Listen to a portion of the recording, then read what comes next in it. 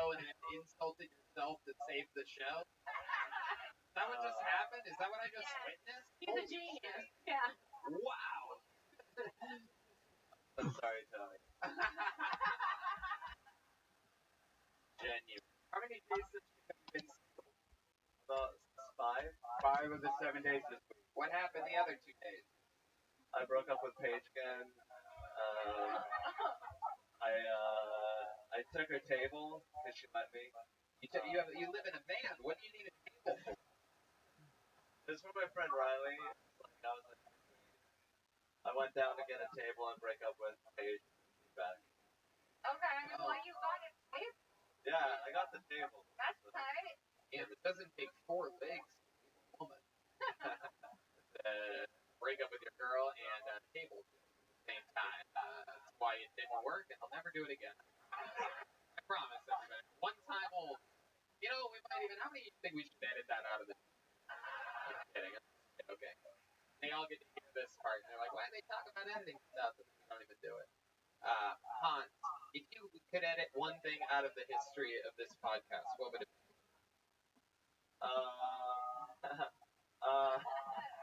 Ooh, I almost want to know the first thing that you thought of that you're not going to say.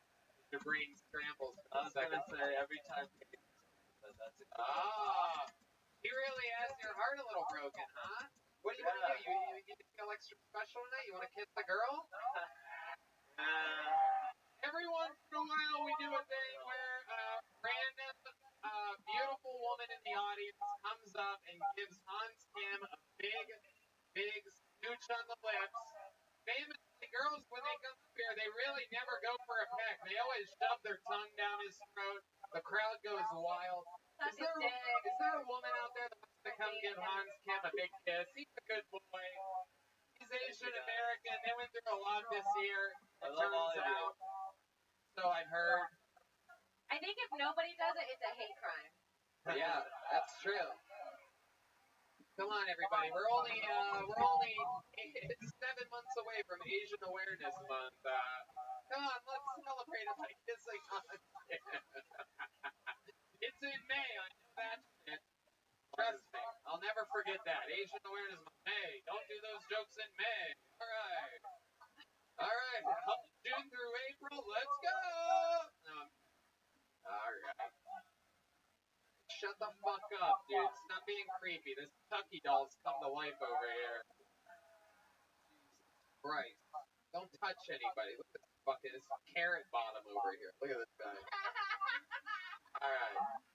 Hans, what else is going on? You want to do a song or something? It seems like you have like a bunch of pent-up energy. Nobody wants to kiss you.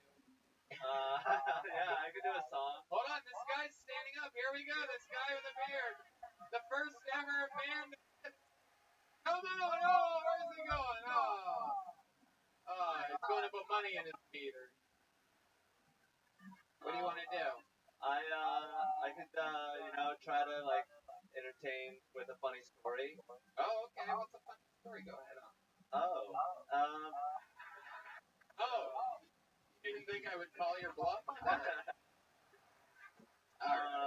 I got arrested for shoplifting in college. Whoa, you did? Yeah. What were you stealing? I was stealing, a computer mouse and some bowls and, food. That is the most Asian shit I've ever heard in my entire life. Black kids are cool. They're out there stealing speakers. Fucking. Did you get shoplifting? I mean, I had something like that. I call it like that. Wow. Red Man was shoplifting Arby's. Yeah, you have to shoplift. Yeah, it's hard to shoplift at an Arby's, too. You have to get on the other side of the counter. I made those 6. No, but my friend Billy Poole would always be the one that got caught.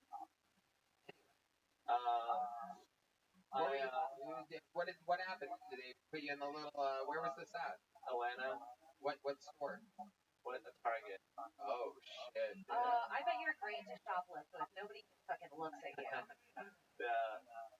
I'm pretty skinny, so I was putting it in my coat, so. Oh, wow. Pretty sneaky. Hey, look at the skinny Asian guy with holes in his coat, everybody. Oh, my goodness. There you go. What'd you say when they caught you? How did they catch you? Did the security guard come up to you or cashier? They were watching me on the camera and they saw I had a little knife, so they called the police. They have to. Oh, and the police was like, "Don't reach in your pocket or I'll fucking punch you in the face." wow.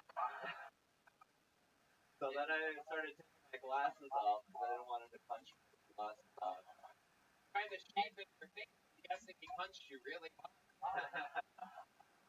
Tony, you can't say that. I did it again. Britney's free, everybody. All right. Did your parents find out? Yeah, they paid for my lawyer. That's the second most Asian thing I've ever heard. Absolutely incredible. You had a lawyer? That's Yeah, he got. I just did community service. what did you have to do? What kind of community service? I helped set up chairs at a church. And Look at you, you dirty little sinner boy, dirtying up the chairs at a church. Wow, absolutely incredible. Any crazy church things ever happen with you? They make you wear like an orange jumpsuit or something? in church for my community service. Yeah. I was like a peon.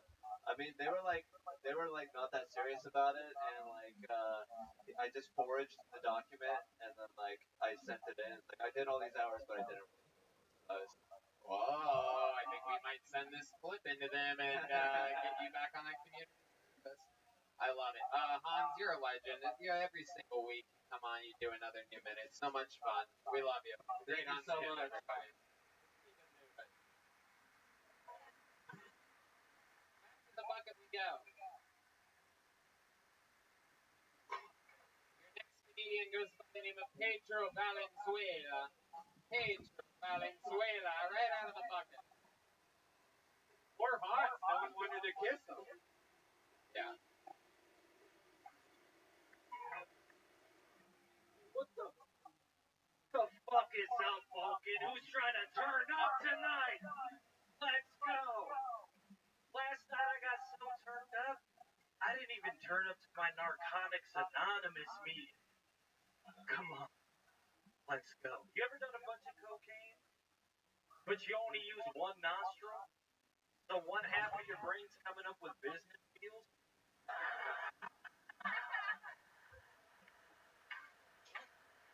Perhaps killing the fucking vibe? Let's go! Now, with all this white girl on me, you would think I was Elsa Frozen. Let it go. Let's go. Man, I miss my hood drug dealer. Just because, he always had drugs I didn't even know I wanted. You know, he had ecstasy. I was like, oh, good. He was like, hey, bro, this will put the tits back on Ellen Page. I was like, all right. All right, thank you, guys. All right, Pedro Valenzuela, everybody. All right. Pedro, grab that microphone. I'm going to talk to you. How do you look like a grandmother and a grandson at the same time? First of all, very tricky to cover generations and genders like you do. Incredible. You look like a Napoleon Dynamite if the dynamite went off. What kind of dynamite, Tony?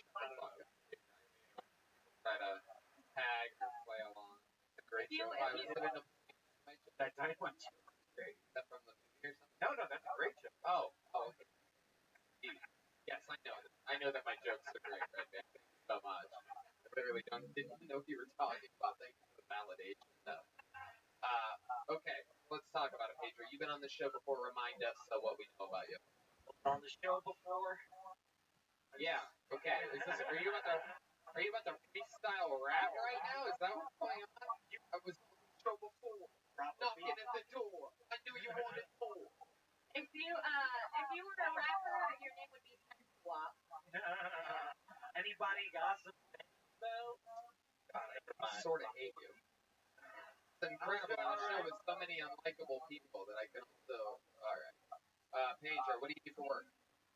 Deliver for HB Pharmacy. So it's just I give pharmaceuticals to old people, and sometimes they're really happy, sometimes they're kind of angry at me. They're like, why did it take so long? You ever lose it? It's like when you eat a fry. One time I delivered this guy. Oh, thanks for my morphine dinner. There's no doubt that Cola Howard is the worst place any criminal could be sentenced to. Another horrible prisoner in Cola Howard is Natasha Kulaev, a terrorist gang that attacked the school resulting in deaths, including children. His cell is so small that he can only stand or sleep while sitting down. There aren't enough cubic feet for even a child to lay down. Let's not talk about Anthony Anatoly. But they just come up and fucking everybody calls Google guy like this fucking guy. Every box on the chessboard, even after he was caught, he was so cocky. Reporters asked him what he would do if released the next day. His answer, first thing, I'd kill 2 people that are aware. But this wasn't his disposition for long.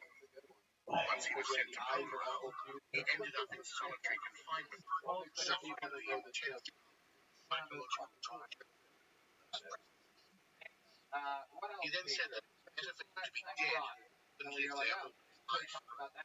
He's still alive, suffering for the crimes. If a horrible prisoner like this could be terrified of staying here, there's no doubt that Cola Howard is the worst place any criminal could be sentenced to. Another horrible prisoner who ended up in Cola Howard is Natasha Kulaev, a terrorist from a gang that attacked a school in Beslan, resulting in 333 deaths, including children. His cell is so small he can only stand or sleep while sitting down. There aren't enough cubic feet for even a child to lay down. Let's not talk about it. My people right at the bottom getting on those fair I was parking my car, and I parked like in front of his tent. Parked in front of his tent, and this guy came out and he was like, "Hey, you can't park in front of my tent." And I was like, "You don't own the street." Thing. So he came and he grabbed a golf club and he like smashed my car window. I bet he fucking did. Yeah, guess what? That guy owns that street. He did. After that, I was like, all right, bro. Imagine if you don't have a car and someone pulled their fucking muffler up to your tail. What would you? Yo, dog. How you living? What's good, yo?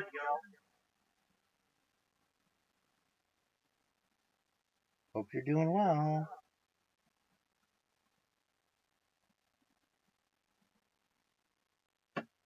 Really fight with the guy. I did fight him. And then he said, "Oh, like you're weird or whatever." And I was like, he was like, "You're homeless." And I was like, "You live in a tent. I live in my car." You know it's that when a homeless dude calls you That's what weirdo. Yeah, exactly. Yeah. Story to brag about. I'm not bragging about it. Pedro, good to have you on again. You already have a small joke book, Yeah. right? All right, there you go. Pedro Valenzuela. That's what he was getting tonight. We need Yo, there he is. How you doing, big dog?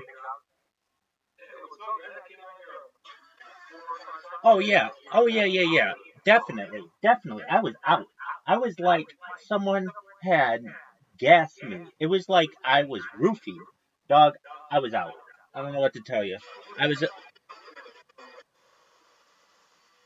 was up all night and I just needed to sleep, and I slept literally when the kickoff of the Sunday games was, and it's still fucking going. Now, I'm looking at the Texans Bears game that should be on, and I'm trying to stream it, and it looks like it's okay. It looks like it's in. They're still looking for answers as Texans hold tightly. Okay, um we need this fucking running back to do well. His name is D Swift. He's the stuff major top. Yeah.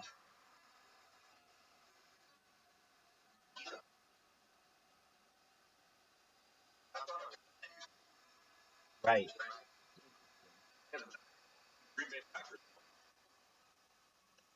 Damn.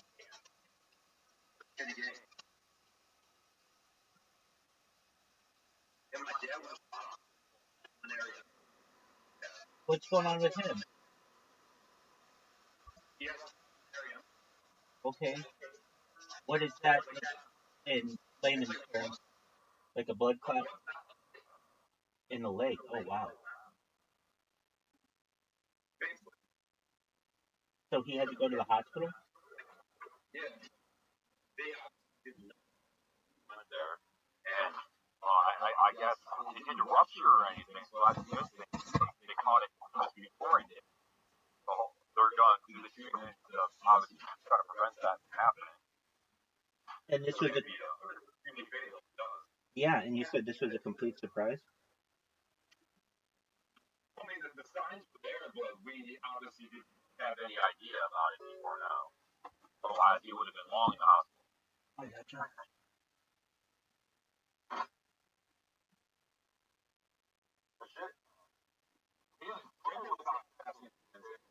Shut up.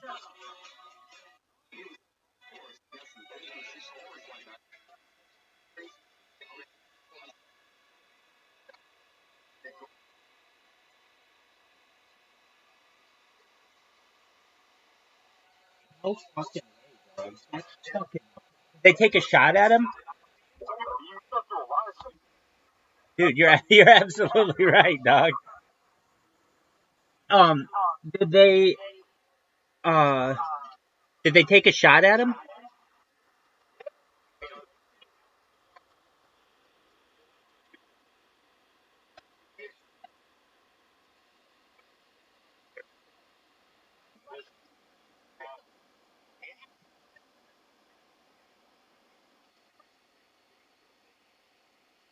Oh no way, dude. What in the fuck?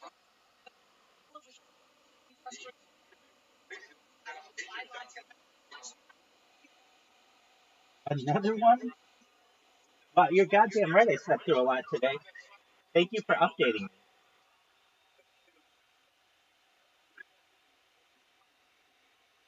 dude. What's up with this fucking Secret Service? They're just dropping the ball. All right, here we go, Bears. Come on, you fucking. Cunt. What do you think of these orange jerseys?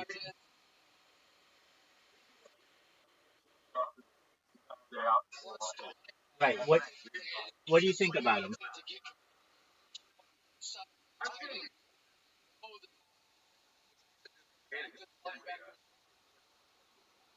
Yeah, I like them.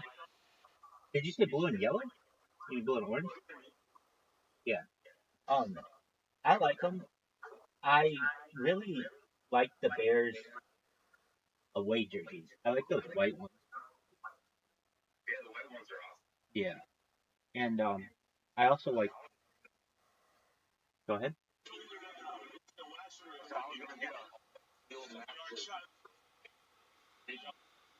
Yeah, exactly. That's what ends up happening in the NFL. You get behind a player and then they trade him. But you don't know who's going to stay or go. The coaching staff and the entire staff and the team and everybody else. It has nothing to do with you at all. 100%. When I was a kid, you didn't have to worry about like Barry Sanders being traded or Walter Payton being traded or Emmett Smith being traded. They were like franchise players. So you knew if you were going to buy a jersey of them, they were going to retire with that team. Not anymore.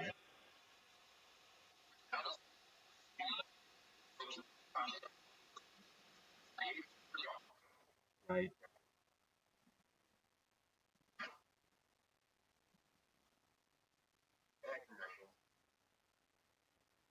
My fantasy team, I have a 65% chance, 64% chance of winning this week. It's more than 50%, but I need I need more points.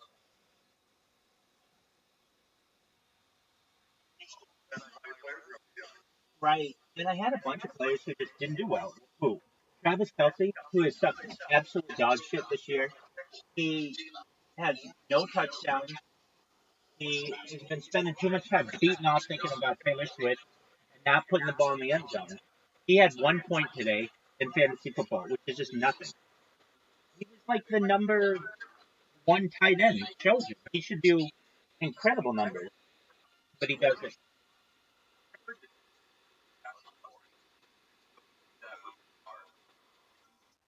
Man, I've heard a lot about this woman.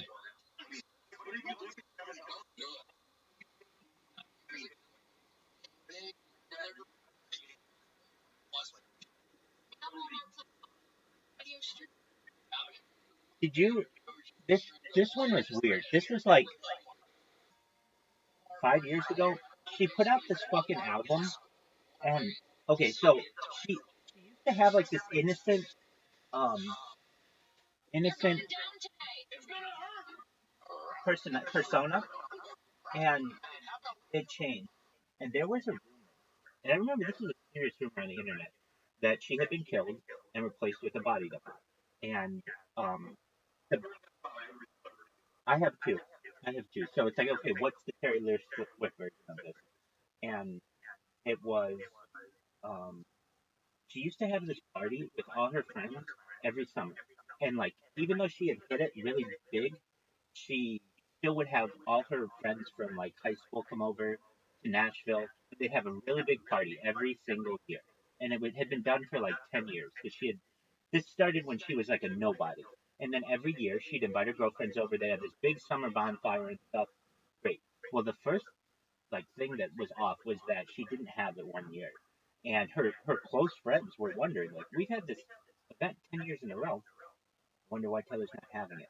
And then there were all these pictures of her that were essentially not the same face, or it looked like a different face. And then we have what? Have you?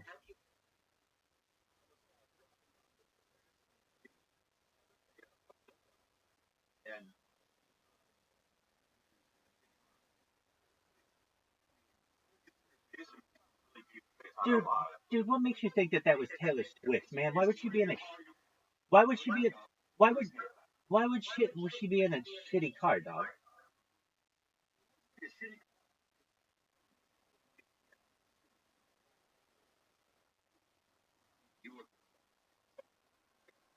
2005 or some shit. Different, but Dog, you don't think that could have just been? no way you can take this. And it was a skinny, frail woman with a same exact face as Swift. I mean, either she's got a body double or that was her. Well, that could be. But I mean, I just don't think that she'd be driving around in any car built before the year 2015. Well, that's the thing. Like, no one would expect that, and maybe that would be the possibility that Couldn't it have, no one would expect that. couldn't it have just been a hot blonde in a? That's a drop down Route 34 should be fucking hard. Okay, I mean, I wasn't there, so I don't know. But it's just much higher probability that this was just someone who looked like that.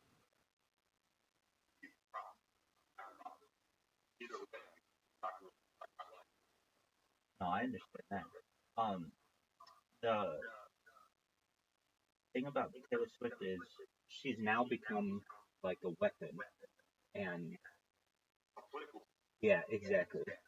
And I don't really believe her in some of the like when she was a kid or whatever, not a kid, but like a young adult.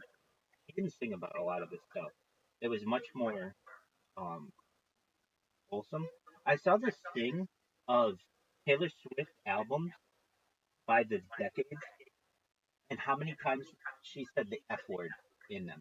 And in her first 2 or 3 albums, she doesn't say it at all. Then she has one album where she says it like a few times.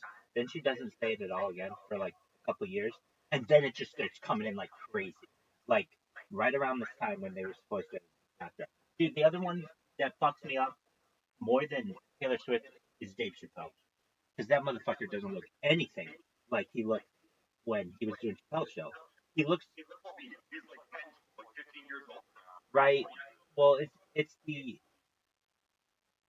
testosterone and the steroids. He got huge, But like he even has friends of his who are like, who was it? Jim Brewer.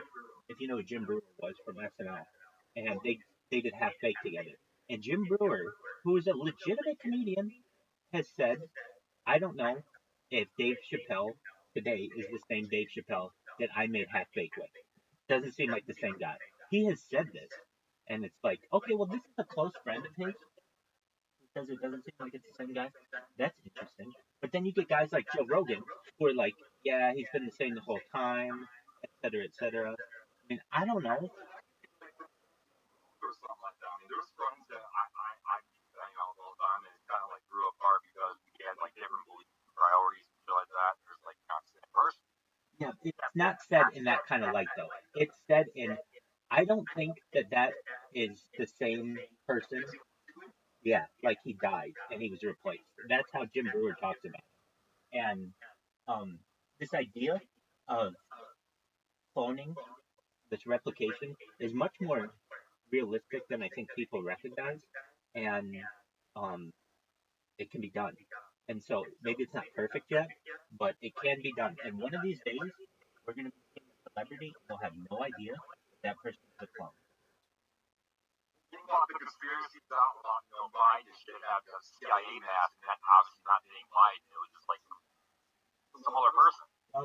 If you've seen the Mission Impossible movies, Yeah, exactly. That's kind of what it's based on. so exactly, it's exactly, yeah. And if they're willing to show us that, um, in the movies, if I were running for president, I don't think I'd get anywhere with this, but I would say if I'm going to debate somebody, you need to have a check of the ears for any kind of device, and you need to have a check of the face for a mask.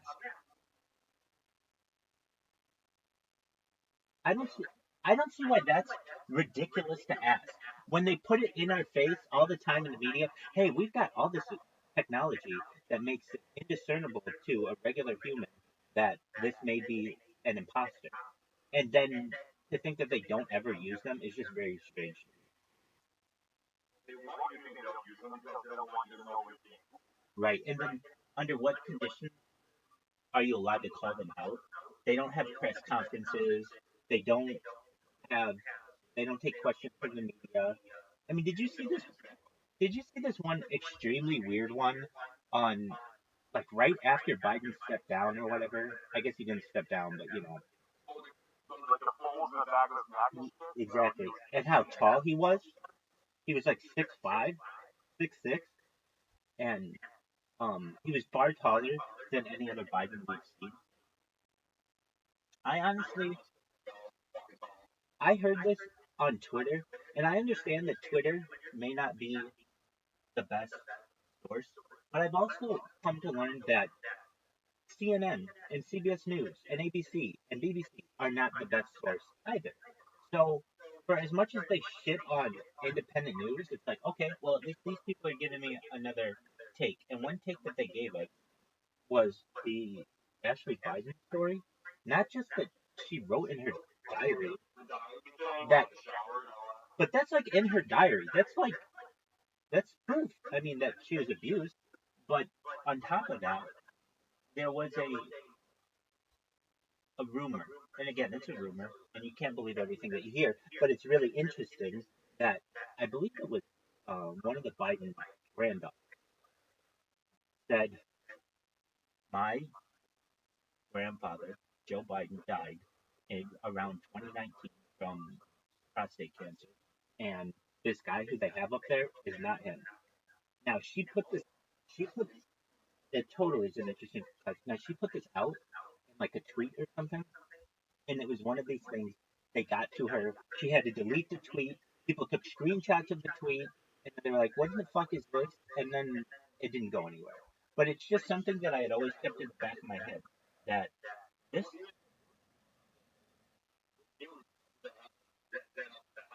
100%, 100%, they do everything that they can to make sure no one found out about it. And so, what do I think happened? Well, same kind of fucking shit. Around the time um, Biden was uh, inaugurated, somebody put on somewhere, it's on Reddit or something.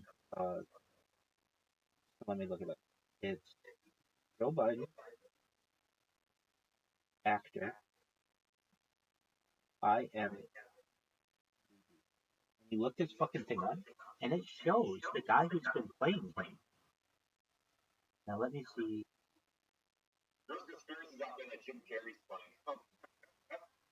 I don't know about that one, but it actually showed on his IMDb, on this one actor's IMDb page, this guy who looks exactly like Biden.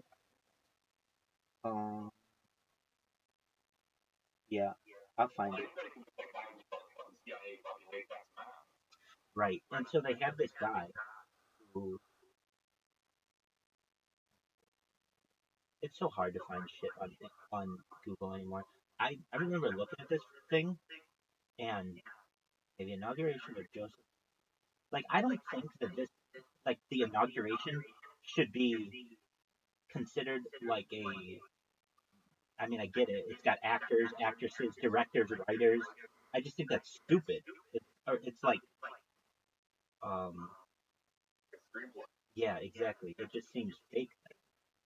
Okay, Joe Biden, actor. Unless they fucking scrub this guy. It really looks like he did. Because when I used to do this, first thing that would show up is this old man with blue eyes who looks like Biden, who on his IMDb it says played Joe Biden at the inauguration on such a date. And okay, so Joe Biden actor.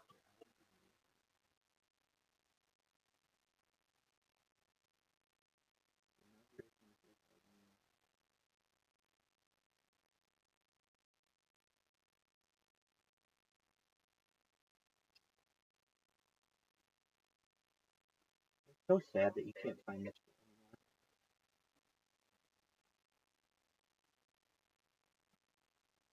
It's like literally, if you ask me, Rabbi, who's in the CIA? I could just go to the IMDb page of the inauguration of any president. It could have been Trump, it could have been Biden, and I just have to read down, and it would go Gloria Borger, Pamela Brown, Erin Burnett, Aslan Camerata. Anderson Cooper's been proven to be CIA. His fucking grandfather, Cornelius Vanderbilt, or his mother is Gloria Vanderbilt. His great grandfather's, like this is all just if you see how embedded these fucking people are, it's ridiculous. Okay, so Rabbi, you were gonna find this. Gotta be honest with you, find it. Let me check. Exactly, dog pile. So um, I use exactly that no one uses anymore, that aren't still generally, um,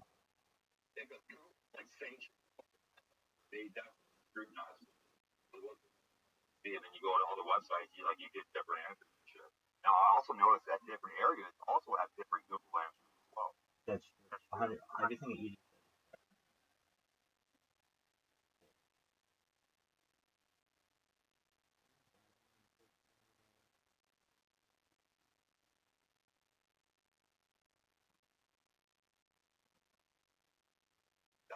Don't believe everything you're reading. No, it's not. It's yeah. Don't believe the fucking news. Oh, this guy. I found it. Okay, this guy's name is actor Arthur Roberts. I am.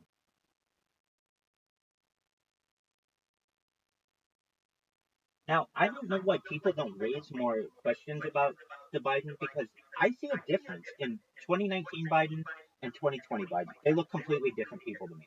And they say, oh, he had a facelift. I don't give a shit. I've seen people with facelifts. Joan Rivers had 100 facelifts, and I still knew that motherfucker was Joan Rivers. Okay, here's what you want to do. You want to. Do you see who? Yeah. Do you see how he could kind of look like Biden? In fact, to me, this guy looks more like Biden than the other Biden. The other Biden had a sharper nose, and it's like a guy who I'd seen for 30 years, and then all of a sudden this random motherfucker comes out, and it's like, I don't know who this guy is. Now, when you look up, They're wearing a mask. 100%. Doesn't line up. Exactly. There's always like this weird indent by their eyes that just because these guys are so much older, it looks like a wrinkle of their skin, but it's really just holes in a mask. Because they can't cover it. So they have to have it. Exactly. Yeah. So I don't know if this is the guy, but I can tell you that the story came out 2019. Look, I'll just look up the story so I get the person's name right. Now they're gonna say that this is fucking misinformation and lies and stuff, and that's fine. Maybe it is. It's fucking interesting though. All right, so exactly. So Biden dead prostate cancer granddaughter.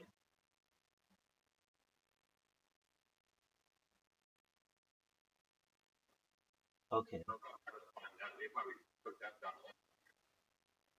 yeah. There's another weird thing about this fucking family is they Hunter had a child out of wedlock with a stripper in Arkansas, and they won't let the daughter, the new baby, go by the last name Biden. And they had some kind of settlement.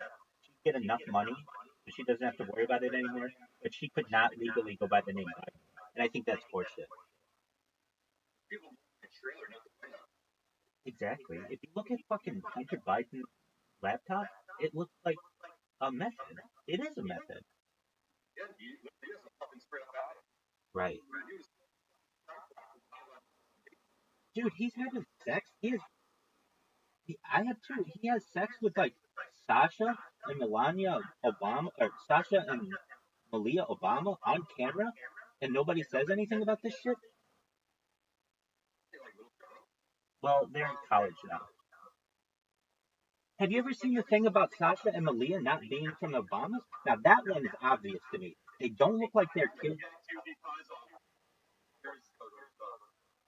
The myth or legend that it's Mike Obama, not Michelle Obama. That's a different one. That's a different one. And if you want to go down that road, we certainly can. Well, if you just look at the children, Sasha and Malia, and you look at the best friends of Obama and Michelle, it looks exactly like their best friends. It doesn't look like them. Have you seen the pictures of the parents? Okay, it's unbelievable. Okay, so just one moment. Oh, not just very similar. When you see it, you'll be like, oh, those are the parents. It's obvious. So you put in Sasha, Malia, real parents, picture, and when you see these parents, it's like, oh my god, how am I so fucking stupid? Where would it be a picture of these? It's amazing. They do not make it easy to find this shit at all. Okay, real parents, Obama friends.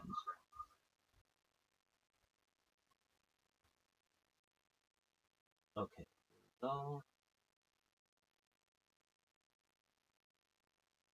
again, if you go to a mainstream website, you won't ever find this shit.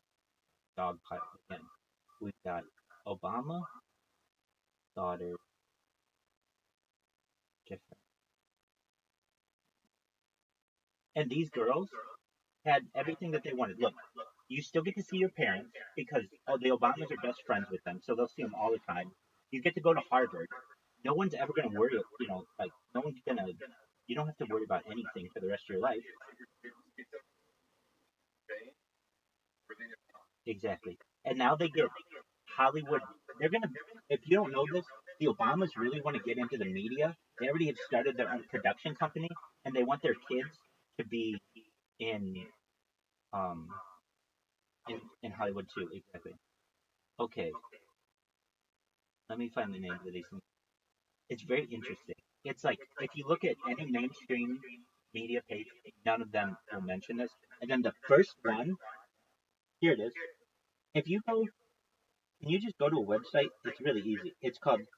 Oh, never mind. It's not that easy. Okay. So the name is Sasha and Andrea's real. Their name is. They're the Williams family. Williams. Hold on. If that's correct, let me see. Um.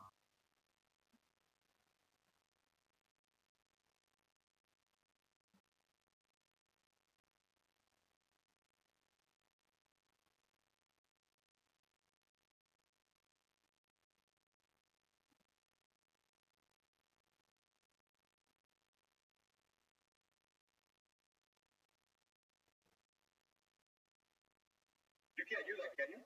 No.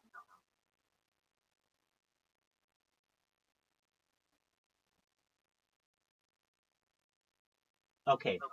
Type in Martin Nesbitt. Martin space Nesbitt and Nesbitt. Yeah. Look up Martin Nesbitt and Look it up right now. exactly. You know, a YouTube video called Fact Check Viral Image Shows about their real parents. Exactly. Exactly. Exactly. So I see how this is being done. I mean, there's nothing I can do about it, but I see how it's being done.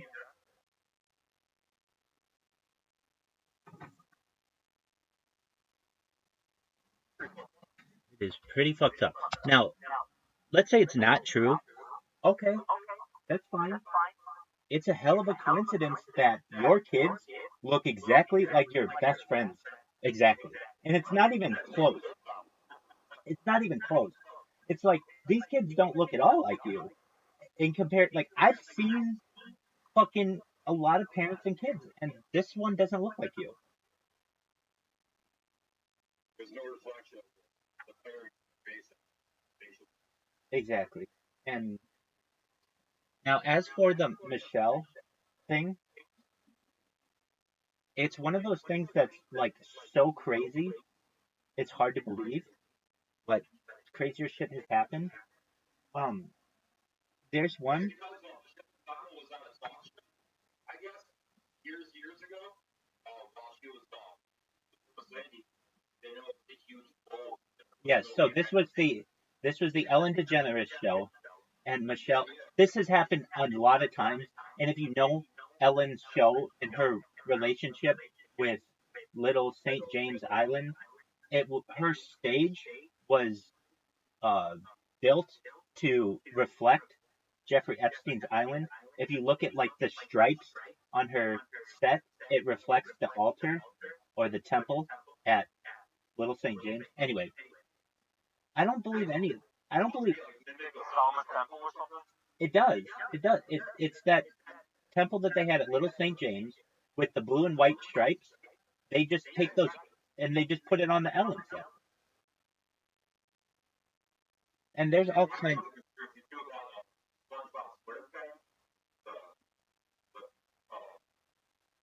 Correlation between that and Jeffrey Epstein, I guess.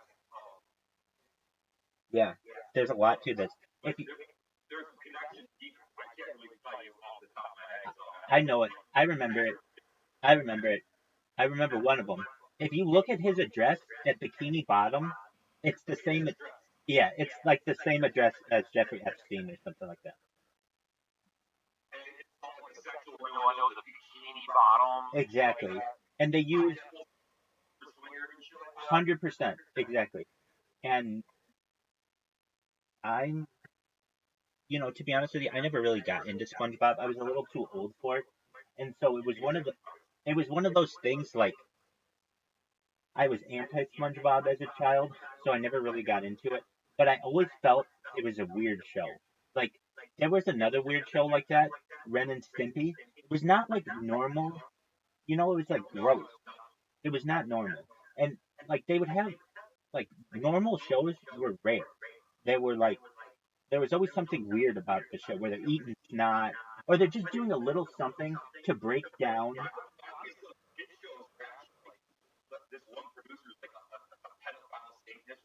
Yeah, so like kid shows. Well, wait. Let's get this straight. If you're talking about the same person who I think you're talking about, which is most likely, his name is Dan Schneider, and he's not necessarily a Satanist, but he is a groomer, and he has a very serious, like, I don't want to say serious. It's not serious, but he has a very yeah, exactly. He has a very public foot fetish. Yeah, but there's also female too. I guess that the producer of a lot of kid shows, they're kind of like really fucked up. That I don't know of a female, but the big one is Dan Schneider. He has a company called Schneider's Bakery that put out iCarly and the Wizards of Wizardly Place, and he put out like Hannah Montana and all that fucking shit. And so all of these people, he has all these weird pictures of him with like Victoria Justice and Ariana Grande holding their feet, and like he would ask people to send in pictures of their feet, things that aren't normally done by a television producer, unless that television producer perhaps has obsessions. Exactly. And what else did this guy do? He's just creepy. I mean, I don't know, but I can tell you this: he survived so much um, backlash that I think this company will be huge someday. Like, it's already really big. It's already $1 billion production, but it could be even bigger because he survived all of the accusations, and there's a reason they want him in power. They want him to continue to put out this garbage. Shouldn't they use their money for bad things? I mean, especially for evil. Yeah, I mean, that's certainly something. I know this guy. I don't know a whole lot about him, but his foot fetish is so public that his house has a pool that is the shape of a foot. Agreed. So, That like in connection with like French people, who's got a French foot fetish.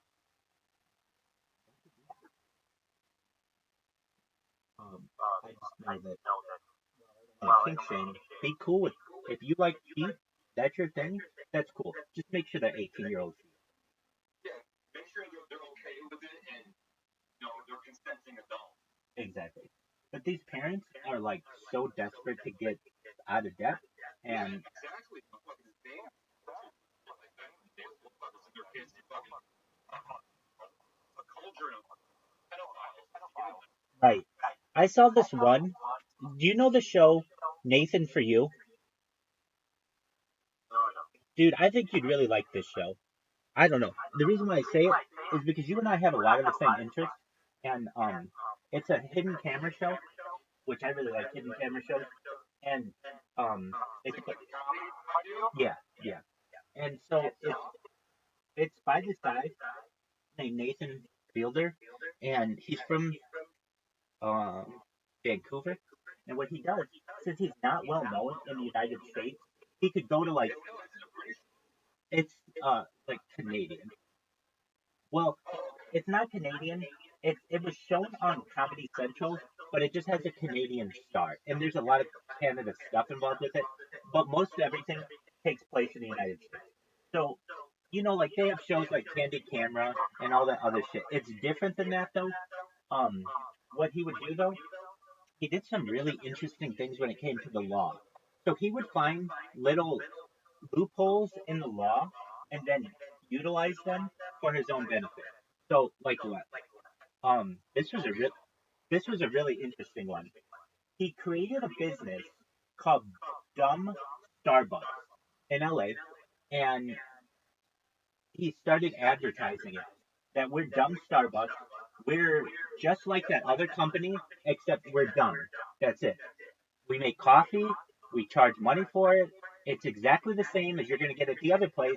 We just have the word dumb in front of our name. This motherfucking coffee shop was the most popular coffee shop in the city of Los Angeles for 3 days. It was on the news. I mean, I remember hearing about this, just being like, not knowing about the show, that there was just some random company called Dumb Starbucks. Well, what happened?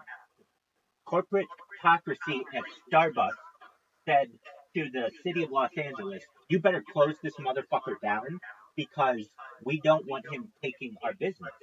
They shut down the business for based on the health inspector, even though they didn't violate any health inspection um, warnings, and then there was never a um, there was never a formal evidence that it ever happened, even though it was on TV.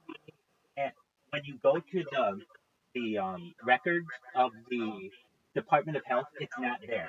And the theory is the reason why it's not there is this this business actually is making a lot of money, a lot of money, to the point where it could put Starbucks out of business. Why? You put a dumb Starbucks next to a regular Starbucks, and there's something about the human psyche that I don't want to go to regular Starbucks anymore. I want to go to the one that mocks the other one. And so people would just automatically go there. Okay, so that's one thing that he did that was really perhaps.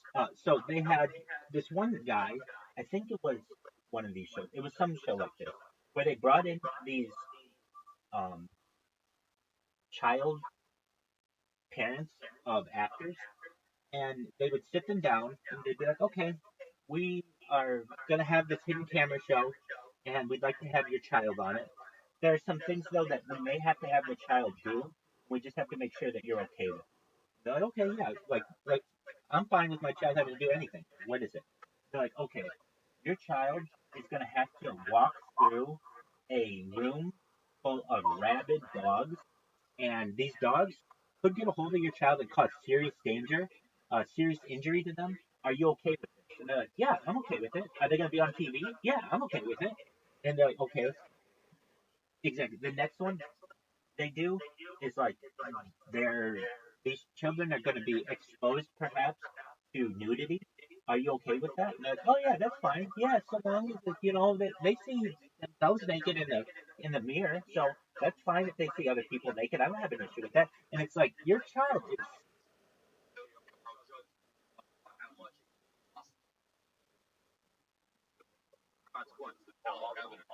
is it all turned out to be a ruse.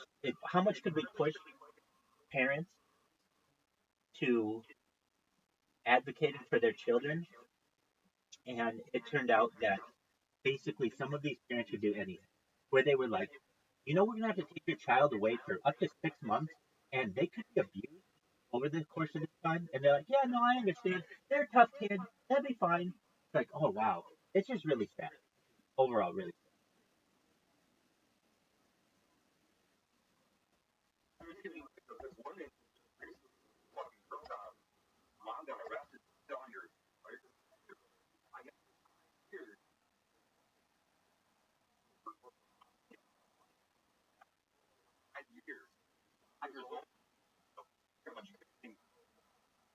Absolutely terrible.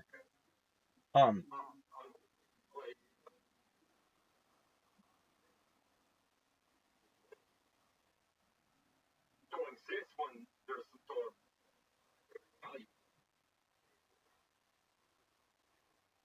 I agree.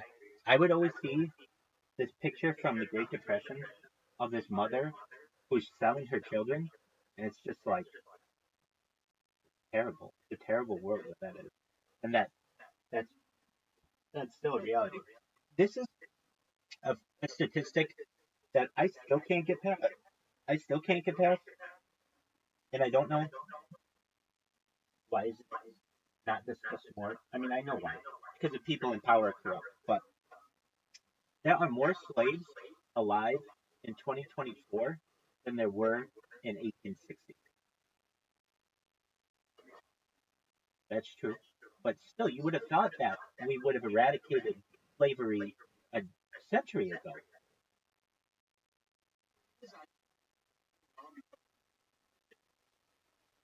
No, it's straight up slavery. Meaning, if you go to Libya, they have open air slave. Oh, no, no, no. That's different. No. Yeah, no, you're 100% right. Debt is slavery. So anybody who's in debt is technically a slave. Yeah. All right, bears. Are these bears? I got Swift, who it looks like there's 5:27 left in the game. And right. How has Caleb Williams played? He's actually been fairly well. He obviously did better because of really good growth. So bringing it out of his little shell was good. I did that thing where I put cold on my skin this morning. I did it for like an hour. And I could, so my strategy is I'm just going to do it on one of my arms for like a week and see the difference. I can tell it's smaller. Like, yeah, exactly. Exactly. Did you ever see that Family Guy when where Quagmire learns about online porn and he comes exactly. E- Exactly. That's exactly what it's gonna look like. But I can definitely tell it's smaller. I weighed myself much higher than I would have liked. Pretty close to that 245 mark. But I know that it'll come down by just putting cold on my skin, and it comes down a lot. I mean, like I might be. I think I was at 237 when I weighed myself, and by the end of the week, by just putting cold on me, if I do it a lot, I'll be down to 230. Like I'll lose 7 pounds just without even fucking trying. Um, but it's about putting the cold on you. It's really fucking uncomfortable because it's so cold. But I like these. Like no matter what I do, I'm like literally like 189 pounds all the time. oh, that's nice. No matter what I do, I'm like right there. That's nice. I mean, I kind of was like that until I did the 24/7 streaming, where I just don't exercise that much because I got to do it on camera. Yeah, it's just not that easy. I mean, I don't have rooms and things where I can just lift and things like that. The best I could do is probably do push-ups in here. But like if I want, the way that I normally exercise is just by going on a walk or on a run, and I don't have the ability to do that. I don't have data plans that can support that. Now that doesn't mean I don't go on walks. I do, but they're just rarer. And um, I have No one's gonna be like, hey, where the hell's Rabbi for golf? yeah. No, you're 100% right on that too. Meanwhile, you got 3 hours left. Right. No, I think I make I have found though that I can lose a ton of weight doing that. So if you ever see me with those bottles on me, that's why. And if you see me comparing, like I can I can pull the skin on my one arm. Um, there's more fat on my right arm than there is on my left, just in the spot where I had the. Did you see in this Bears game? There's just interception. No, unfortunately, Is a drop, a miss pass. he was down. Okay, so that wasn't an interception. Oh, okay. There you go. Do you think they're gonna win? I'd like it to. Let's just do a place out. Right. It's a close game, no matter what. I enjoy this game.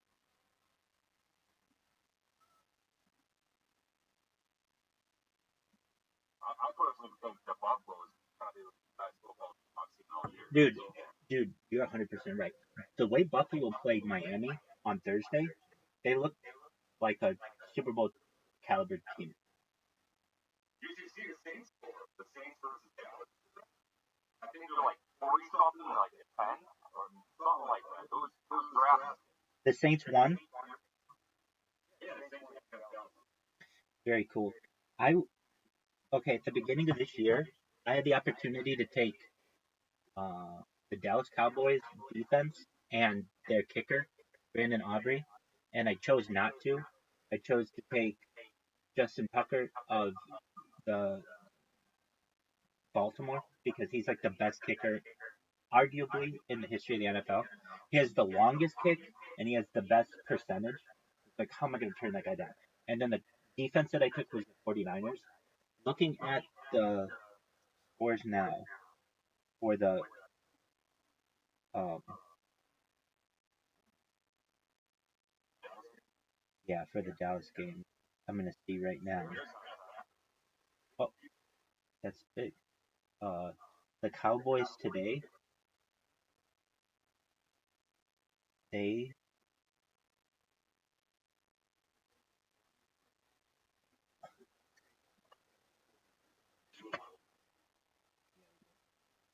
lost. They put up 44 points. They allowed 44 points. Looks like 44. Hey, I'll be right back. I have to use the restroom.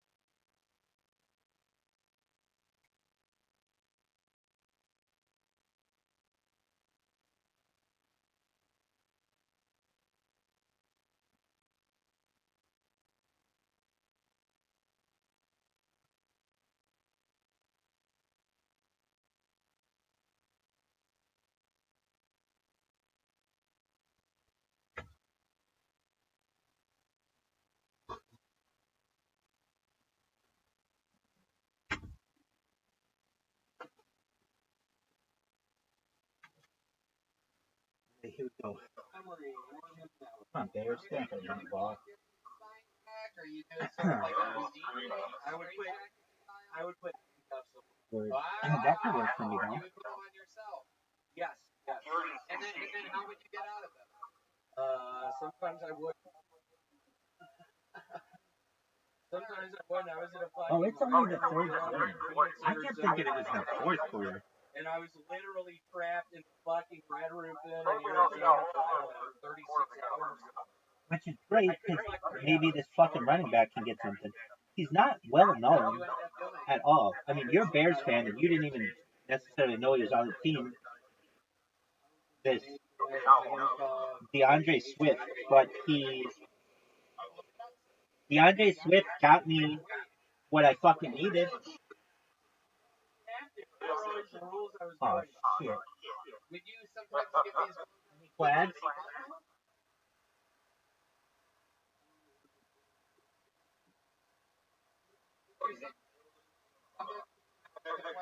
Any flags? Any flags? No flags.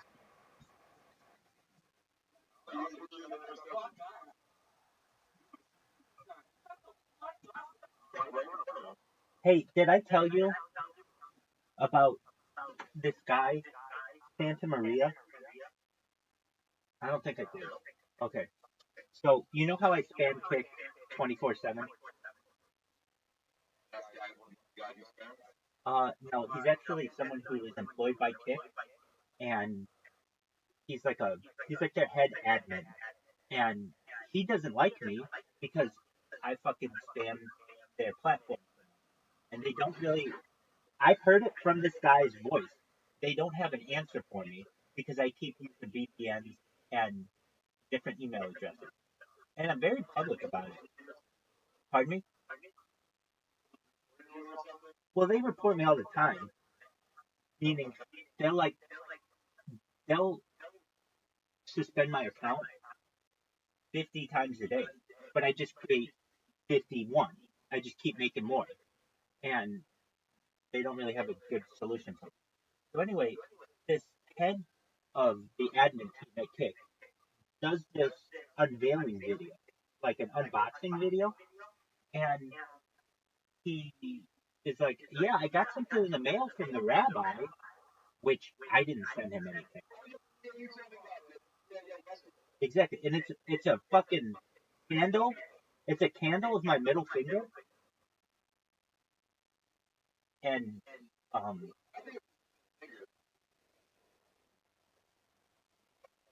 Oh no, you're 100% right. I don't think they fucking scanned my hand. But what he says in the video is this literally could be his finger, a model of his finger. It even could smell like his finger. And you know, but I didn't do any of that. So I tried to post like in the below comments.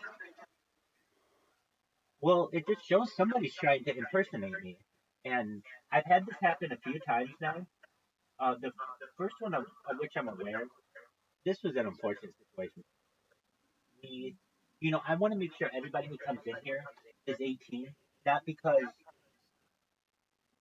we talk about only adult things, but I want people to have the freedom to not have to worry about watching what they have to say because of the opportunity that a child could be there. And also, even though I like kids, I've been a teacher. I like ensuring that they're educated. I don't want to have anything to do with them if they're not 18 because I don't want to be accused of being a groomer or any of the. Exactly, exactly. So to just 100%. So to just completely separate myself from that, like I said, I do like children, and I think that they're our future, and I don't have anything necessarily negative against. Like I like playing catch with kids and things like that. I don't want to have anything to do with them on the internet or in person if I don't know their parents, basically. So, we have this person in here who they wanted to help me, and they were really, really good at helping me. Meaning, they created the robot on their computer and had it going, and that like I walked them through all these things. Anyway, like a day goes by, and I heard them say something in the background about school, and I said, "Hey, what? I heard that you said something about school. Are you 18?" And the person, I think at first said yes, and then their brother in the background said, "Tell the truth," and they're like, "No, I'm not." And then I'm like, "Okay, well, you can't be here then." sorry, man. And so I totally cut things off with that person. But they still were going around impersonating me, but not just impersonating me. They were like being mean to people. Like they were doing things that I would never do. Like what? They would spam people to the point where they were getting mad. Yeah, and then they were using racist language. Like they were using the N word, things like that, things that I wouldn't do. And so I had to go back and say, apology. Somebody is impersonating me. I don't know what's going on here. Apology. Um, and so I think that was like I knew who was doing that, and I was able to stop them. But this other one, somebody sending a candle of a middle finger, that's beyond me. And I even wrote to him, this person. Well, I think it's more like this. They like all of Kick knows that I fucking spam this platform all the time, and somebody knows Santa Maria, and they wanted to play a joke on him. And so what they did was they sent him this middle finger, said it was from Rabbi, and knows that it's going to get under their skin, and it might cause Kick to get really pissed off at me. In reality, I had no idea about it. In fact, when I saw it, I was I'm kind of still in shock. Like, does that person actually think that I sent it? And it does seem like they do. There's not too much I can do about it. But I think it's a good thing. I honestly think. Oh, I'm not worried about it. Exactly. I think it's a good thing for me personally, simply from the fact that it's that old adage. I don't care what they publish about me in the newspaper, so long as they spell my name right. You know, exactly. And that's kind of how I feel as I spam Kick Notorious. There's this girl on there. I mean, these girls, they all know about me, and they're all. They're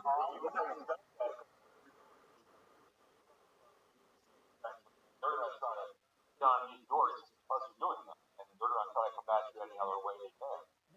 They do, but when people get a chance to find out who I am and learn about me, I very easily I become their friend, both men and women, and then they become an advocate of mine. And then when I see my bots in their stream, I'll not spam them and I'll write like W use creator or whatever, or like great stream. I'll type this stuff so it's organic. Um, and it's hard to hate me. Why everybody asks why do you spam for world peace? It's like the best fucking defense you'd ever need.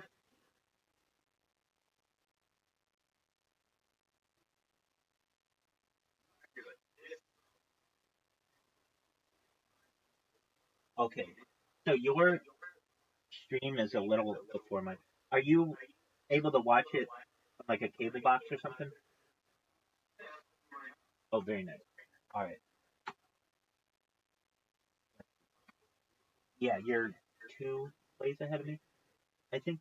So it's currently 19-10, correct? Okay, can live with that. And so here's the weird thing. I don't know, weird, but like in the future, I can see them making my behavior illegal. Like if you did this in the future, the police would come to your house or your ISP would cut off your internet. And that's the future. But that's not the present. So I'm going to do this as much as I can while I can. And I'm even fortunate to still be able to do it because they most, within the last week, changed their interface so that I had to redo all my bots. They could have very easily redone their interface and just put me out of commission, but they didn't, which is means I've got a little bit of time to still spam them. The best thing that they could do is if they were able to find out my ISP, but I use VPN, so it's difficult for them to. So no, they just have to call Cox, my ISP, and say you need to stop. This is essentially causing this is an attack on our system, and then Cox would shut down my internet. Um, but I stay behind VPNs, so they could do it that way. They also have my address. They could just call the police and be like, "Hey, this is a new," but they haven't done that, and I'm gonna keep doing it until one of those things happens, or I go viral. And the funny thing is, every fucking person on there, there's this.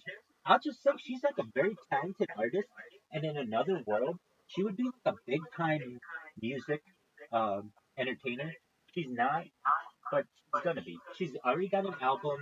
Anyway, this woman, I was spamming her yesterday, and she was like, "Hey, Rabbi, does everybody here know who Rabbi is? Rabbi, I'm serious about this. He is the most famous person on Kick, and he doesn't even stream on Kick. But I'm pretty sure he is the most famous person on Kick. And I just took that as the highest fucking exactly. I took it as the highest fucking compliment. It's an amazing power. It's like truthfully all the power in the world that you need when people know about you. And what do I mean? Like if you were to go up to a celebrity and you say, "Hey, do you know who I am? I'm going to tell you all about my project," they're not going to pay attention to you. But if they already know who you are, they give you much more time. Exactly. So these influencers aren't celebrities per se, but they're mini celebrities. So you can go to them, and before, when I would be like, "Hey, I'm trying to bring world peace," um, I stream my life 24/7. They wouldn't pay attention to me before. Why? Because I was just like a random ass spammer. They don't know who I am. But there's this Entire world, like trying to definitely keep your political beliefs to yourself. That, obviously separates your crowd, your viewers, and all that. Yeah, most certainly does. But I think if you were to ask people honestly, without any influence, they would agree with 95% of the things that I say. It's about influence. When people get influenced on things, that's when they start to disagree. But I mean, one of my major points, it's not who the fuck are Malia and Sasha's parents. That's very, very minor. You've known me for a long time before that subject has even been broached. What is important to me is much more important are ending world wars, ending world hunger, ending world thirst, ensuring that we inject technological discussions into the future of humanity on the topics of antimatter, anti-gravity, dark matter, dark energy, faster than light travel. I mean, this is what I want to talk about. That's what's fucking important. And 95% of people, with what I just said, will agree with it. Okay, I agree with ending world hunger and world thirst and all the other things. The people who don't agree with it are the very, very top 1% of 1%. And the way that I will be able to convince them is this: you can't get any richer. The game is rigged. You won. Okay? Now it's about comfort and your public image. Right now, you can't have a public image because people will come after you. But I can help you to to humanize your public image. And so that if you have children who want to be in the movies or have a more public philanthropic organization, or they just want to be able to live their life normally and not be attacked because of their family, I'm going to be able to help you. So, exactly. I mean, no, it's not. But it's slowly coming. So, one thing, wow, I just saw Caleb Williams get away from fucking. Oh my God. They throw another interception. Oh, okay. Hold on a second. Did they throw an.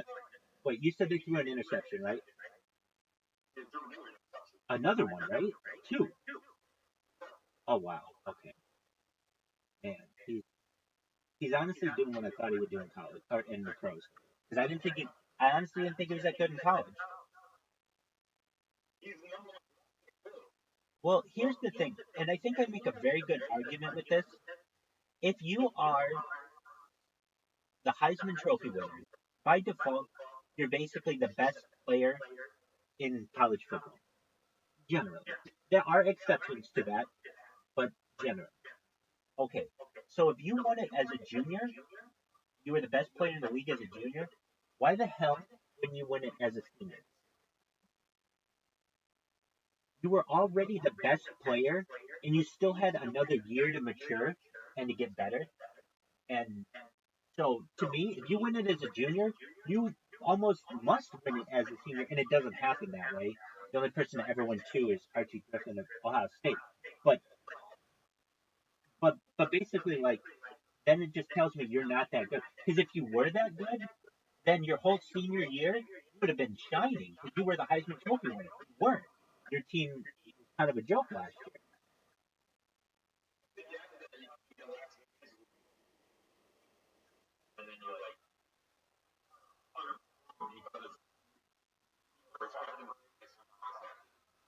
That's a valid point there. 100%. All right, so is Houston just gonna fucking run the ball? No. Okay, so I'm at the point where you said the Bears got a sack, so I'm like way behind. But they did get a really nice sack.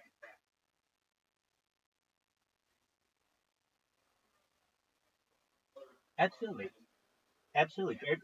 Bear down.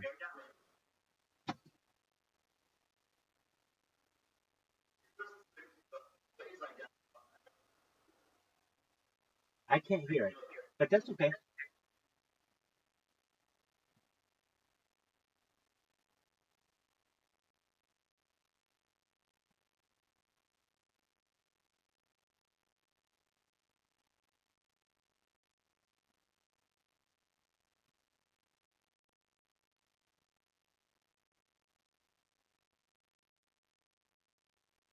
Just going to kick this one away.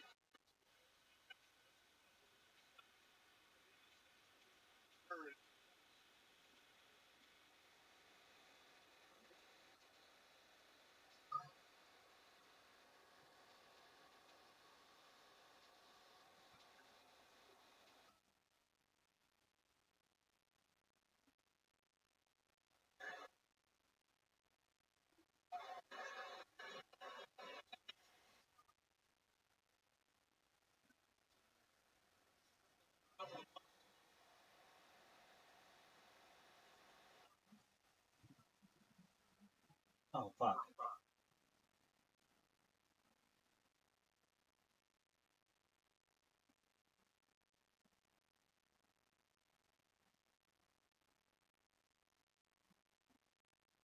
Fine shit. There you go. Our favorite part of town.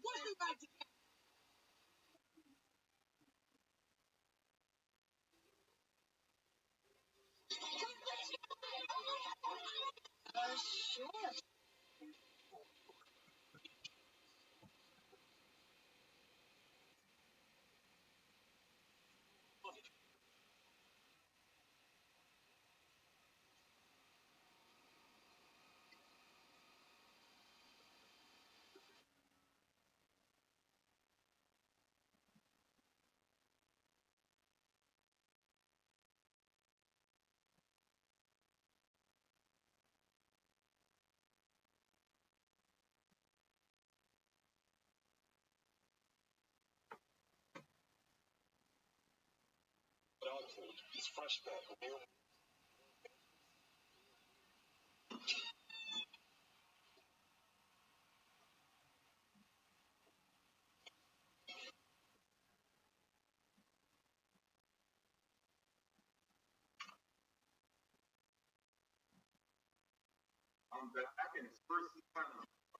Okay. And is it the Bears' ball? All right. Did they run the ball?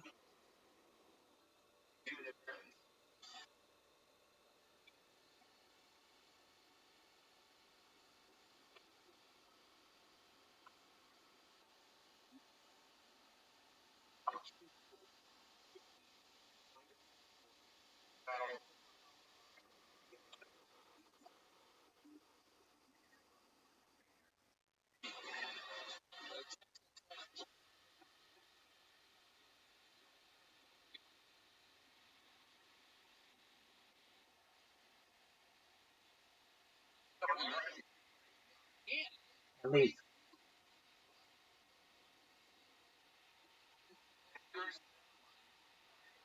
Uh, this is gonna be a funny question. Christian Science. And yeah, hasn't decided yet. What happened?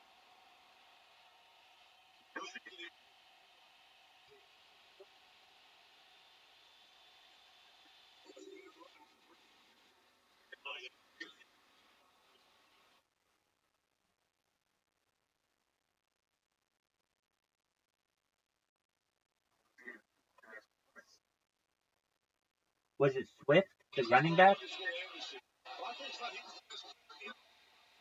Okay, Caleb Williams.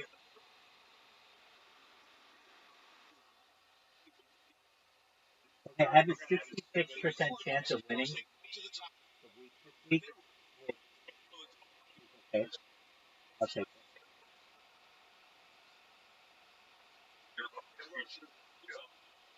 Yeah, man. Dude, last week it was nuts.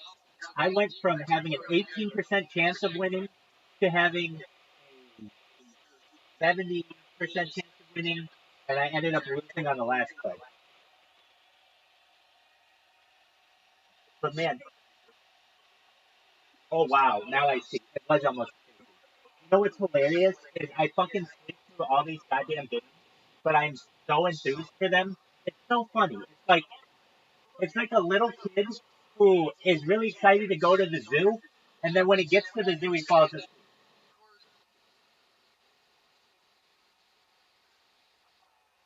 Yeah, man.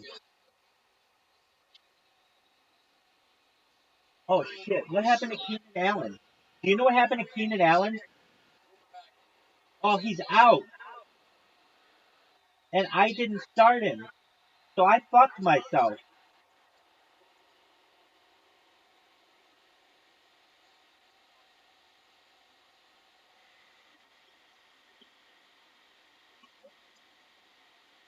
Exactly, 100%.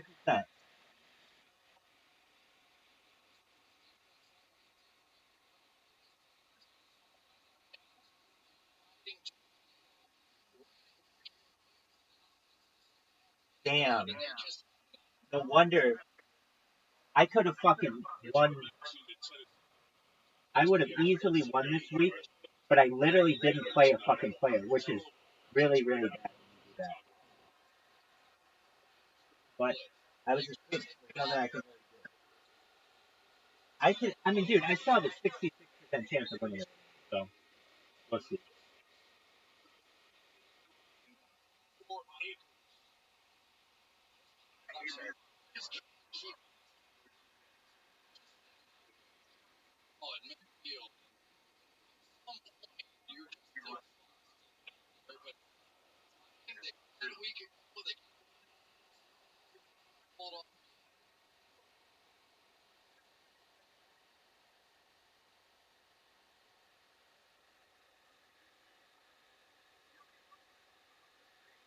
Yeah. Oh, wow. I watched it. There's a site called Stream, and it's like the big one on the internet, and basically anyone who can't afford normal TV goes to the website, and it gets you everything. I mean, I don't know why.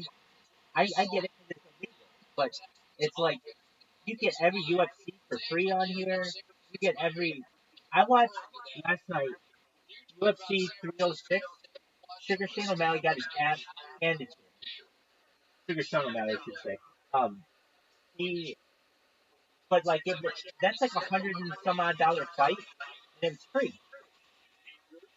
I mean, I get it's illegal, but man, I'm so pissed about Keenan Allen, and that I did not know he wasn't playing. Um, let me turn this. Switch. Yeah, no, I know. Device. I know.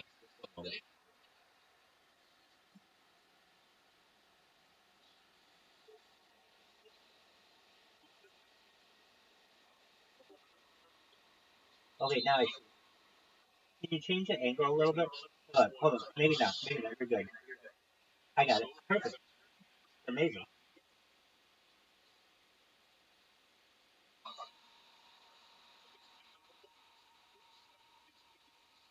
Wow, you got a nice TV, dude.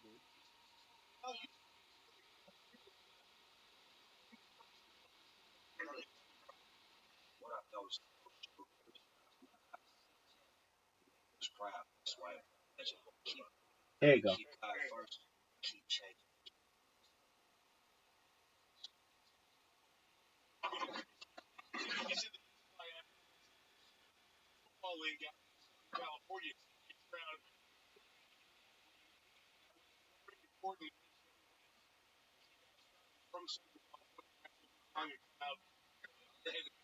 Yeah, it's perfect, man.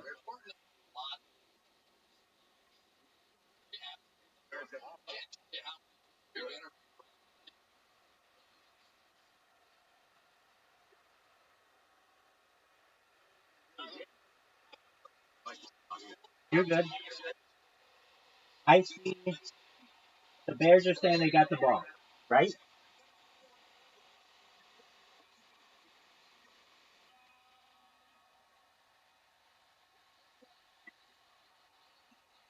Oh, yeah, fumble. That ball is out, my friend.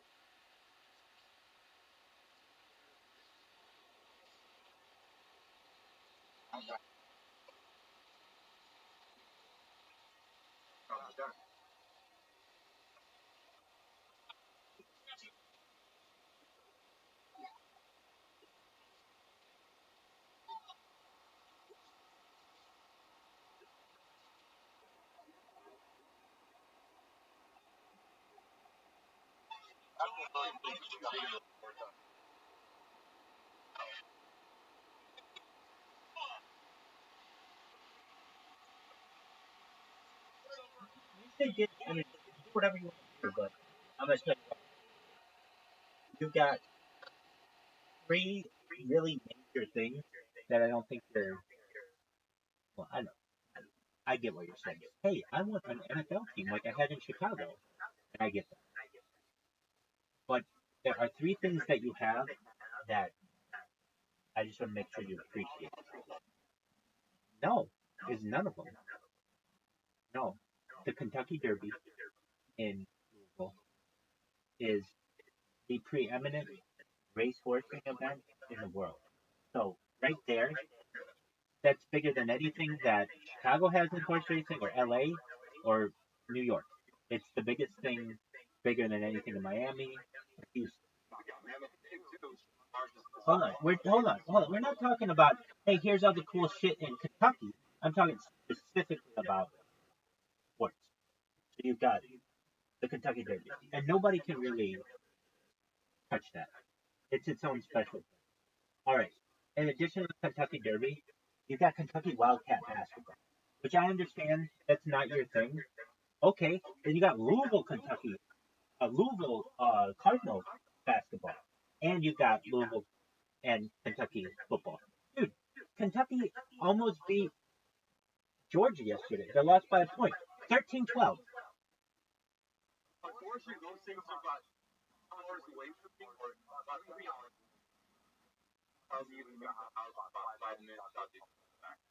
Yeah, no, I get that. Yeah, you're right.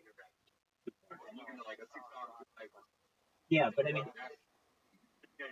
it doesn't mean you can't root for the teams and watch them. But I understand. But I'll tell you what, if you're interested, uh, there's this website called Stream East. Well, you've got fucking cable, so you don't even need it. Okay, is the game back on? Yes, it is. Okay, Caleb Williams throws the ball, almost intercepted, right? Or knocked down? Yeah, exactly.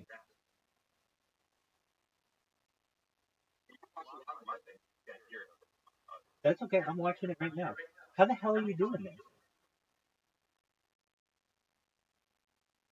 You're showing your camera. You're saying I can't hear it because you're outside? Yeah, exactly. I'm watching the video. Oh, wow. You are so cool. I couldn't even tell. I was looking into a house. So I take it you don't. Oh, okay. Look. Damn, he got a really good run. Okay, so let me get this straight. The camera's inside. You're outside. How am I able to talk to you? Oh, boy, you're tricky, man. You're tricky, man. Okay, very cool. So are you able to? You're able to see through the window your camera? Okay, or your TV, I should say, right?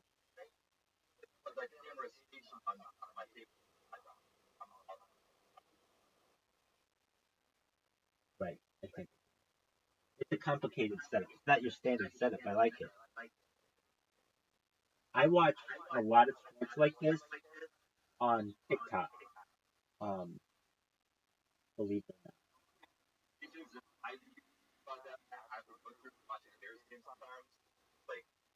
I'm able to just hear the game and then give people narrations on it. Like, okay, I'll settle this because I can't fucking watch it. Right.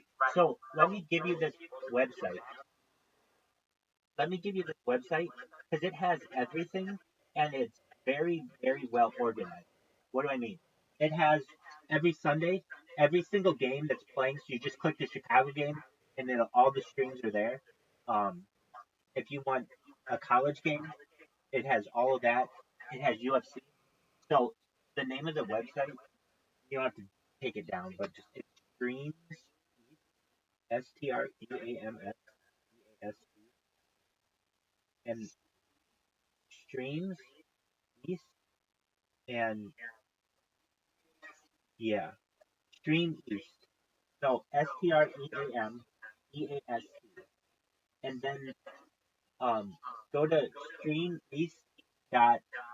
They have a ton of websites. So I can tell you any of these and they should work. Stream dot try SN, like you're good. I'll try Stream East dot SN. Nope. So I told you the wrong one. Stream East dot. I just have to find out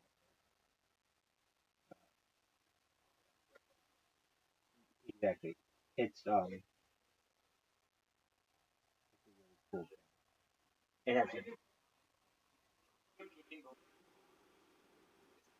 dude. After this game, let's play some chess. Excellent. Um. Okay. Dog pile.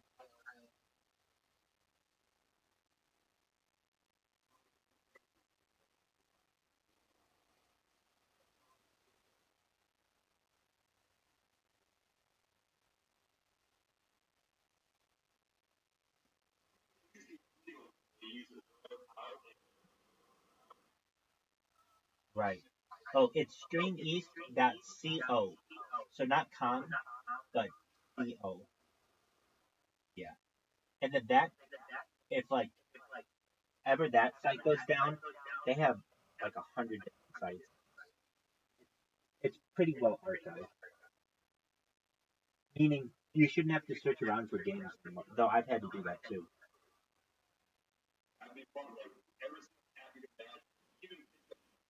Yeah, man. Yeah. Right. That's very smart. So, um, people live stream their TVs there.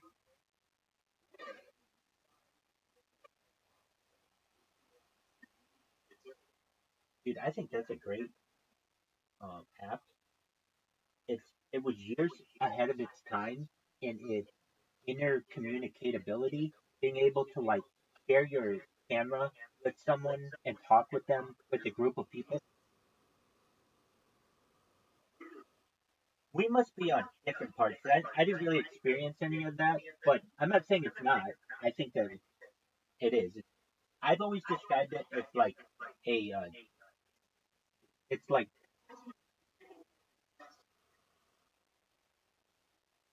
I find it, I find that it's the people who have been banned from TikTok, and oh, okay, and then they go to K-I-K, not K-I-C-K, K-I-K, which is another one. Now, K-I-C-K, they're pretty strict when it comes to what you can. Yeah, well, here's the thing. Since they don't have all kinds of bots that can automatically detect it, they have to pay people, and the people will just watch your stream, and that's smarter than having a bot, because you could trick a bot by like reversing the image or playing two sounds at the same time. That's up. But when you have somebody who just comes in there, and they're just like, yeah, you're showing the Chicago Bears versus the Houston Texans. This is We're warning you. What they do is we're warning you that this is uh, a VOD, like a video that we're not going to be able to save, and also you just need to know that you're not allowed to share this stuff. And so some people have been like, "Fuck it, that's it. I'll just keep showing it." Then they suspend your.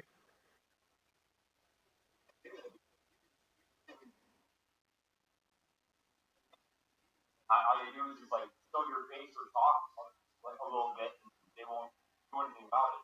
That's tight. And in my opinion,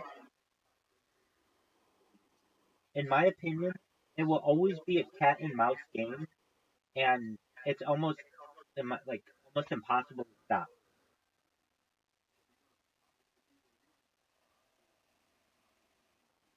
Exactly. And the more and more you make this stuff cost, the more and more of a market there would be to bootleg it.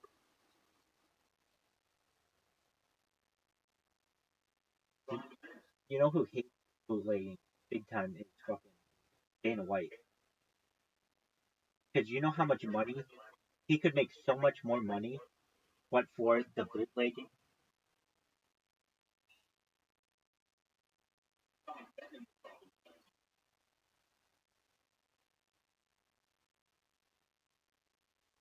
All right. So the Bears,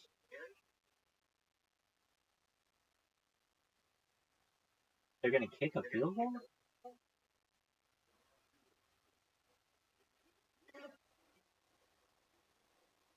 I guess. I mean that's really, and then an onside kick, or you just hope that maybe the defense can hold.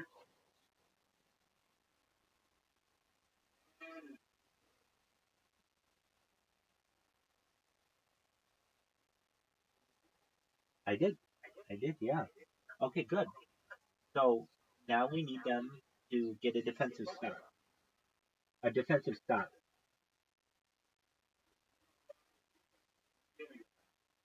Yep.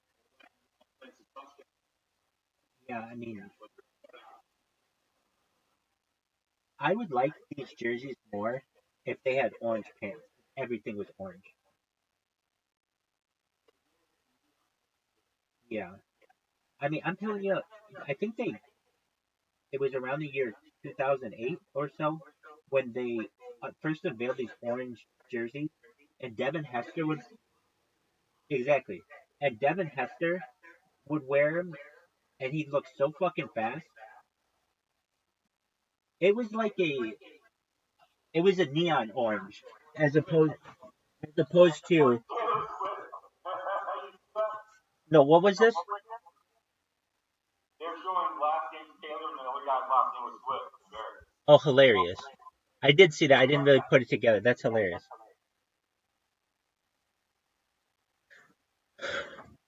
Dude, you know who sucked absolute cock this week? Kelsey.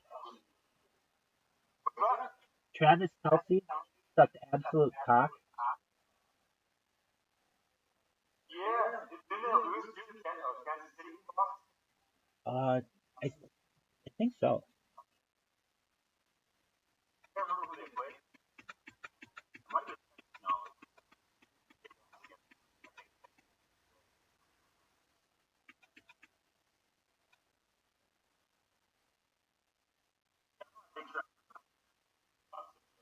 No, I am a Travis Kelsey fan because I fucking took his ass in the.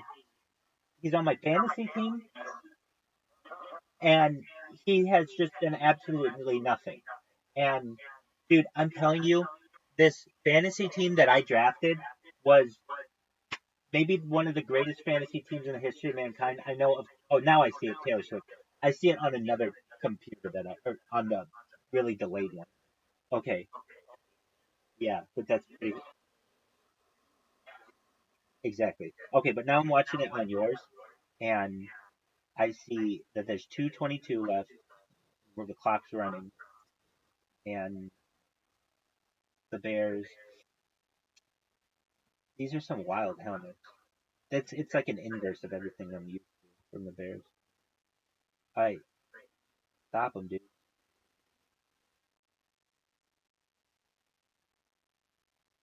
Okay, good stop. Good stop. Call timeout. Or no, it's 2-minute warning.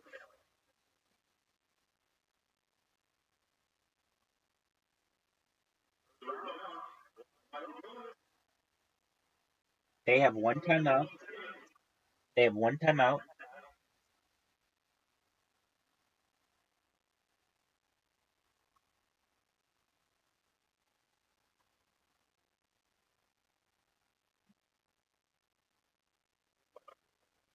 No, that's perfect.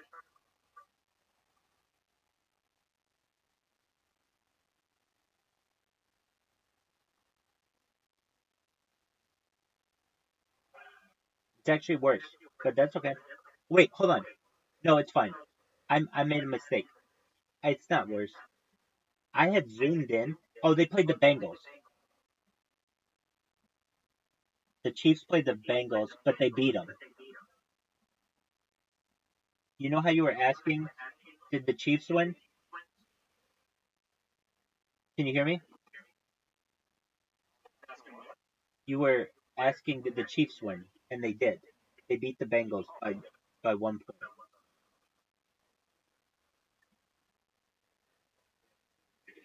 Dude, absolutely. When I say I drafted this fucking team that was just phenomenal, the reason why I say so shit. Oh, flag. Nice. Good call. Um, is I got the number one receiver, Tyreek Hill, from Miami. I had the number one kicker, Justin Tucker. I had the number one defense, San Francisco 49ers. And I had the number one tight end, Travis Kelsey. All of that is like, how wouldn't you fucking win? And well, by not playing the right players, that's one way. But another way is just absolute dog shit performance by Travis Kelsey. All right, I gotta. Oh, here we go. So what was the penalty?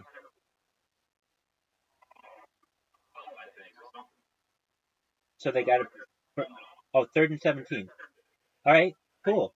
Time out. Really big play. Yeah, and that was a big penalty. Oh, I'm sorry. I thought you said big play. Yes, you're absolutely right. It was a big flag.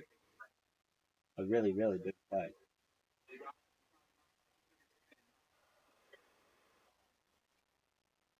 That's not nice. I see that. Wow, he took his helmet clear off.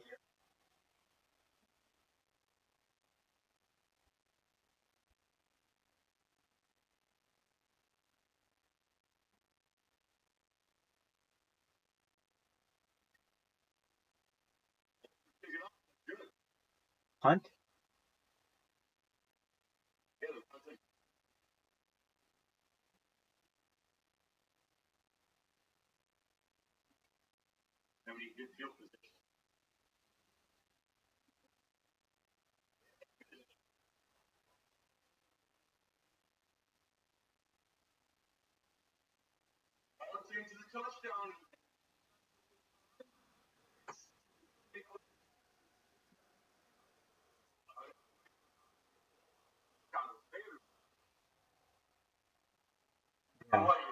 entertainment, I suppose. Right. So I was riding on it.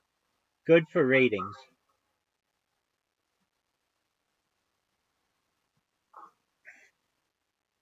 The Bears fans sometimes like the only Lord we had is our kick the shot of the Packers.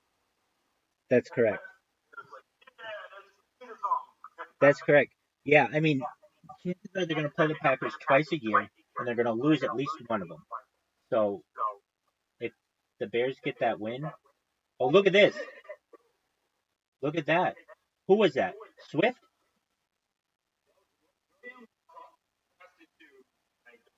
I don't either. I hope it was Swift. He looks small. Maybe like a running back.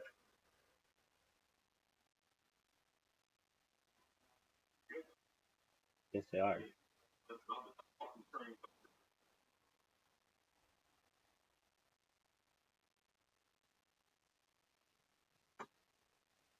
Houston Falcons next Sunday.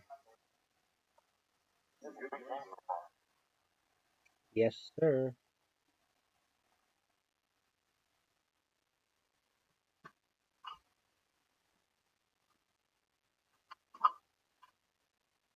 Well, Caleb Williams is getting his first real test as a rookie under pressure. 2nd and 10.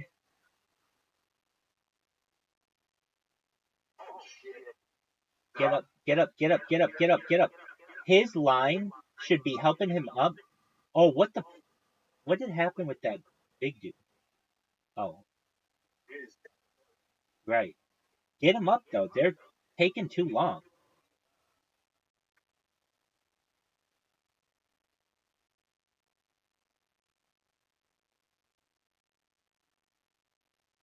Welcome, welcome. Oh, he just got drilled. So now they've got a flag.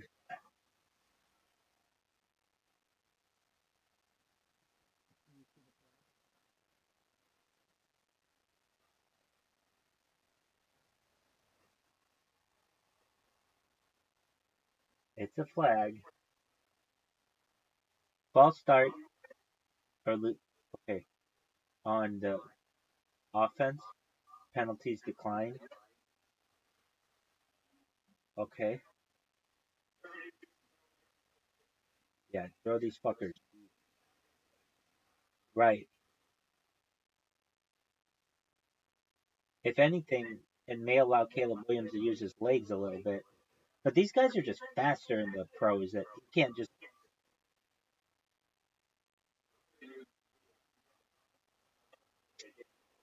Right, exactly. So if they're protecting the sidelines, it can be difficult. 4th and 17. Here we go. Here's the game. It's all on this.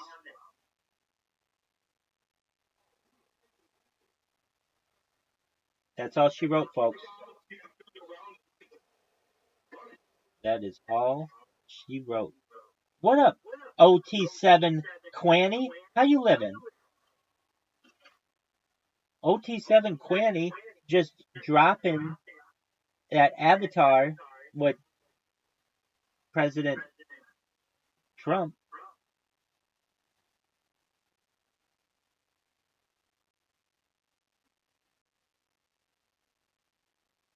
Wow.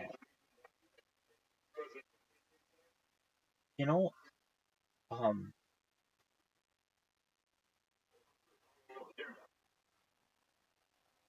me, it's like memory hold. If I go to CNN.com, let's see what happened. I don't know. Maybe it's there. I don't know. Oh, yeah, it's definitely there.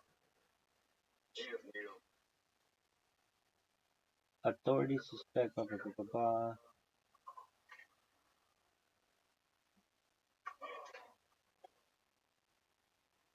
A long gun covered it.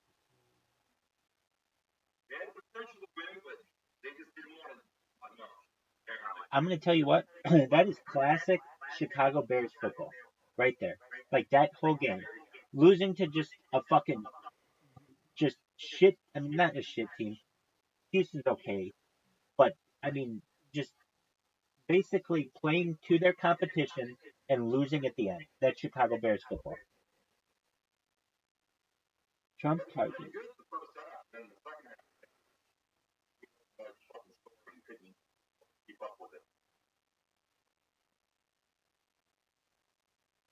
Wow.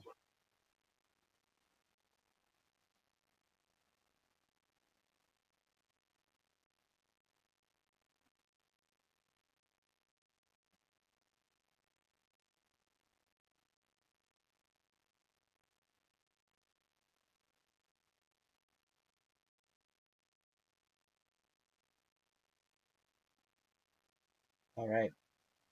You ready for some chess?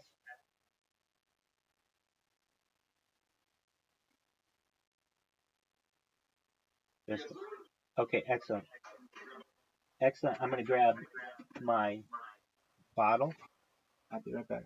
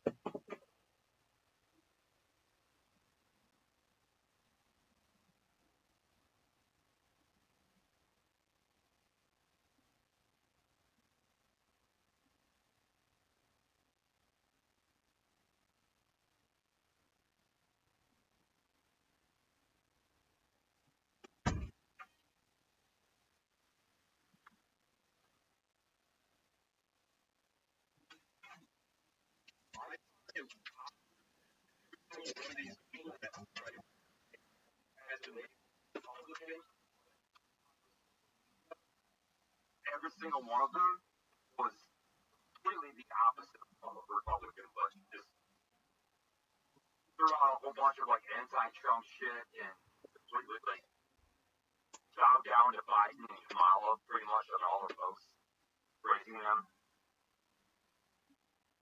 Donated to the campaign. Even that MC Babbitt chick, you know that? Chick who died January 6th. She was also a Republican on social media, but the thing is, she wasn't even a registered Republican up until about, I think, a week before that incident happened. And before that, she was a diehard Obama supporter. I mean, what fucking Republican you know that's a diehard Republican or diehard Obama supporter? I mean, you just want to hurt them. It's not fair. Right. That's some.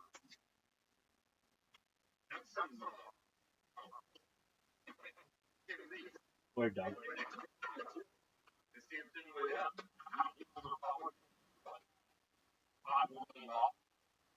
I think almost a day or registered at that point as a Republican. So before that, literally was posting like pro Biden shit. Totally coincidental. I mean, why are all these Republicans like leaking days for their so-called incidents? So-called, I mean, they're just like completely in love with the Democratic Party. All of a sudden, they push people to like, that's crazy. I've been a Republican for like, I don't know, like 15 years now, and I've never thought Obama was like being raised or anything like that. It just seems more awkward. Conveniently, yeah. I've been a registered Democrat for 15 years as well. Just the opposite. But I lost my. But imagine you all of a sudden switching to Republican and then going on a shooting spree or something. It just seems a little bit too coincidental in those time frames, don't you think? Yep. Yeah, no, I totally agree with that. All right. Oh fuck, man. Oh my god, that was so cold. Holy shit. My god, that was so cold. All right. Just for a moment. I gotta adjust.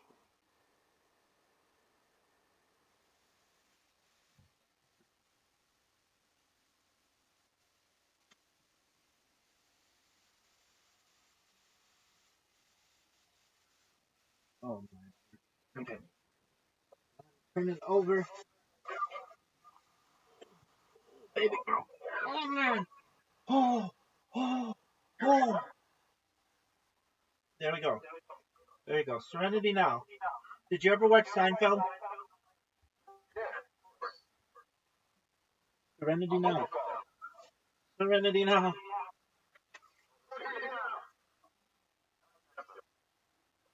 I use that all the time when I'm just like frustrated with something and I want to be like, motherfucker, why won't this fucking work? I just go Serenity Now. And it makes me laugh about that episode and then I stop worrying about it.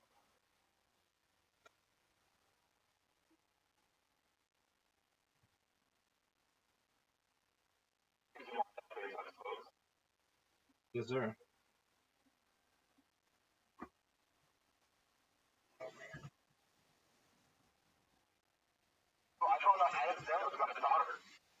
Yes, yeah, they had that movie.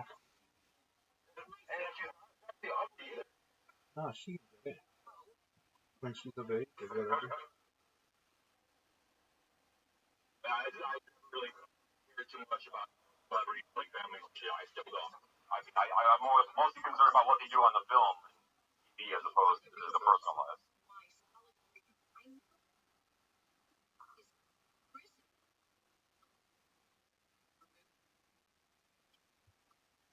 Because obviously that's what the entertainment is, and someone's personal life isn't exactly entertainment.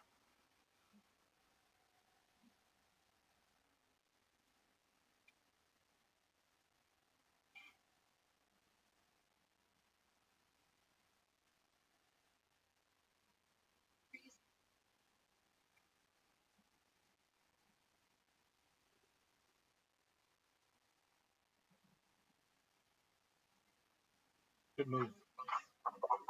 Sit my ass down on a fucking lazy boy. These boys are amazing.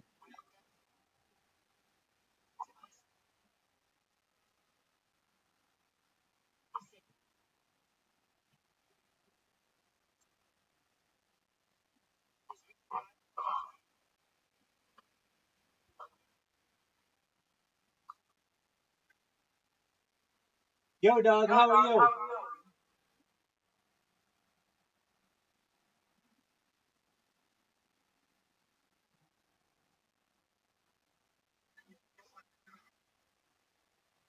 Yo, dog, how are you? You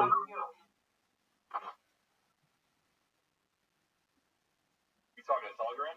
Yeah, good, good knowing.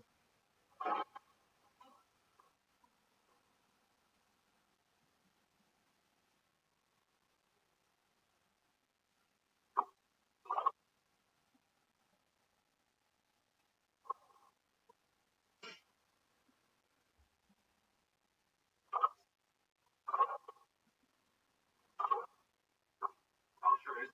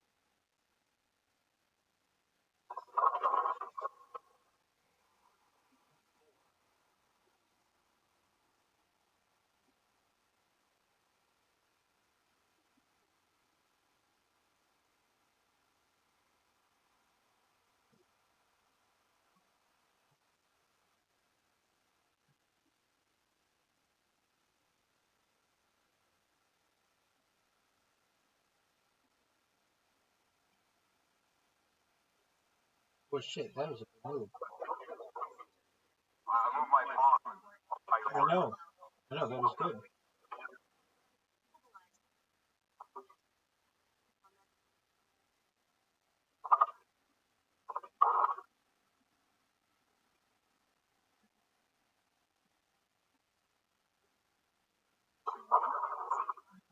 Oh.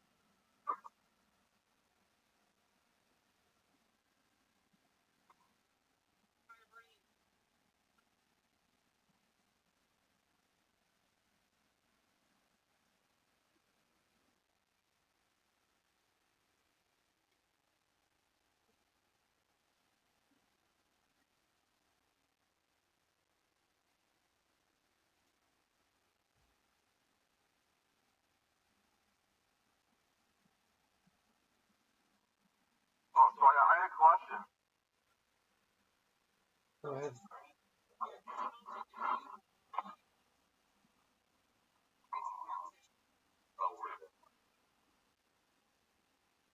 It's not to offend anybody in Judaism in a way, including myself, I guess. Is there a way I can like decorate like a pumpkin? Maybe you can put like a Israeli flag without it being offensive. Yeah. So generally we don't It's celebrate. not like celebrating the holidays, and it's kind of like decorating pumpkin. Yeah, you could do it.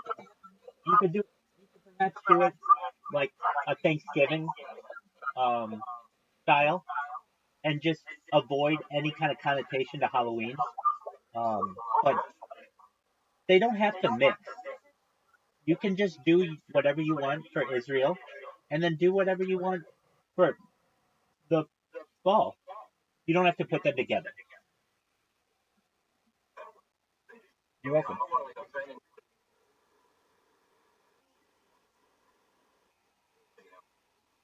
Half the people don't know what the fuck to do either.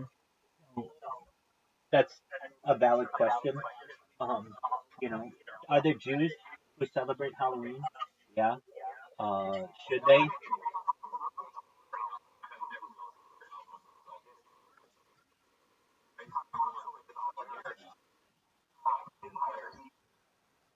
Yeah, I mean, if you want to do that, you could certainly support.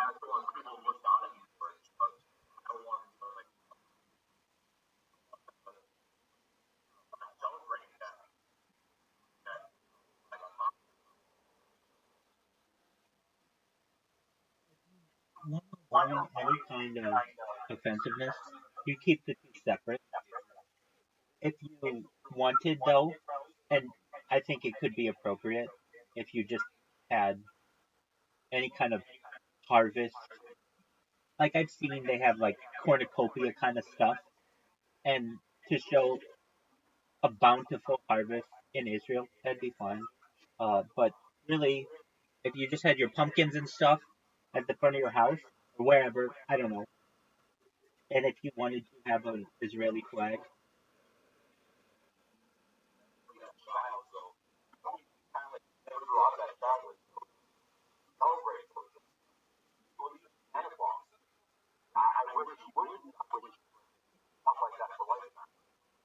yeah, no, I understand. Was he ever, did he ever, was he ever normal, quote unquote? Oh, so, okay.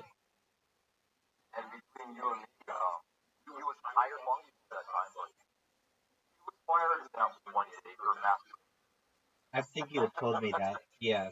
So it was just, I understand. Right.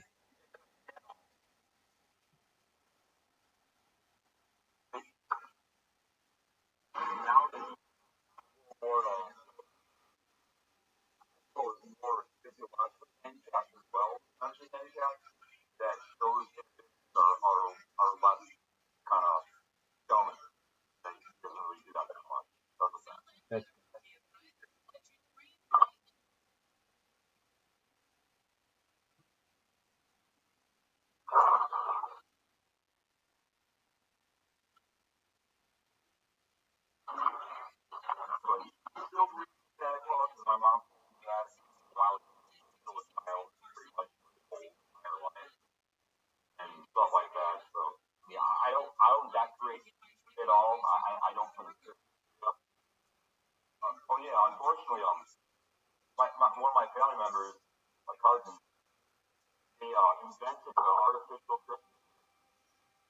oh, it just shows that they're an entrepreneur. It shows that they have an entrepreneurial spirit. There's nothing inherently evil about that.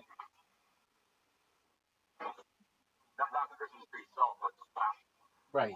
No, no, I understand.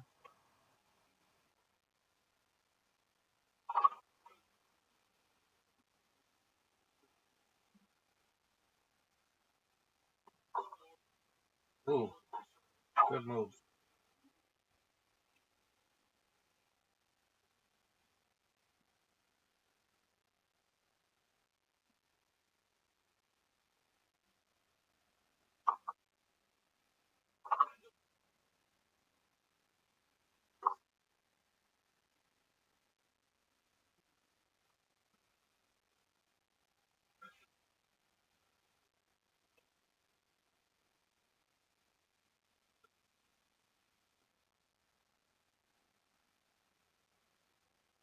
Interesting castle, huh?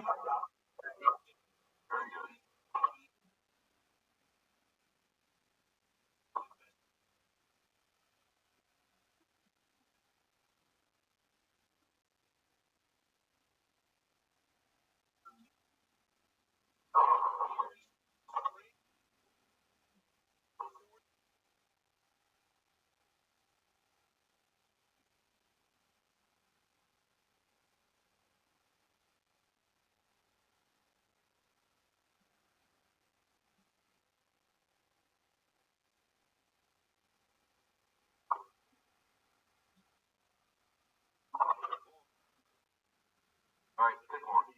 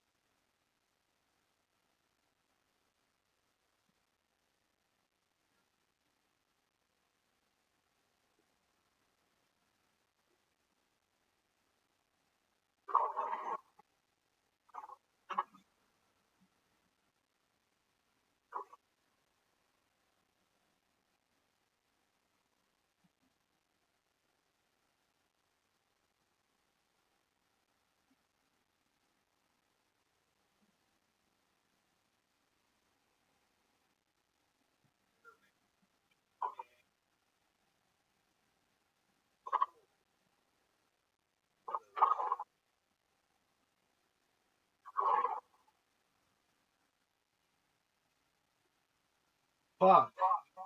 Very, very good move, dog.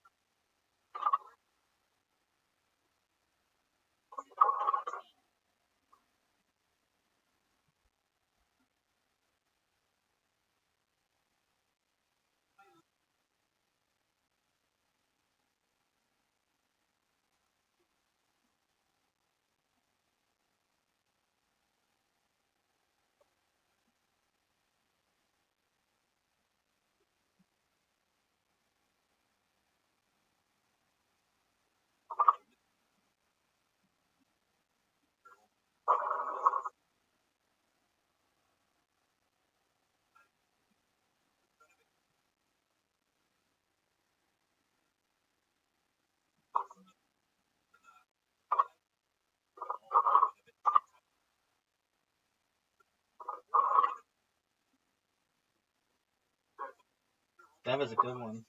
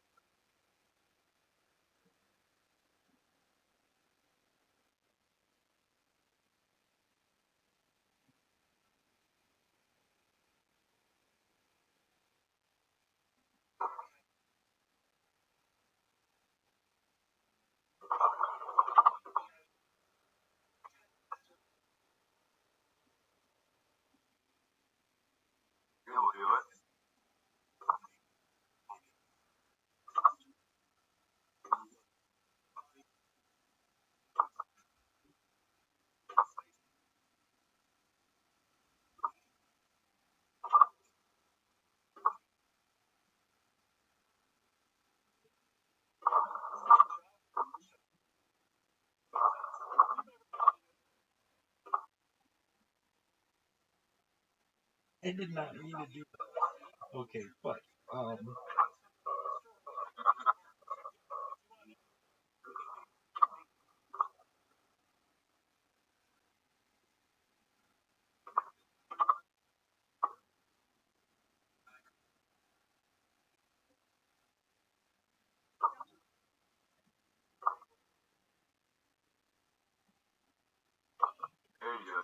No, stalemate.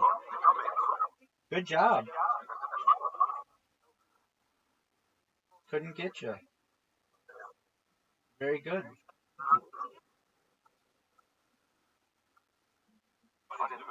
No, you didn't. Stalemate. Very, very good.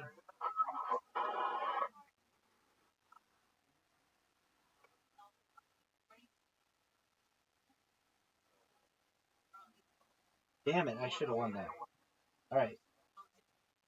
Join. Oh, shit. One moment.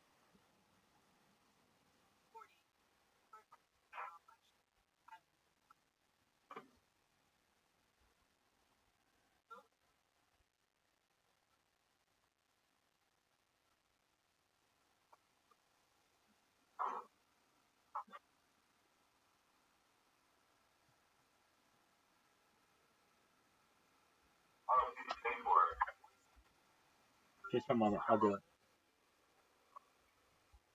Transfer the parts. Here we go.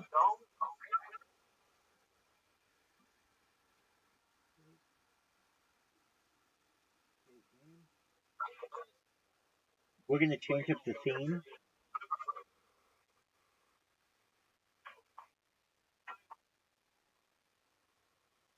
Cool. Okay, it's starting. Just one moment. I'm going to switch out my bottle. And I will be right back.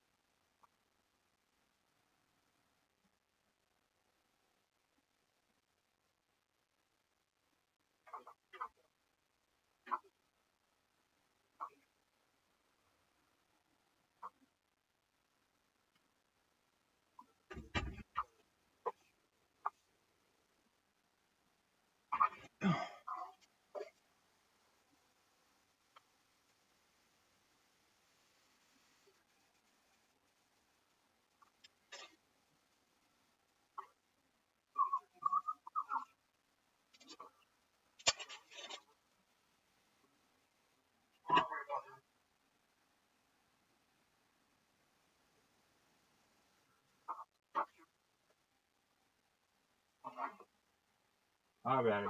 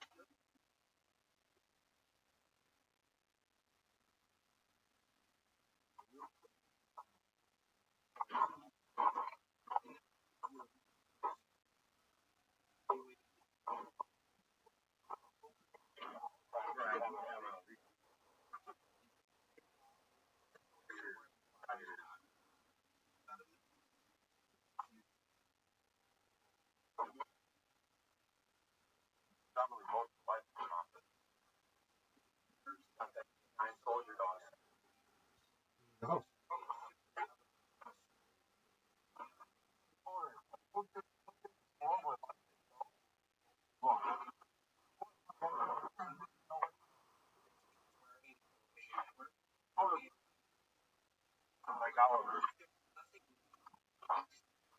Oliver don't give a fuck. He'll run the traffic.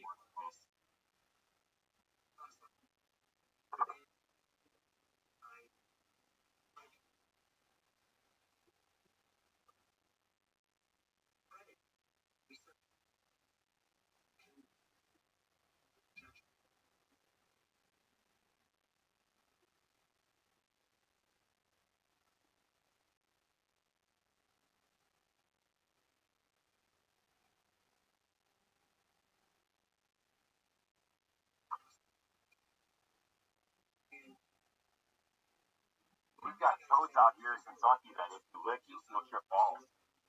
Heard that. Have you ever done it? Is it something in which you're interested? It's something that's prevalent around here. It's never been like a thing. I've gone out about it. Now, if I understand it correctly, though, you don't just do that, because that's disgusting.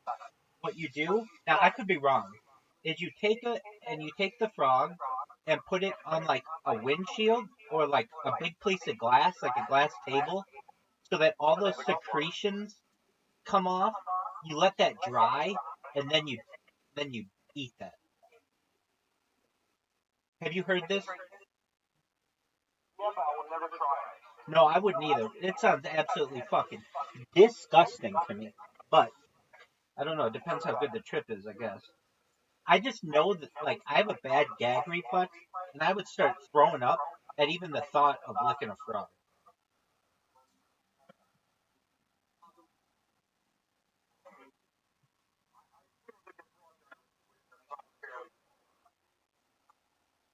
Um, they're, I don't know. I don't like their.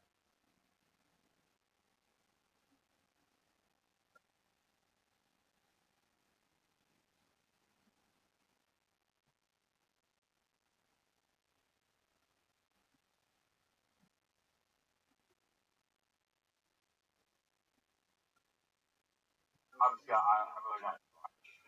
Exactly.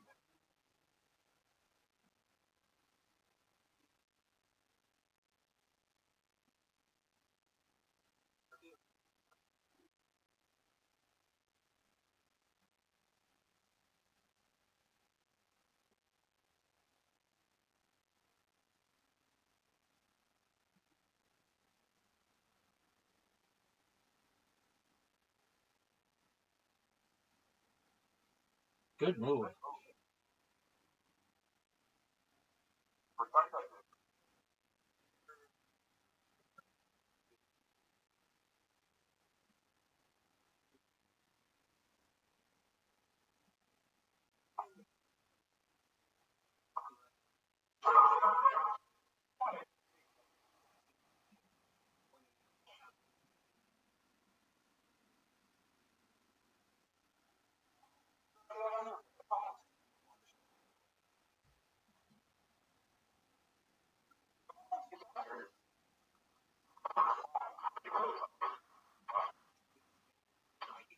One thing about Oliver, he definitely needs to be around people. Very up close and personal in your face type dog. I gotcha.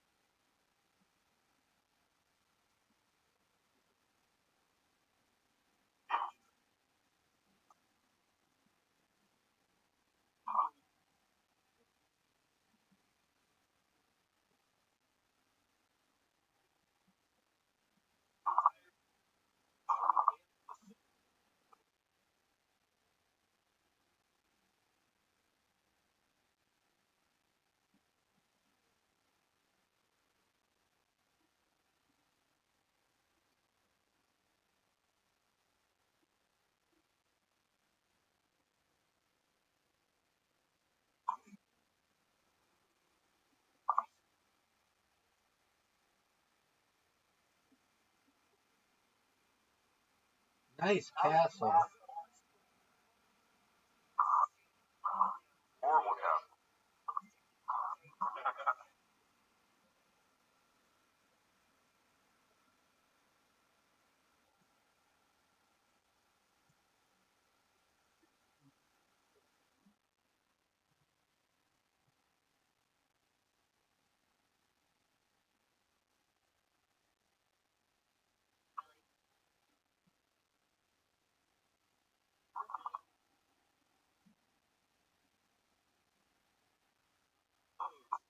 Really good movie. Thank you. That's why they just tossed him in the game.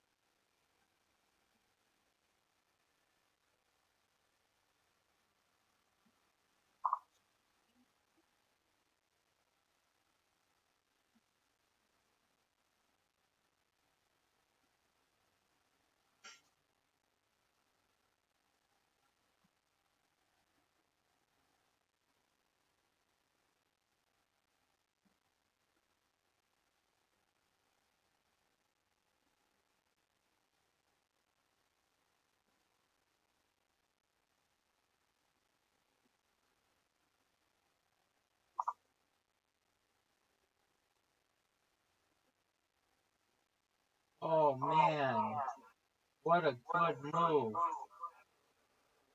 Dog. Oh, Happy that bitch. dude, what a great move.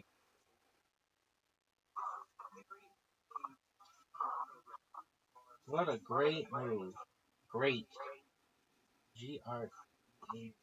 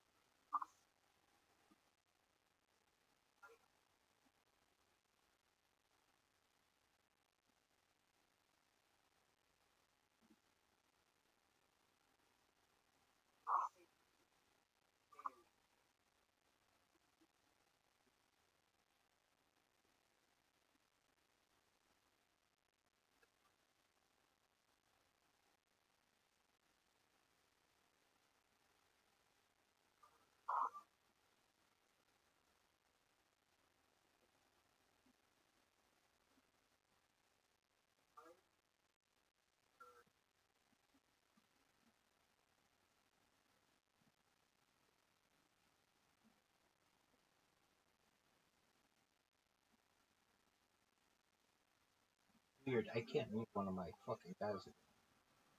That's, um,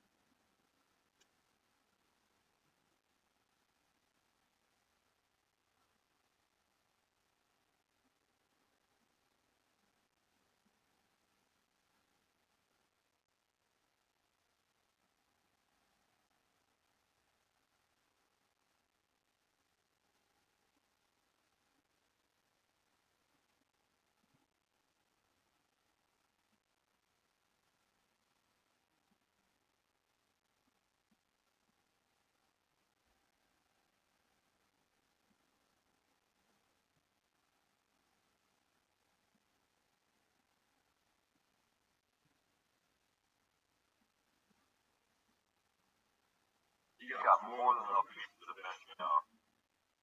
Wasn't able to last time.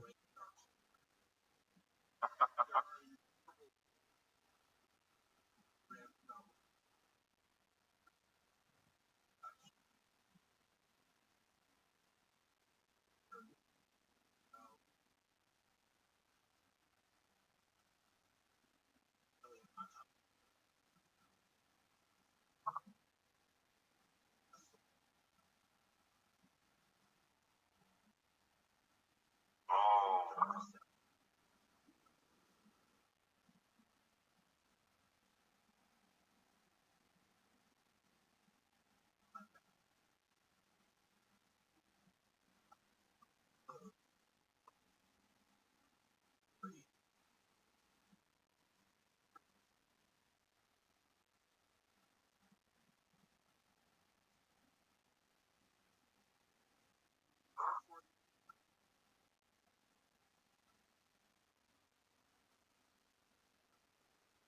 Great. There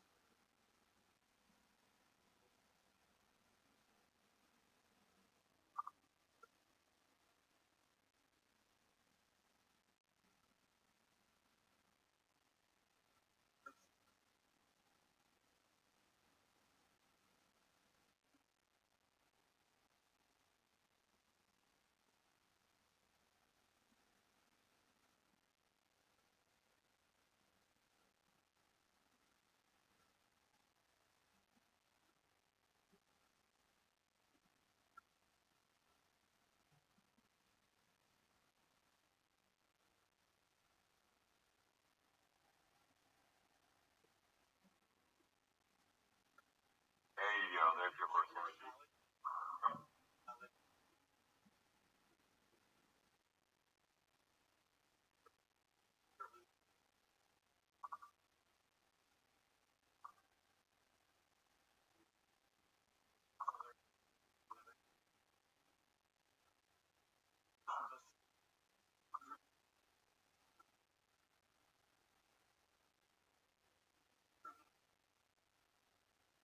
Oh, racing corner.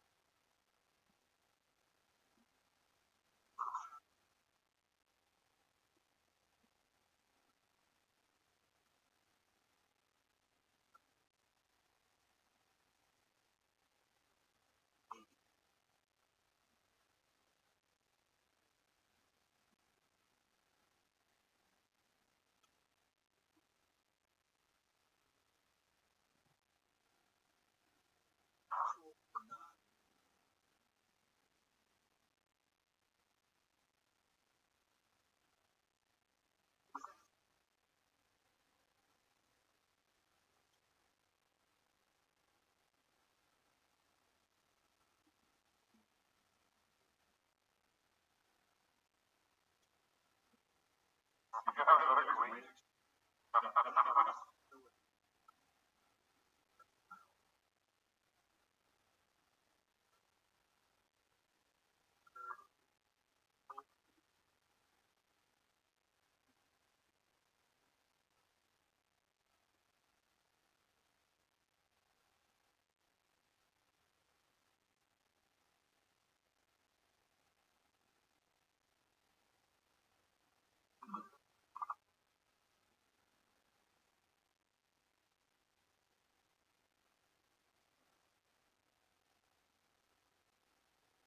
Man, you were difficult to beat today, dog. GG, man. You're getting better and better. I love playing against you. You're a lot of fun. You're smart. I don't make it easy, but I don't make it hard either. I think you do a really good job.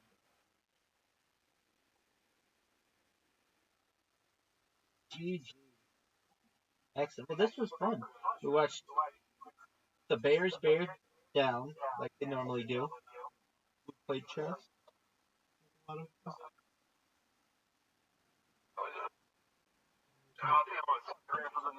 Absolutely. Come back in the morning, my friend. You can watch me sleep for 8 hours. You take care, my man. Peace. Baruch Hashem.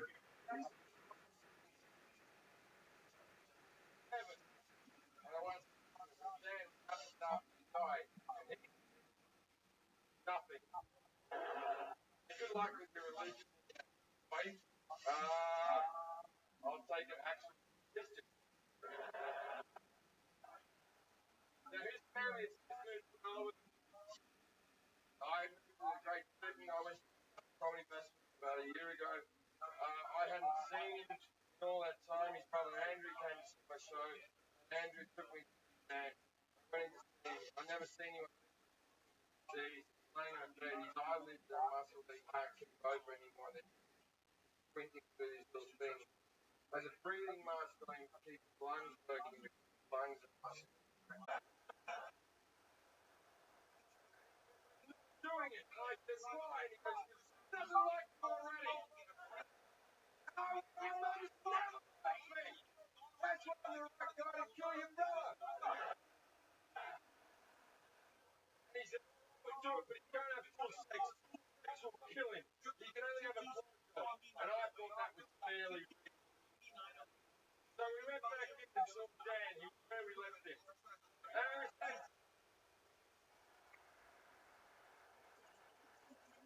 Dan, here's the deal. I know you're not told me not to tell you, brother, but I told me to knock some tomorrow, mate.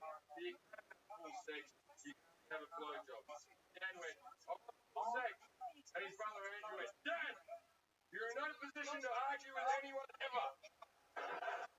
Then Dan reluctantly agreed. Now, prostitution in Australia is legal. So I spent the rest of the afternoon going to the phone book trying to find a brothel with wheelchair access. Best afternoon ever. Depends on the show on the biggest brothel in the Southern Hemisphere, the Daily Planet, or as the Australians call it, Falls of Whores. Because Australians go ahead and come. We're going to go early in the morning, real early. Go when the place is quiet. Waking up, got half a million. And getting me there. Now, he hasn't got the bog standard bullshit. He's got one of those big silver things with the truck tires on it. I think the model's called a Hawking. And even though it's faster, like it's silver, back, front, even if. So we're getting in this for a taxi. And then it's like a black cab out there. It's like a normal car, but they've modified the back to go higher. And they drive him up through the boot. And they strap him in there. And he sits up high with windows all around him, like a big retarded boat.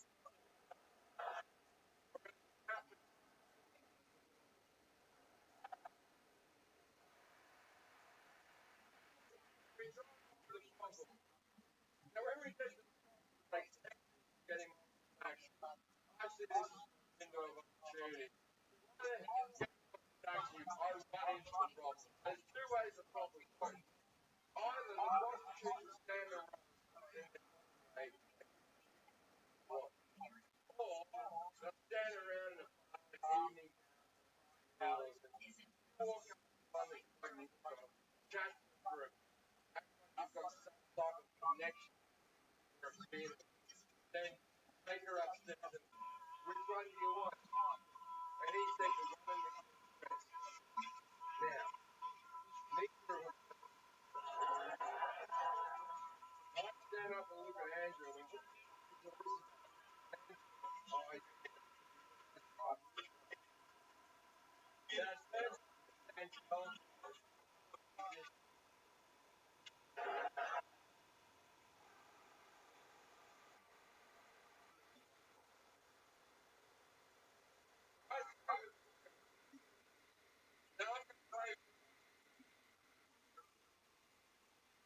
Now, the reason I'm going to pay for everything, I told Andrew I would pay for everything.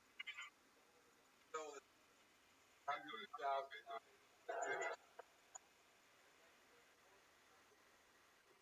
That's paying donation. Sounds like $100. Now, I haven't changed their name. Connor. Over the day. I would be right. I look, even if I change, parents started watching my comments, they'd be like, my word, doesn't pay anything down like our kids. Then we often call it being with just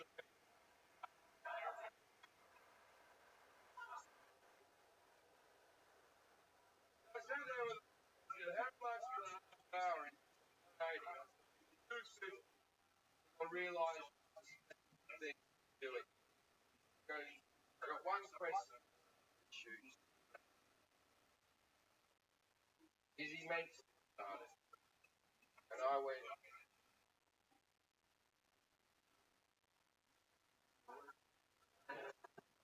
oh yeah, that's what I do.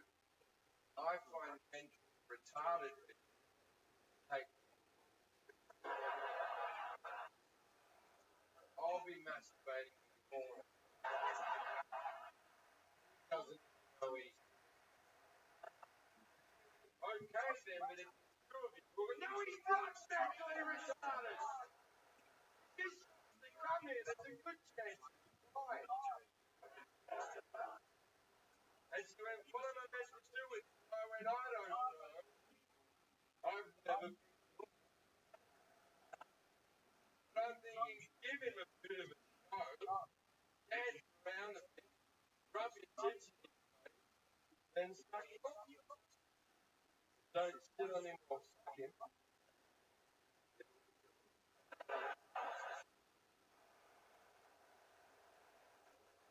So we go up to the room. It was on the first.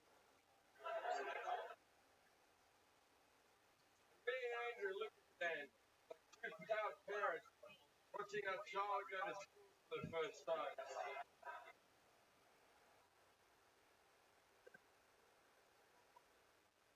And then we leave, and as we proceed to leave, got Andrew and Andrew's brother today. He said, thanks. We had a hug.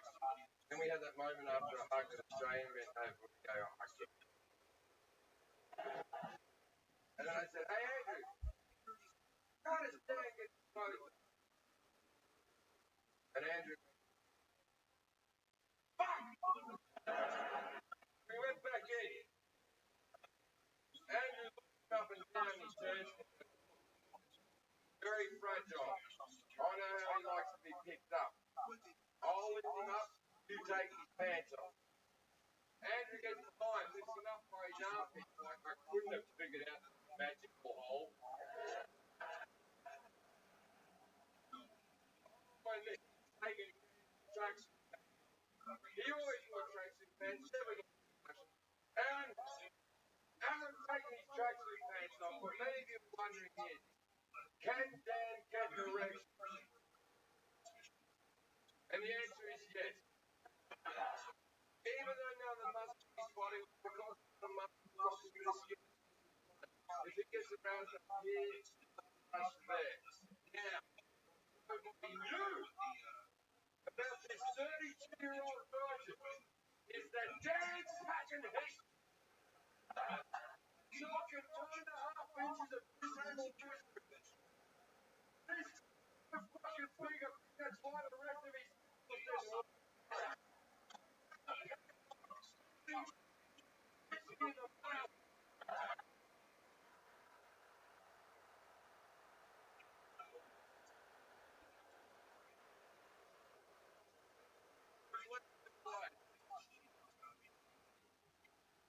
let's explain the light. When they legalised prostitution in Australia, they didn't legalise it on forms. For instance, you're not going to street walking hooker, you're not going to prostitute stories. You can only go to a brothel in a safe environment where they have security controls in case a man shows up being drugged together with a. And also, it's safer for the people who go to brothels because the girls get tested for STDs every month. So, arguably, you're better off in Australia fucking a prostitute than picking up a girl at the bar. But I'm not going to have that explaining that to a fucking license. All I'm going to make a statement to the girls, you're a guy who goes, you have to go to the light. Explain the light. Trace, sounds like what it is.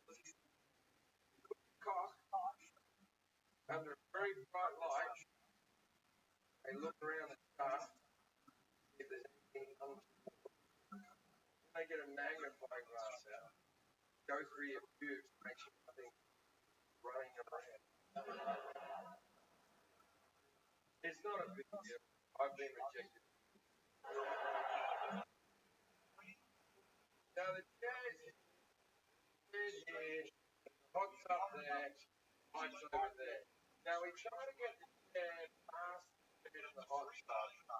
Can't get it through. Big Andrew going to the horse ring, going like that, like can't do it like goes, don't do the lights. Andrew, come on. What's the first thing that happened? Actually, I'm more for that. His brother out, I watched him. Came out. You might think you're consistent with father, daughter, whatever you are, but you're nothing. So you've got disabled brother's cock to take into a prostitute.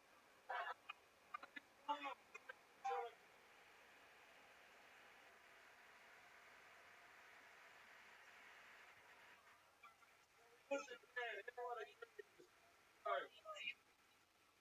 Really sad. Me and Andrew sitting with me. We go on now, mate. Got anything I want to say to say it now? We're going to leave. What Jan did.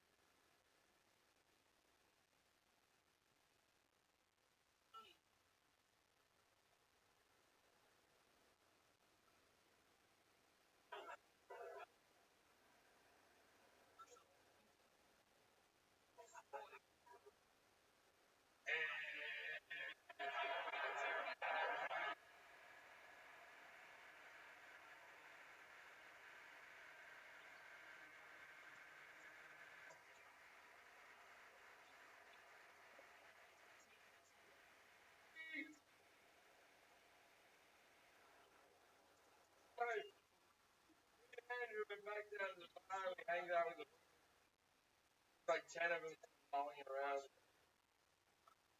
Standing there. Don't know what Dan's up to. We're standing around the bar with all the hookers. And then 5 guys from London walk into the bar. Out of their fucking skulls and coats. Now, if you've ever taken off the coat,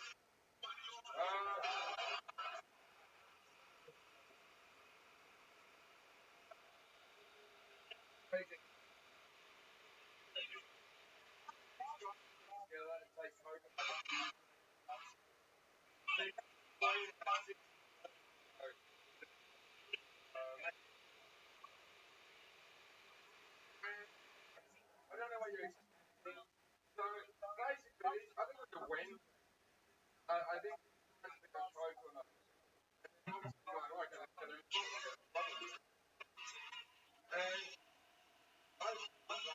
And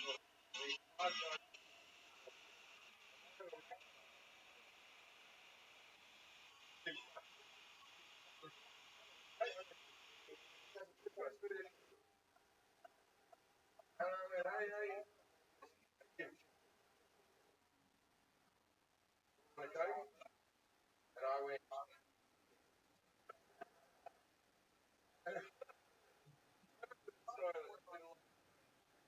And obviously I've left Andy alone for too long. And he's sort of panicking.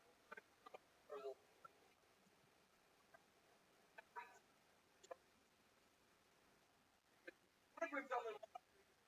What is it dying right now? What is the fucking breathing, bro? What the fuck when his heart stopped? What are we going to do? Not a problem, not a problem.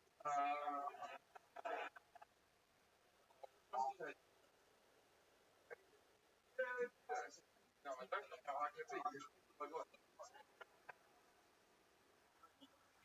I haven't even processed the exact asset for it.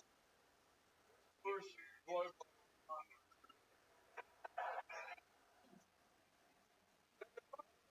back in the room. So I'm staying with the 5 coach and custody. She walks in and it's like that line in the movie with the on the record.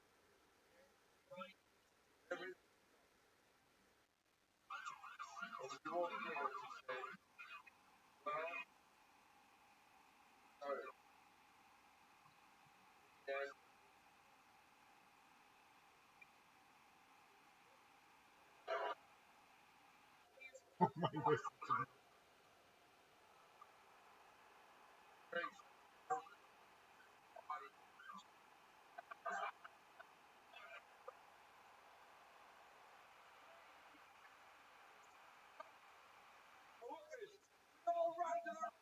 Now he's not dead. Now he's back in the upright position. Doc is still sitting up majestically, covered in just bits. I'm trying to figure out how he lives in Italy. He was still in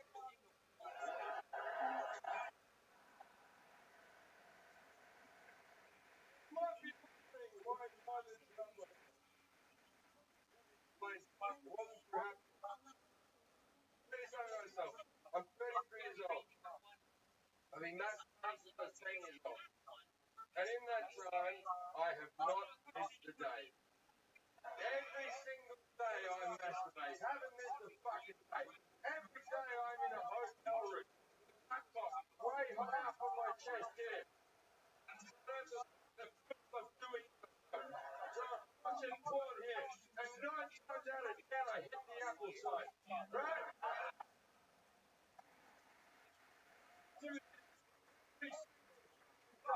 Yet I would be mortified if any one of you was to ever see me doing it. I would want to fucking kill myself. And I do this every single day. Now imagine if never ejaculated. Never had enough.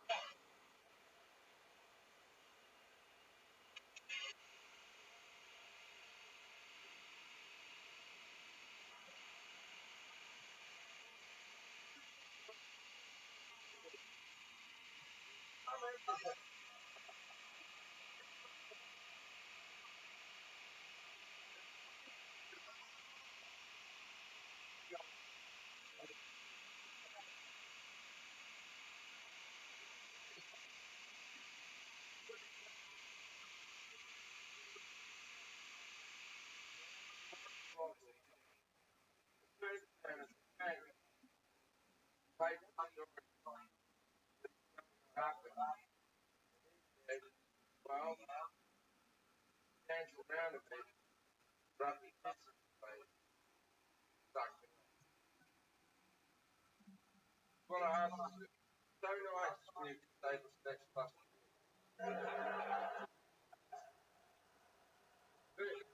Even nicer than that. I used to have a mention what I thought about prostitutes.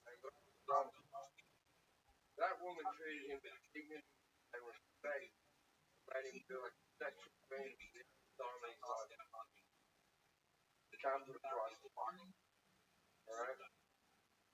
180.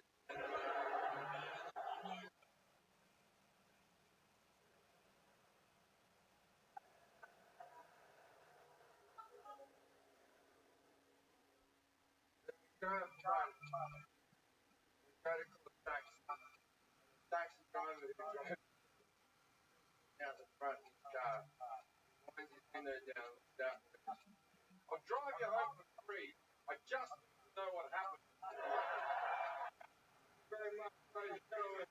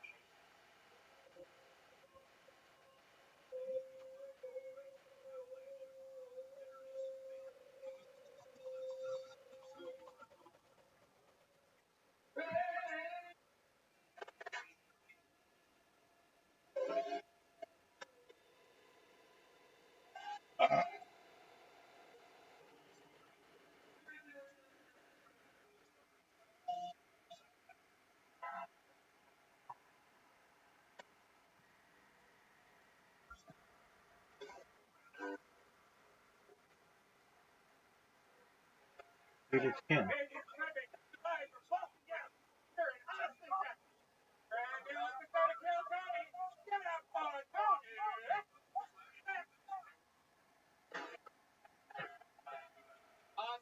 Monday night. You have to make more fucking noise. Now let's do this.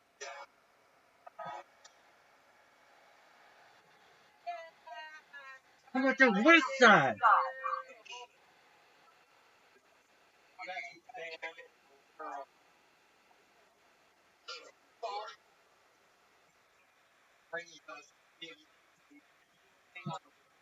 Wait a second. You're sexy. This is you. Yep. What up, yo? Welcome.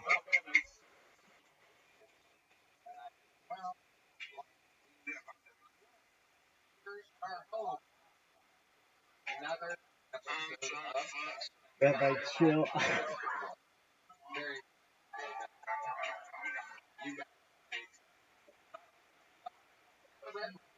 Chill, Rabbi.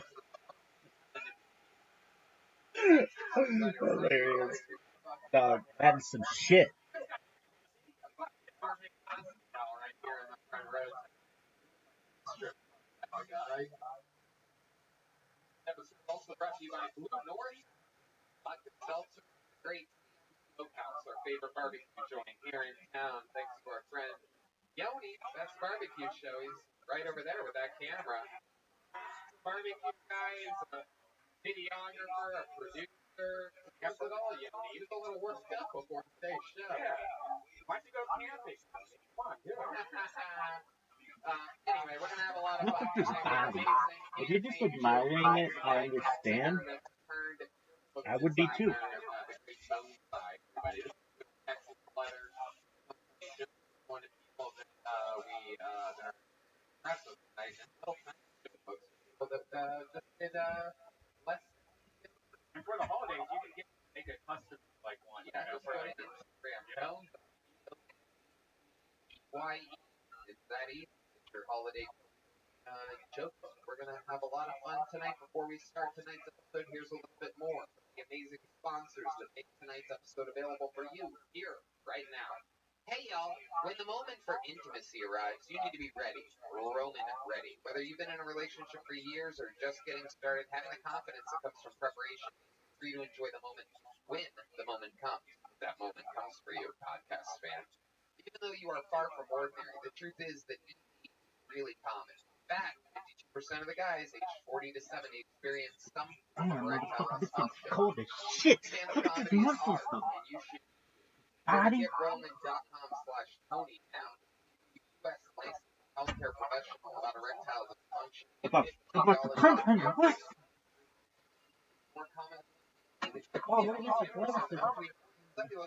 Hey, you get more about that. Benefits of ED treatment can help you reconnect with your partner and rediscover the joy of sex. Roman's system is completely confidential and totally discreet. No big logos or labels on the packages.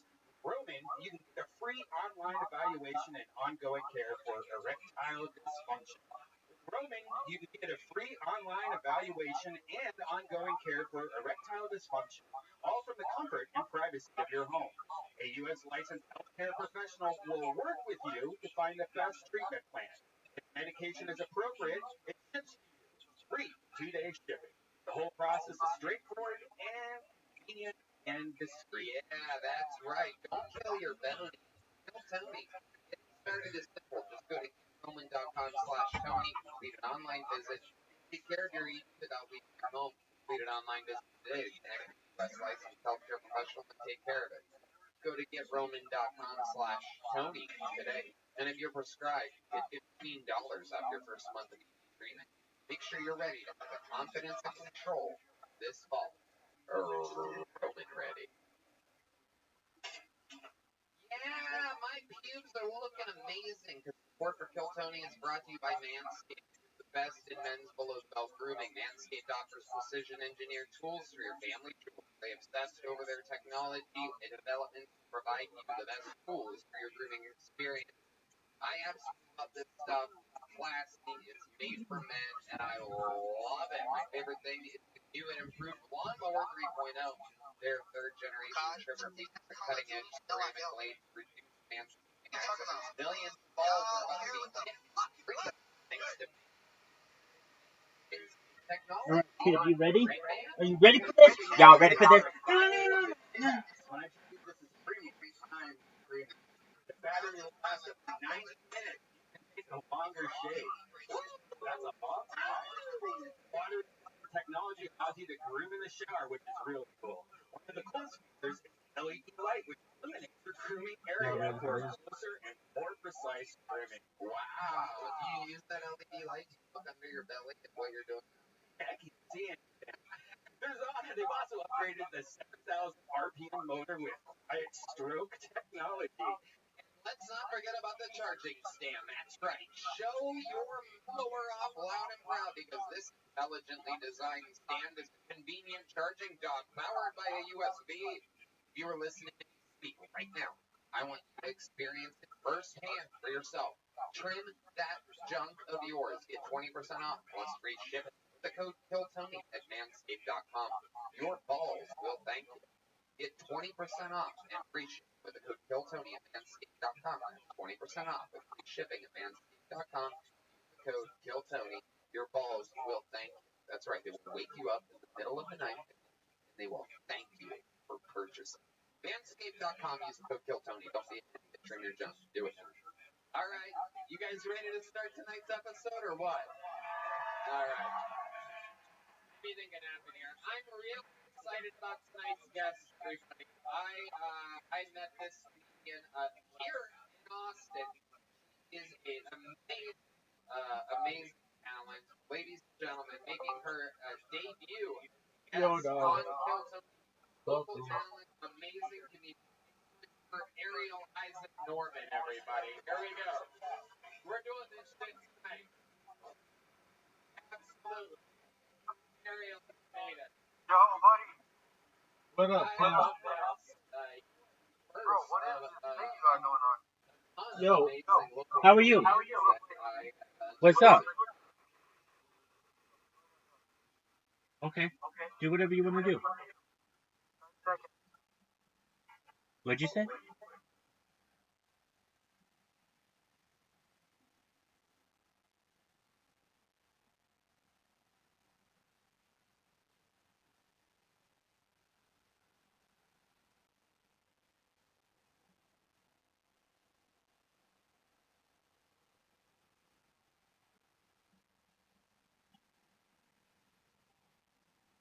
the amazing podcast Wrong Questions Only. Follow her on Instagram at Ellen DeGender. Oh, Allie. Here. I love it. It's good to have be joined by another here on Kill Tony, calling himself a list. I don't know. Yo, dog.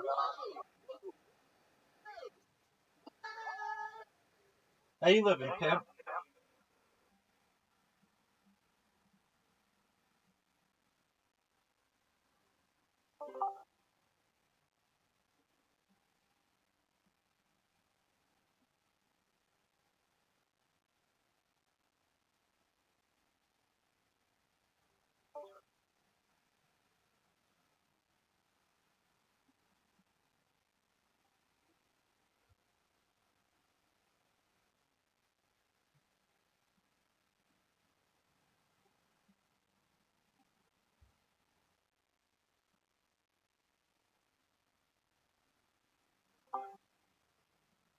Yo, Brody. Yo, what's up, pimp? How you living? Wait, bro, how long have you been doing this for? Pardon me? Just a moment. Shout out to you. Your name is Alphorn. Shout out to you. Just a moment.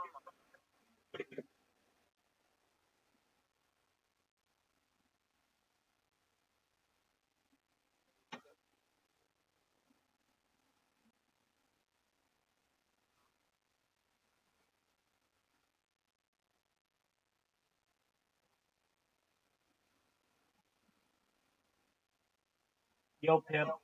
Can you hear me? What up? Yo, dude. The biggest thing in global history. I stream my life 24 hours a day, 7 days a week, 365 days a year for world peace. I've been doing so for more than 3 years. This is the most amount of data that any single individual has ever uploaded to the internet in global history. Welcome.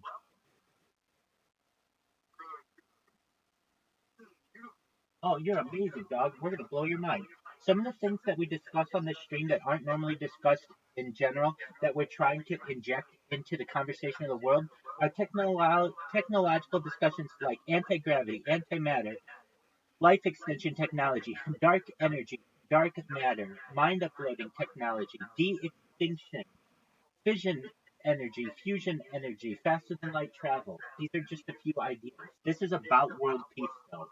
I want to give myself and give the world a platform to be able to discuss world peace.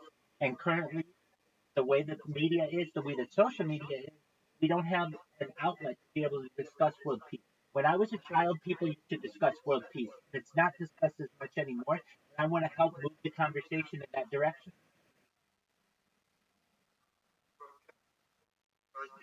This is really crazy. So what do you stream on? Great question. I stream on more platforms than any person ever. You can see a complete list in this Discord. Just for a moment, and I'll read it to you. I have over 100 YouTube accounts, over 1,000 TikTok accounts, over 2,000 Twitter accounts, over 10,000 Kick accounts. Here we go when it comes to on what streams I'm streaming, because I don't just stream, I multi-stream. So I'm on many different platforms. I have more data than any person ever. We're live on at least 8 different YouTubes. I spam Kick. Did you find out about me from Kick?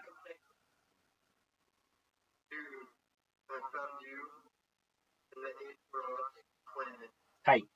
Excellent. So I've been streaming in there for like almost 6 months straight now. I'm live in Twitch. I'm live in Rumble. I'm live on Twitter. I'm live on TikTok. I'm live on Africa TV. I'm live on Instagram. I'm live on Discord, obviously. I'm live on Billy Billy, which is huge in Asia. Just one moment. Somebody just came in one of my other channels. Hey, Ass Munch, get your ass to the Discord right now, ASAP. I got some friends here. Come here, please. Excellent. We'll see you soon. You'll get to see this body. We're live on Billy Billy, which is huge in China. We're live on Gone Live. We're live on Telegram. That's who I just contacted in Telegram. I'm live in a Telegram 24/7 for cryptocurrency. We're live on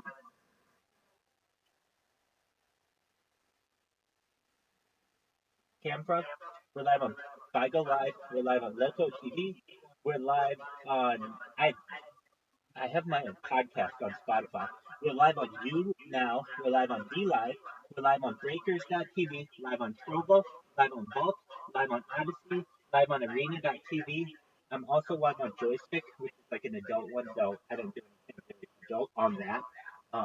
But yeah, so I'm multi-streaming on more platforms than any person ever, creating more content. I've essentially created the world's largest time capsule. It goes back to the pandemic. We've seen the death of a queen, the birth of AI, the coronation of a king, and everything in between. I've watched now in their totality. I've watched 3 Olympic Games, 2 summer, 1 winter. We've watched multiple Super Bowls. We've watched multiple NFL seasons. I'm huge into fantasy football. Welcome, Bitcoin Ass Munch. This is my friend. He'll be back. I don't know. He'll be back. Dude, that's what people say, and it's true. And I'm going to help the whole world. And so we're going to help the developing world and every person who's helped me along the way. I'm going to make sure that your friends and family never have to work again. I'm going to make sure that everyone you've ever met who you can help, you'll be able to. You'll be able to start your own philanthropic organization. All you have to do is tell people about this. Data is Earth's #1 resource.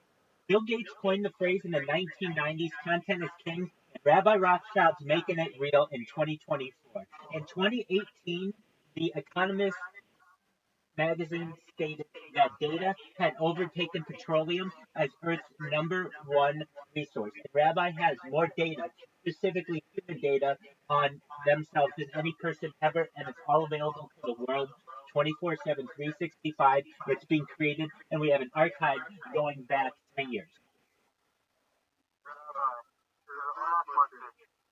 Yes, sir. Wait, so you guys are rich off cryptocurrency? Oh, we wish. No. Yeah, we will be. And cryptocurrency is the future. And we're very, I mean, I don't know anything about as much as finances, but I have the bare minimum of what people have in society to be able to live. So I can tell you this. Well, no. I do everything I do. Yeah, the only thing that I have to do is make sure my rent is paid and my internet is included in that.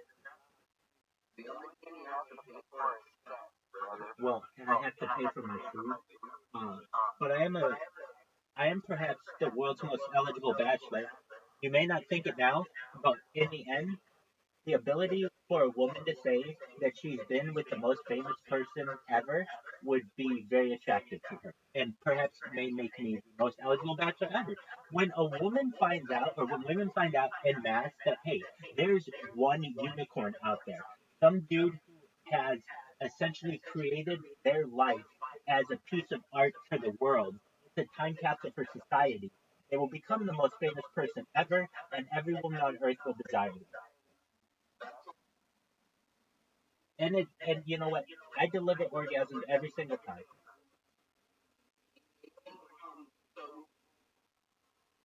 Dog,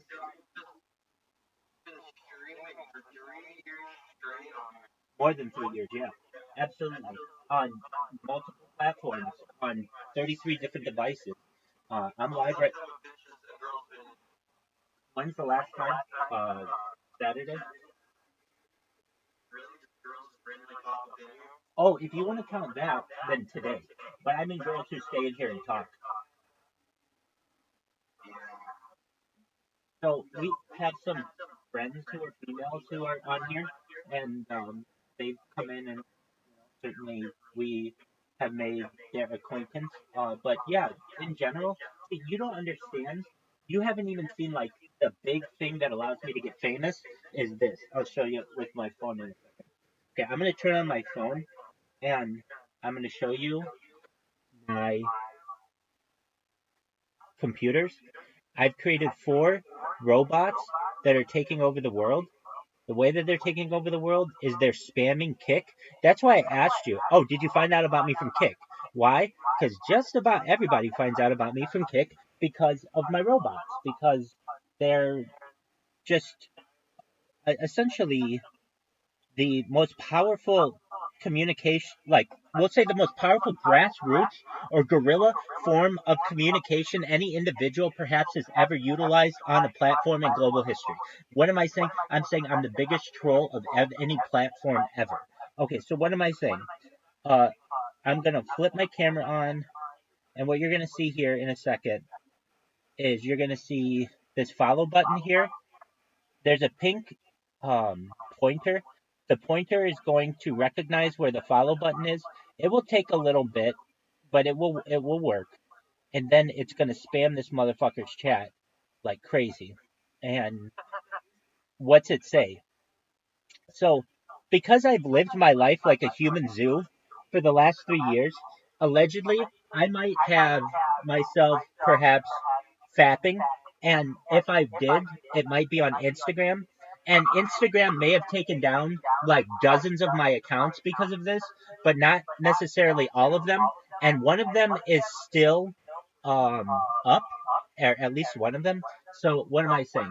Basically, I have a sex tape out there voluntarily. It's hilarious to me because nobody else has the sheer confidence that, look, I'm going to put out my own sex tape. I'm going to make it for free for everyone on Instagram, and I'm going to spam everybody on Kick about it. So what does it say? It says, just one moment. It says 18 plus, Rabbi sex tape pin live on Instagram. Uh, and then it says Rabbi has more data than any person ever. 3 years of content. Content is king. And then it talks about anti-gravity, antimatter, alien disclosure, de-extinction. Do you know what de-extinction is? You're gonna be the next Alex Jones, but bigger, Yeah. smarter, but crazier. Wow, dog. I'll be like the most famous person ever. And look, I'm not saying that that's why I'm doing it. Why am I doing it? Truthfully, every fucking day, I wake up in the morning, or whenever, and I listen to the radio, and it's like 7 dead in such and such country, 14 dead in such and such country, 3,000 dead in such and such country, and I'm so fucking sick of it. I don't think we need to kill each other anymore, and I want to stop that. I want to awake to a day, one day, where perhaps a country can say, no one died in this country. There was this song by Nickelback. People rip on Nickelback. I like Nickelback. Uh, they're probably one of the best bands of the last 20 years. And one of the songs that they have is called Day Where Nobody Died.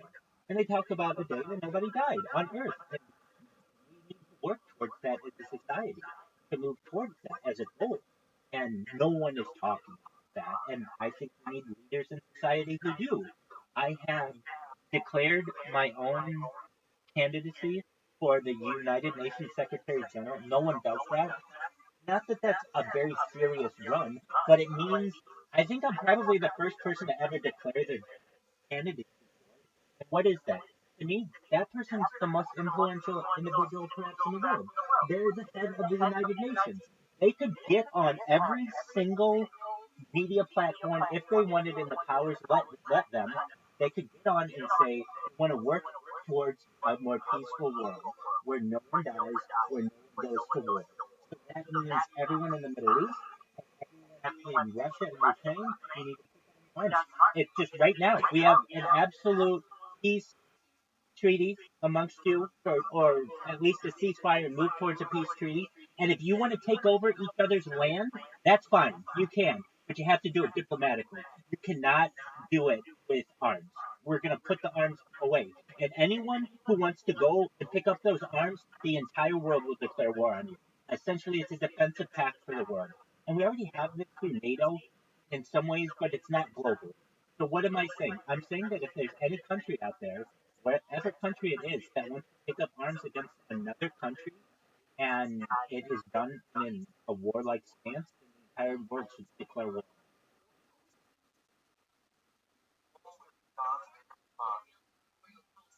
You're a genius, bro. I'm not gonna lie to you. You might just be the next big thing. I appreciate it, dude. I think I'm going to be the first trillionaire. I think I'm going to beat Elon Musk to it. And the way that I'll probably be able to do it is through cryptocurrency. Here's the funny thing. I've been at the heart of the crypto world for the last like year and a half, and I don't even really know it. What do I mean? I'm very engaged in crypto Twitter, which is the heart of where cryptocurrency lives and breathes, and specifically on Spaces in Twitter, and I'm very well known there to the point where if you type in Rabbi Rothschild or Viral Rabbi into Twitter, you'll see all the people who have complained about me from spamming, but also people who say very good things about me as well, and that they are very for my mission, etc., etc.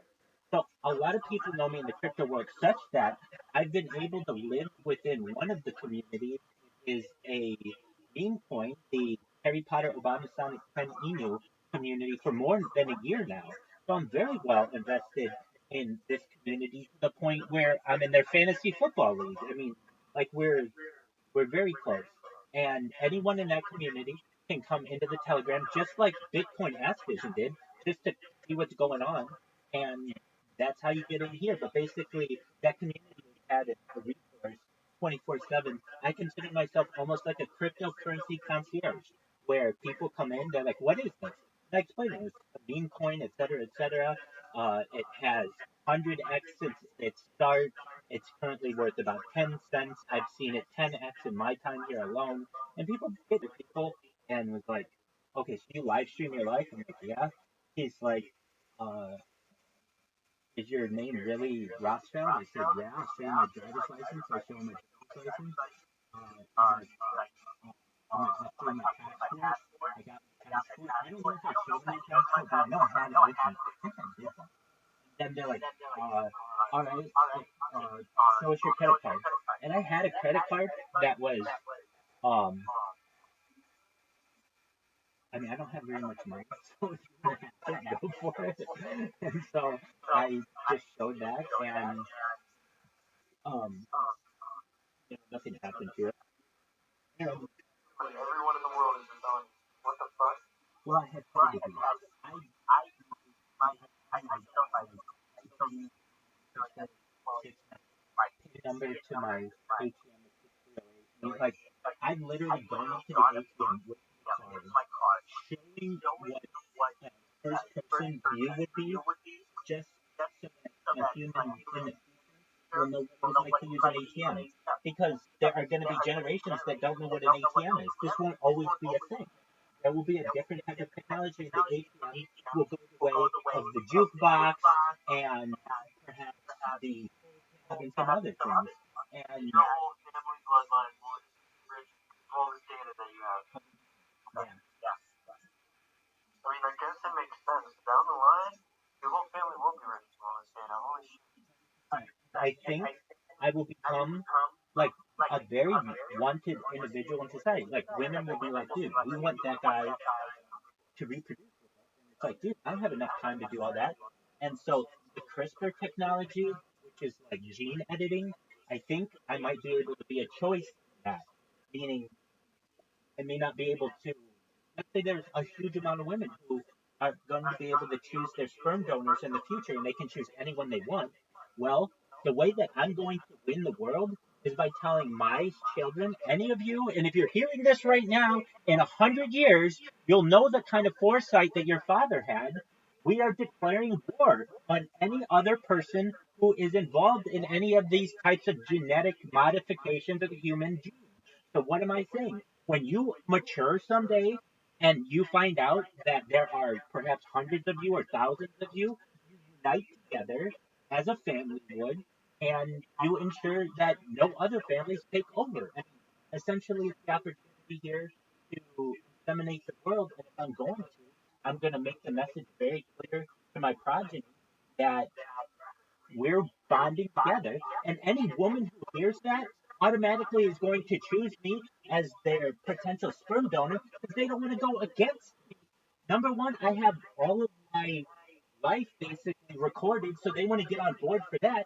But on top of that, if they go in the opposite direction, they know that there's essentially a war on for the human species, and they're going to be on the wrong side then.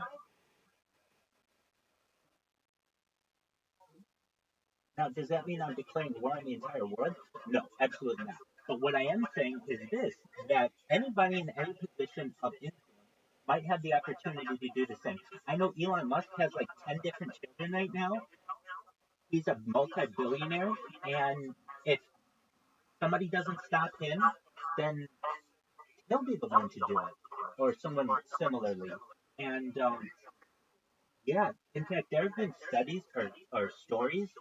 There was a there was a doctor who would who was a fertility doctor and had this breeding kink and ended up impregnating hundreds of his um of his patients with his own sperm, and now he has like a whole bloodline running out there, and he has like hundreds of children.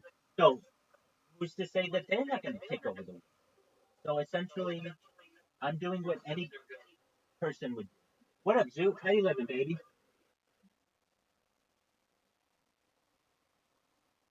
What'd you think about Big Dog?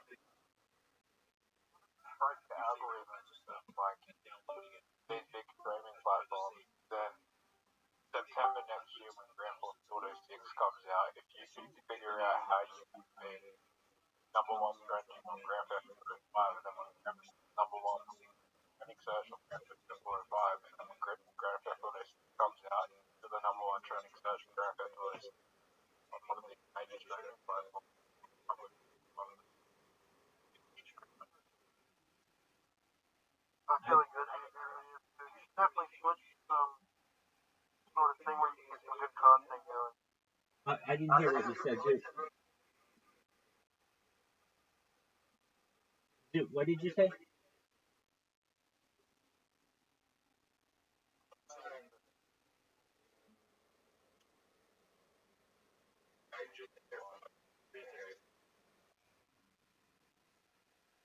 Okay, that's the thought.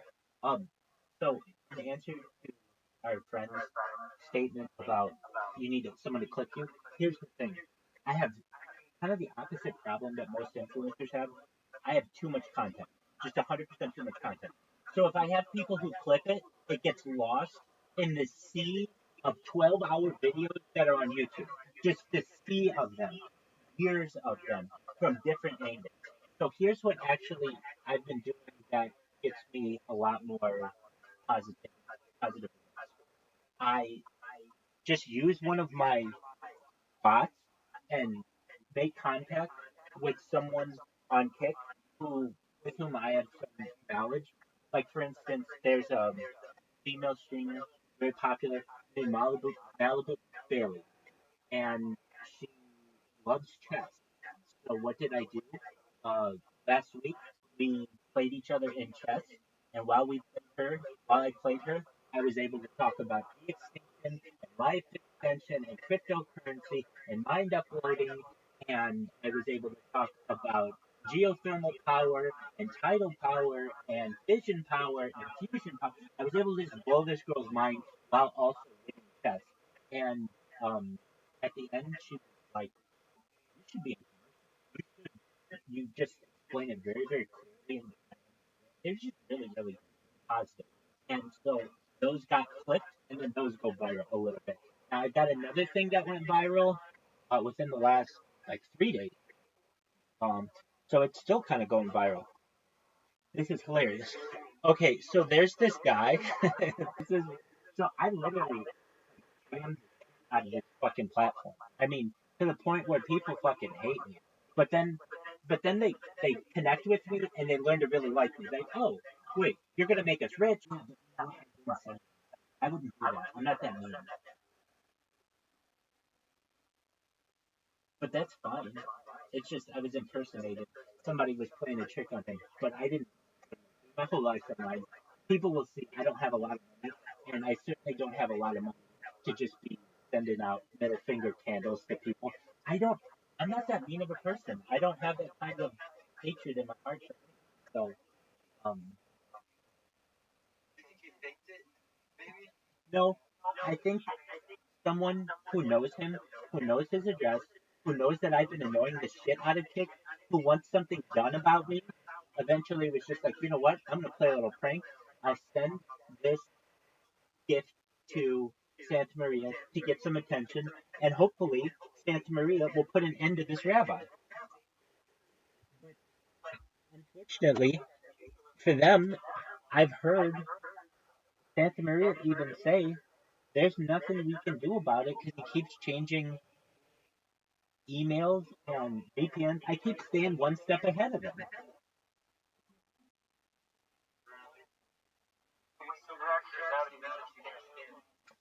Yeah, but not in the craziest of ways that I've ever heard companies. Like, they recognize that in my spam, I say I'm doing it for world peace. And here's another cool thing. They allow me to be interviewed on their platform, even though I've been banned. So, like, I'm interviewed quite often by people on there who want to hear my opinion on a certain subject, and I just so happen to have been banned for one reason or another. And, but according to their terms and conditions, their streamers can interview or can feature banned content. When YouTube you can't, and Twitch you can't, Kick you can. So I'm like, I could care less if I'm streaming on Kick. Kick is just one of the 2 or 3 dozen different platforms that I named for you. And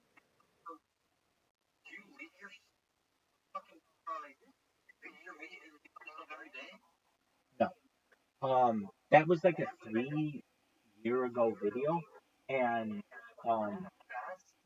yeah, I did this thing like 3 years ago to see how many times I could do it in 24 hours allegedly, and like I kind of think I have like an Olympic level refractory period, which means like you can have sex a whole bunch of times, and I was able to do it 28 times in 24 hours or something like that.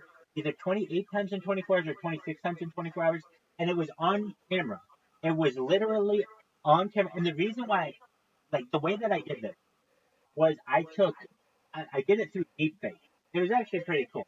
So there's this website that way back 3 years ago was really groundbreaking with deepfakes and porn allegedly. And so you could go to it and get a deepfake of any actress and whatever. So I went because there are 26 letters of the. Well, at first I was like, oh, this is how it started. I was like, man, I fucking just allegedly linked it like 2 or 3 times pretty quickly. Um, and I wonder if I wonder, and I want to do it again or something. I wonder how often I can. I'm on camera. I've never done it on camera to see. Like usually I'll do it in the morning or the evening, but it's not like throughout the fucking day. I've never done that. But I don't have anything else to do. And with this website, I bet I could go and take one hot actress for every hour and complete myself to them essentially. And so I had this kind of weird list. It's not normally the list I would choose, but it was like A was Allison, no, A was Jessica Alba, B was Jessica Biel, C was like Haley Coco, D was like anyway, and I did it for 26 of them. Now it's really interesting. There aren't really any for X, and there was another letter that just didn't have really anybody. But anyway, yeah. And then there's a video of me um on on Instagram of just me going at myself allegedly, and it's like 56 minutes, and I actually go at myself twice. It's very funny to me. I go at myself just live on fucking Instagram like a fucking ape, and then I do it to completion. I fucking like stretch, and then I fucking eat some popcorn, and then I go back at myself, and then I fucking pass out. It's very much like a human zoo to me. And even watching myself in like my previous behavior, I think is very interesting to see. And anyway, that's starting to go viral on um, Instagram, or I'm sorry, on Kick, because what ends up happening, all these people on Kick, especially the women, not all of them, but many of them, they're very hot and they sit there and they talk with their chat, but it's not like they do anything really. It's all essentially to promote their OnlyFans. So they're there, and some guys are like, man, this girl's hot. I wish I could see her naked. Oh, dude, for $5, I could see her naked. And they go and they fucking subscribe to their OnlyFans.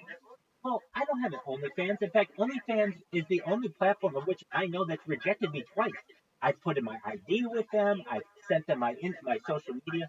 The reason they won't accept me is, well, it could be one of two reasons. One, there's something they don't want religious people on it, and because I go on there with Rabbi Rothschild, that's a thing. And then two, they don't approve of my social media because it's so wild. So, but I'm not allowed in OnlyFans, and I'm not trying to make money off this. This is what I want to happen. Someone to be like, who in the fuck just posts a picture of themselves jacking off, not just once, but twice, randomly, and then tells the whole world about it and calls it a sex tape. That's not a sex tape. I don't know what that is, but that's not really sex.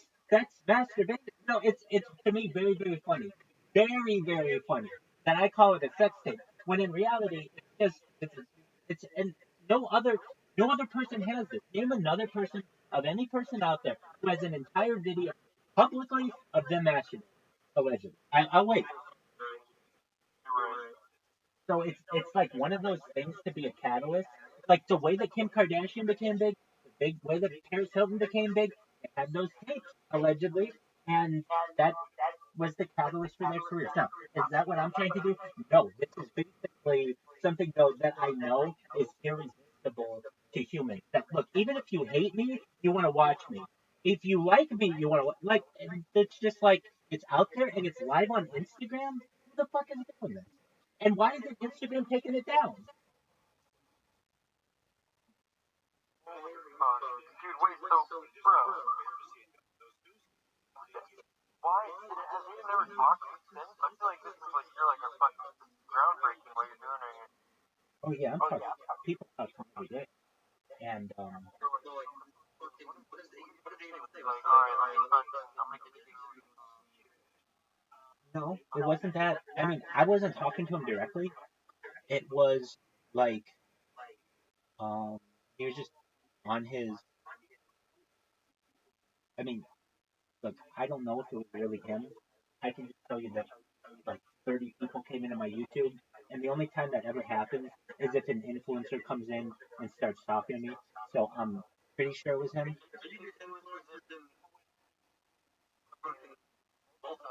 Yeah, yeah. I've made some good friends out of it too. Another one is a guy named Music Biz Marty. He's a pretty big YouTuber, not nearly as big as you Morales, but he is a troller. He likes to troll people, and he came into my stream and tried to troll me, and he was like, "I can't really troll you on anything because you accept it all." It's like, oh, who? Why do you have the pink lights? Because I do. So what? Like, why do you wear a hat? Because I want to. Like, I don't give you any kind of good ammunition. And and when he got to talk to me, he was like, "Oh, you're pretty cool." So he brought like 100 people into my stream once, and we sang karaoke. We watched a movie.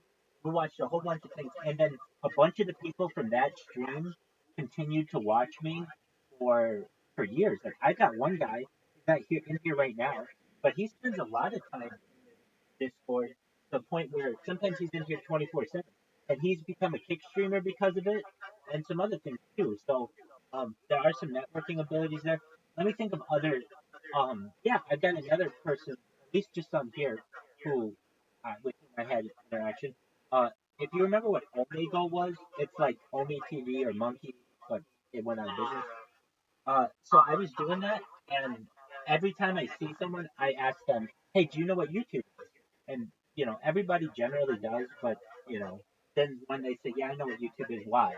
I say because you're live on YouTube right now, and I flip the camera and I show them if they want to be on YouTube, they can watch themselves. and some people think that's really cool. So, especially if it's a group of people, they're like, "Oh, you mean we're on the stream now?" And I'm like, "Yeah." And I'm like, "Okay," and then they do a little thing. Okay, great. So I asked this guy, "Hey, do you know what YouTube is?" He's like, "Yeah, I know what YouTube is."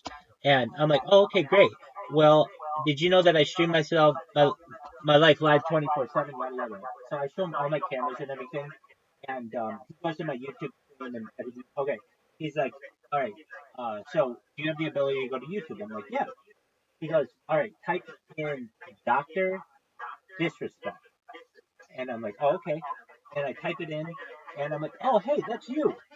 So I was talking to Doctor Disrespect on Omegle, but I didn't even know it because well, I didn't know who he was, but also he didn't have his whole getup on. He just like had a mustache and hair and stuff. Um, yeah, no, and it was totally him. Yeah, and I was like, "Oh no way!" So he was like, this was more than 2 years ago. I didn't know who he was at the time, and so okay. Then there are other streamers with whom I mean the biggest streamer who I have had an impact on probably is Amaranth. If you know who Amaranth is, that big, big titted redheaded bitch. Anyway, so the reason why, well, she's like one of the top OnlyFans models, and Rabbi is one of the top spammers of the top OnlyFans models in the history of mankind. If you go to Amaranth, like I haven't even, I'm just checking randomly, but if you go to Amaranth's clips on Kick, 50% of them will say Rabbi Rothschild and then have my link in here. The reason why is because I created a clip bot that automatically clips people, and then I just put my YouTube link in it, or not my YouTube link, my Discord link in it. So she's streaming live right now. If I go to her clips, the first one's mine, the second one's mine, the third one's mine, the fifth one's mine, the seventh one's mine, the eighth one's mine, the 10th one's mine, the 12th one's mine, the 14th one's mine. That's phenomenal advertising for me. And Yeah, I'm it's not gonna lie, bro. That's really smart of you, man. That's really smart. Holy fuck. thank you. People tell me that. They're like, you know, the spam bot isn't new. You do it better than anybody. There's no doubt about that. But the clip bot, that's new. No one's really seen that before because there's no way to defend it. Well, it's very difficult. Um, on Twitch, they have a button that says whether you want to allow your clip to be or allow your stream to be clipped or not. But Kick is still in beta and doesn't have all of the same features. So they just allow clips to be made of all of their creators, and that means I utilize my bots on every single one of those people. So all you have to do is look at their clips and you'll see especially in quick searches. People will randomly come in this Discord at random hours of the night and they'll be like, "Hey, hey, how'd you find out about me?" And they're like, "Oh, hey," and they'll show me the clips and how many clips I did on them or a friend or something, and sometimes it's like 50 in a row. I mean, because nobody else is making clips of them. So if nobody makes clips of you and you stream for a week straight, and I am making clips on you, you'll have pages of my name associated with your brand. Now, when it comes to Amaranth, uh, I spam her shit probably more than anybody because she streams more than most people at the top of Kick. So in in in just chatting, and that's where my robots come like the most. Like this person who just randomly came in, I don't know who they are, but in most Discords you get this. Like most Discords, you have to tell somebody, hey, join my Discord, or you have to get a link from someone. Mine is actively being advertised in all of these clips, and it's being actively spammed. All it says is you have to go to discord.me. It's much more censored, but right when it was first launched, I went in and asked it all of the secrets of the world, and then I would tweet about it, and I took all those tweets and condensed them into one blog. So if you want to see that, it's at Rabbi Rothschild. Absolutely.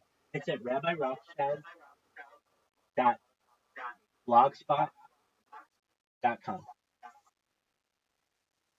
Rabbi Rothschild, it's free.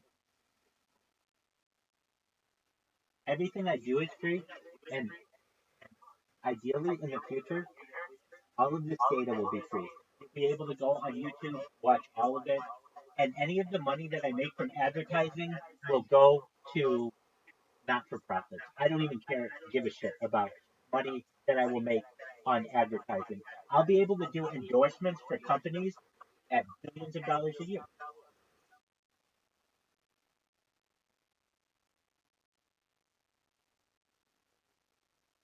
Yeah, so that that that's my name. My name is Michael Yisrael Rothschild.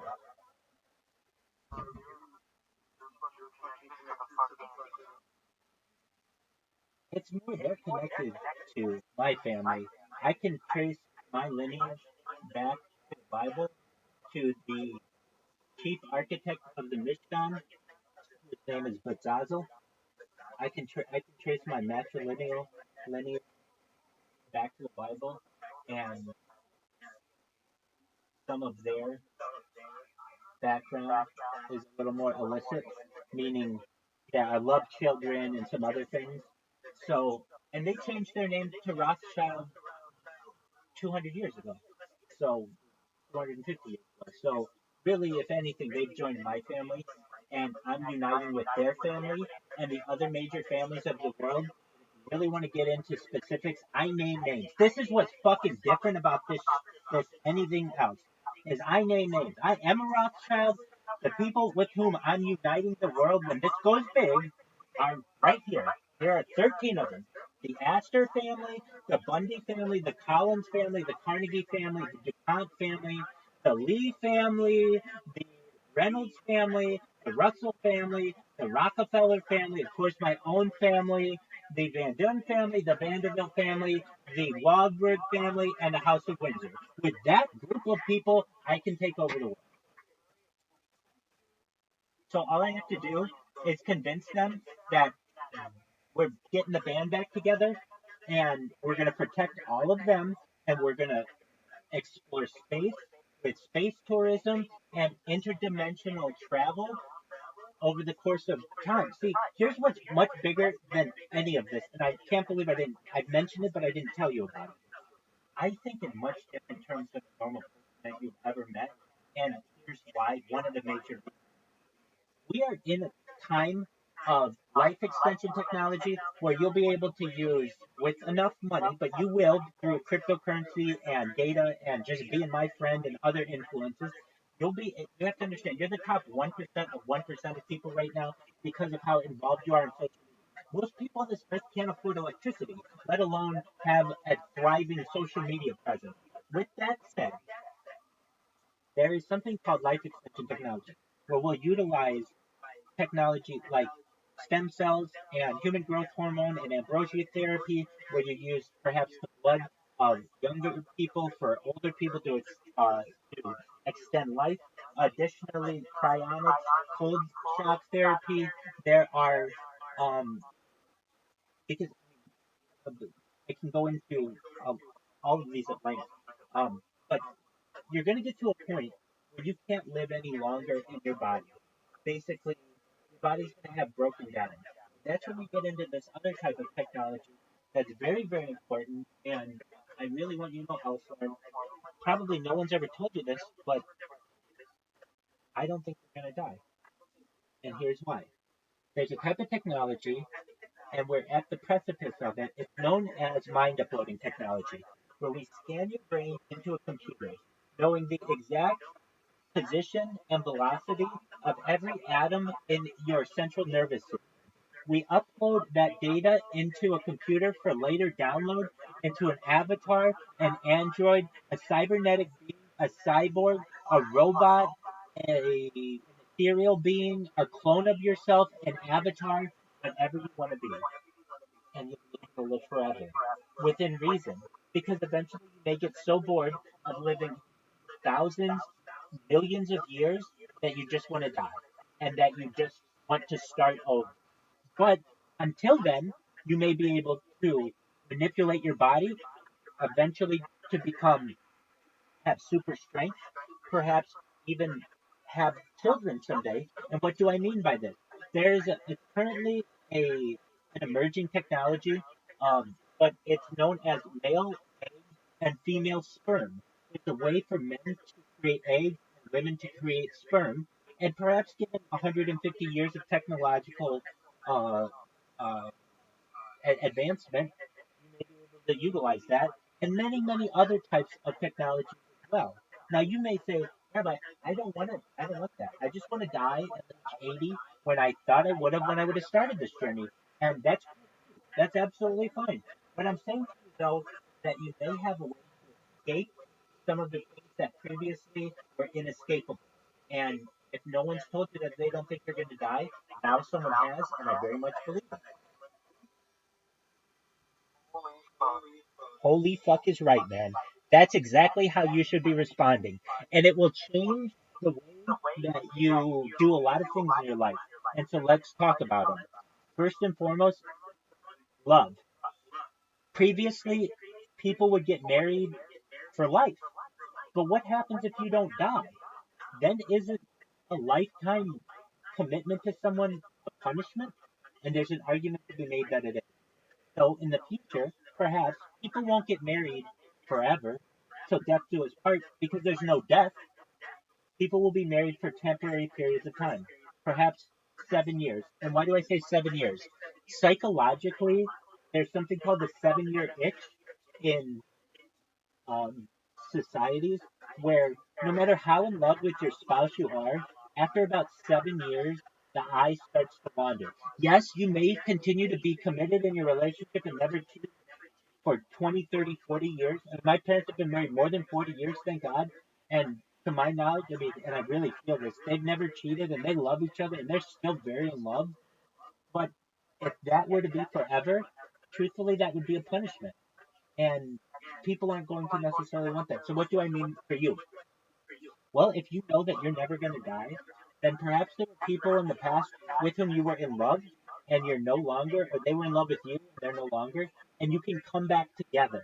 That's a really beautiful thing about love that this changes. So imagine this. You found your high school sweetheart, you guys were married for 7 years. You can continue to get married, and every 7 years renew your marriage vows until you're bored. But eventually, what I'm saying is you'll get bored and you'll say, let's take 7 years off. But that doesn't mean you can't come back together after another 7 years or 14 years or 21 years. If you're going to live forever, it's a really beautiful thing. And that you can keep falling in love. Lovers can keep finding each other, which is almost an entirely new type of love that no one's really foreseen because usually love has been temporarily constrained to 80 years. But now, if you look at it in 800 and 8,000 years, of course you're going to free fall in love with all of those people, perhaps, if you're living and they're living.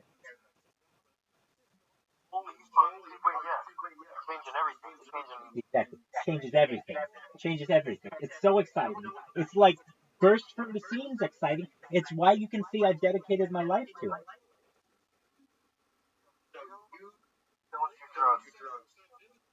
Oh, I do as many drugs as I can get my hands on, dog.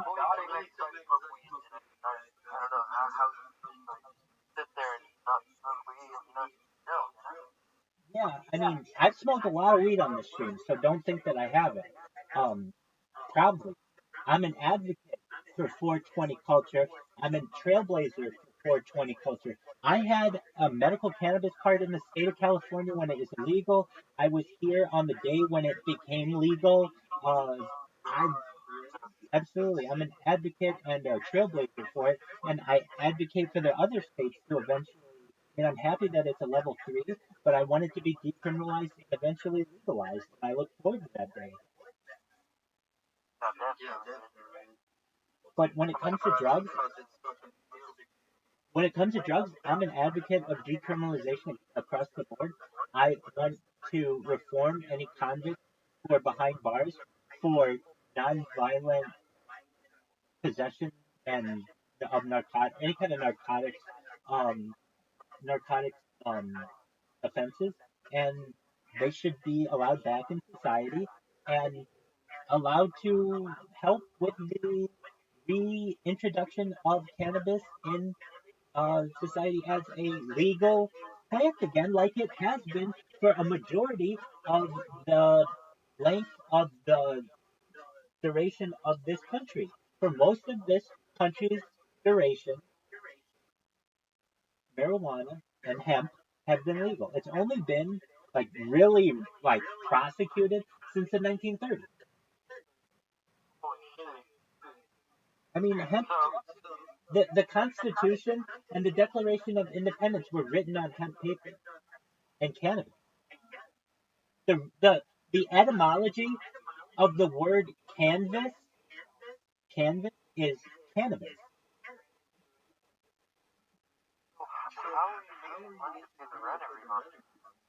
I'm a certified I'm a certified project management professional. I've launched apps on the App Store and Google Play.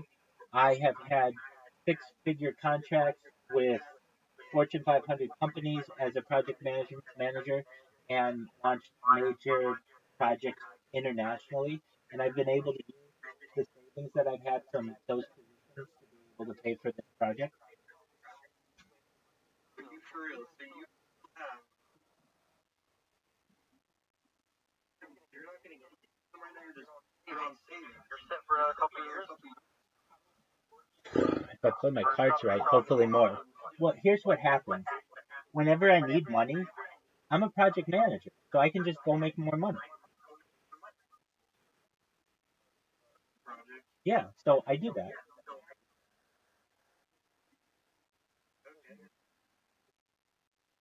So have I run out of money on this? Yep. But then I just go make more money. You're fucking The rent, like, over 2 bands plus Wi-Fi and shit? Started. Just keep in mind I've been doing this for 3 years. I think my rent started at $600 a month. It's very, very low. It went to 800, then it went to 1,000, 1,200. Now we're close to 1,500. So, but I've been living here more than 5 years. It's Irvine, California, which is the crown jewel of Orange County. It's one of the most exclusive places to live in the world. So I understand it, and yeah, I do my best to keep all of my costs low. I don't eat. I mean, I eat food, of course, but I don't do DoorDash. I mean, I've sold my car for this. I have dedicated my whole life to this. But I know if I need to, I can just buy another car. And I know if I need to, I have the ability to make six figures again. I can make six figures within a month. Amazon right now. That's how I make my money. So I'm slowly doing that. Solid.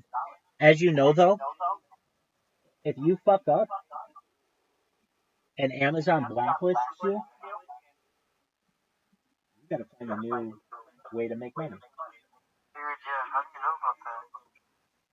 I deal with this all the time when it comes to these companies and the monopolies that they have. And I know the monopoly that Amazon has on essentially logistics in the United States, but specifically consumer goods. Of course. How do you know about that? Dude, I have nothing to do but study this shit all goddamn day. Oh, this is a great question. Okay, so it all started. No, I'm going to tell you the whole fucking story of how Amazon was able to take over the world. Okay?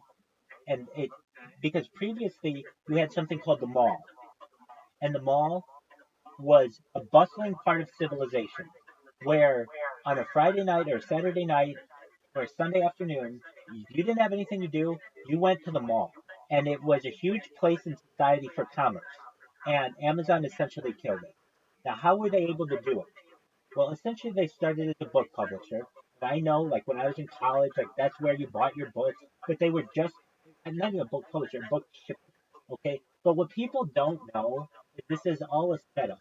That they think that Jeff Bezos started Amazon from his garage, and that's what he wants you to think. But in reality, people don't know that Jeff Bezos' grandfather was one of the heads of DARPA. DARPA started the internet. So basically, what I'm saying is Jeff Bezos' grandfather started the internet. Okay? Now, DARPA also invented things like GPS, global positioning satellites. They invented things in addition to the internet. They invented the firewall. They they were essentially they have helped to develop Patriot missiles and the F-35. Okay, it's essentially a a wing of the United States government that arose during the 1950s. So Jeff Bezos' grandfather was the head of that, actually. Okay, yeah. So all of a sudden he shows up out of nowhere in the mid 90s, and if you ever see some of his old interviews with like Jay Leno in 1996, there's a famous interview of him, and Jay Leno's like, "All right, so you've started this business, Amazon.com. It's losing millions of dollars a year. How are you able to stay afloat?" Now, this is a comedian asking one of the most powerful eventual CEOs of the world how he's able to keep this afloat. And in reality, this is all being essentially bankrolled by the bankers of the world and the hedge funds of the world and the people who helped his grandfather. He comes out and says, "Oh, it's about the customer, and you have to have a focus on the customer. And we understand that we're going to have some losses in the beginning, but if we continue with the customer at the heart of our business, we'll be successful." Now, for any other fucking business, they go out of business when they focus away from profits and all on the customer. There's a reason why Amazon can do this. So then what happened? Amazon then expanded from books to other products. And the way that they were able to take over everyone was their use of sales tax against brick and mortar stores. So you would have a brick and mortar store, a mall, an Abercrombie and Fitch. Do you know what Abercrombie and Fitch is? It was once like the biggest store in the mall. They would hire people who were like models to work there, and what would happen is there was a markup on the Abercrombie and Fitch stuff, and then on top of that, because you were buying it at a store in California or New York or Florida or whatever, there could be sales tax on it. Okay, so then that meant sales tax was going to be an extra 5%, 8%, 9%, 10% more. Great. So then people started to be like, you know what? I'm going to buy the same Abercrombie and Fitch stuff, but on the internet. And so they would go to the Abercrombie and Fitch website and they would see it at a certain price. And they'd go to Amazon and they would see it lower. The reason why they could see it lower, basically, Amazon put away all of its competition and then agreed to pay sales tax like everybody else. But it was too late for the mall. The mall was already dead.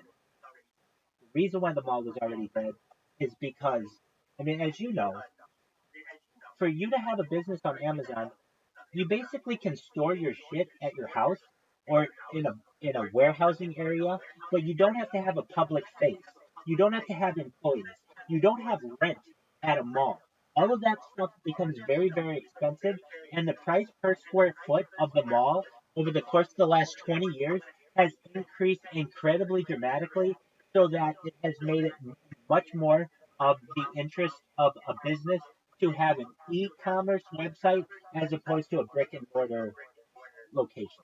Does that make sense? So the way that Amazon was able to take over was through, in my opinion, they were able to take over through running at a loss, which most companies can't do. They were able to do it by not charging sales tax, and then how else were they able to do it? And putting away the brick and mortar store. Now, on top of that, now once they put away all of those people, they are now making their money. Arguably, a lot of it in the future will be less consumer dependent and more based on cloud computing, charging people to use Amazon Web Services. I have a certification from Amazon on Amazon Web Services, so I'm pretty well versed in big data, and I can tell you that essentially the Department of Defense, the United States government, there was a contract for this like almost 10 years ago now, and Amazon beat out Microsoft for it to be the basic cloud storage unit of the American government. And because of that, you have to understand the sheer power that they have over the American government. That, yeah. So it's arguable now that in the future, like currently on the United Nations, uh, like to have a seat at the United Nations, um, to have a seat at the United Nations, you have to be a country. But there's going to be an argument in the future that major corporations should get this. And you watch Amazon and Facebook, Meta essentially, will eventually get seats at the United Nations um, Defense Council, meaning a they'll have the same power as a country like United States, China, France, Great Britain. Yeah. So that's only going to continue to the point where the corporatocracy takes over and you no longer have countries. It'll just be like corporations.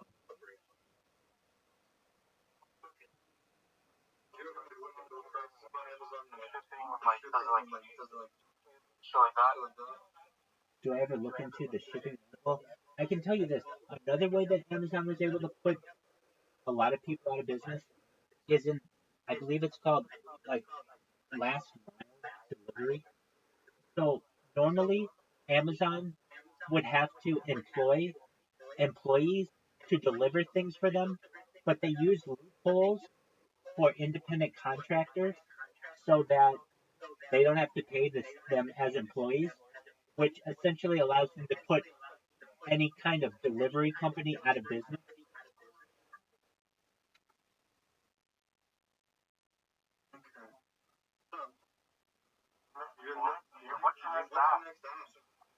What's my next app?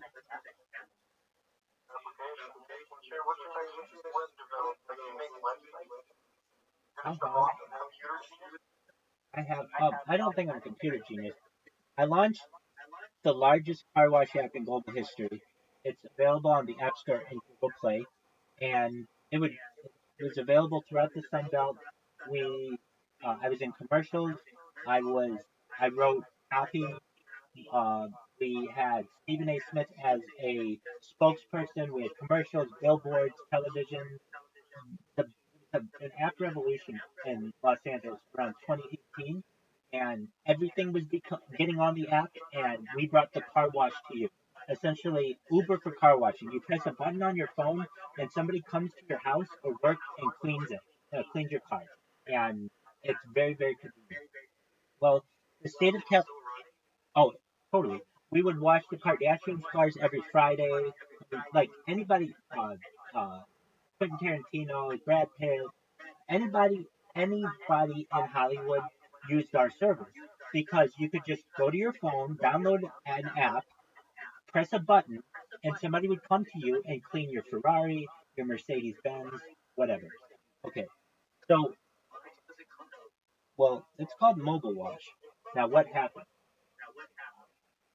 The state of California on January 1st, 2020, passed a law or went into effect of AB5, which changed how Uber drivers and Lyft drivers and car washers and delivery drivers are classified according to the state of California.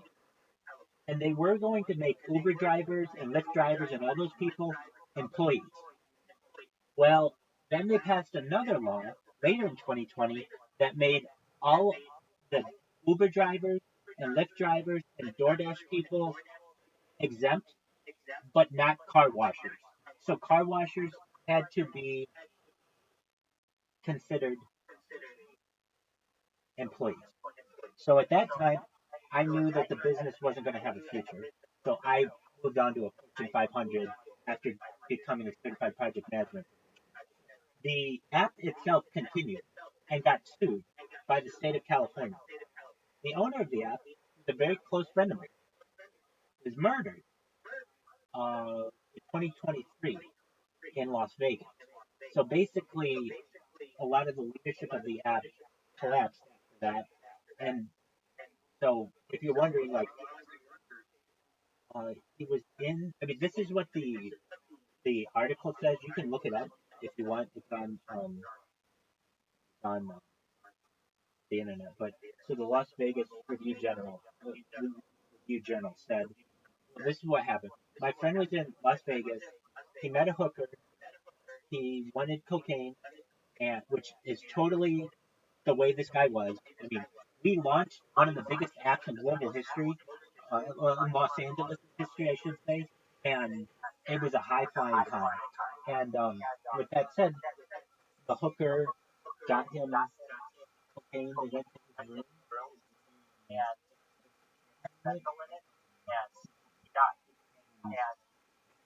the hooker, I guess, I don't know if she robbed him, but that was the plan. She robbed him and she left the hotel room. This all happened, I believe, at the Cosmopolitan or something. Anyway, and yeah. So, do I think that this app could have been very successful?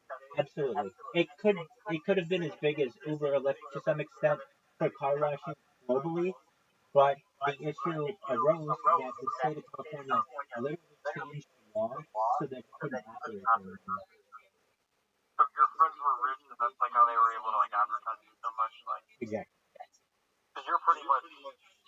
I was the exactly. Exactly. This guy, Investors, the people like that.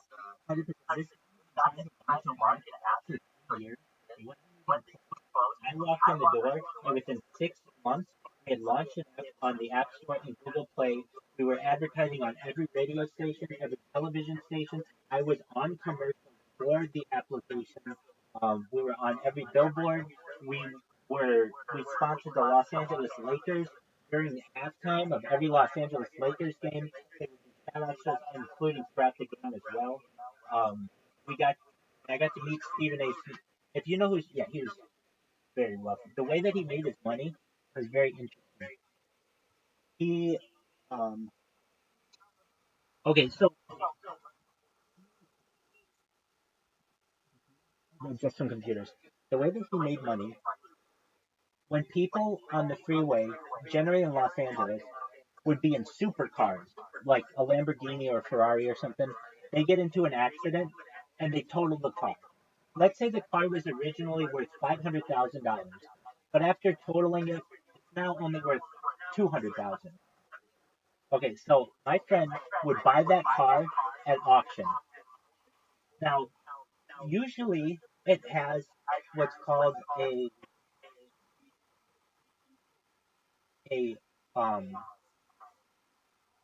its title is just one moment. There's a word for it. It starts with an S. I think. Basically, it can't be driven on the road anymore once its title has been totaled. Um, okay, salvage is what it's called. Salvage title.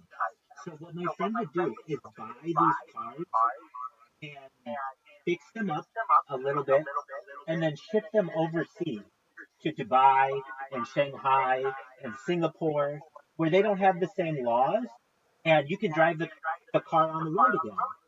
So in the United States, you couldn't drive these Ferraris and Lamborghinis anymore, but in Shanghai and Dubai, you could.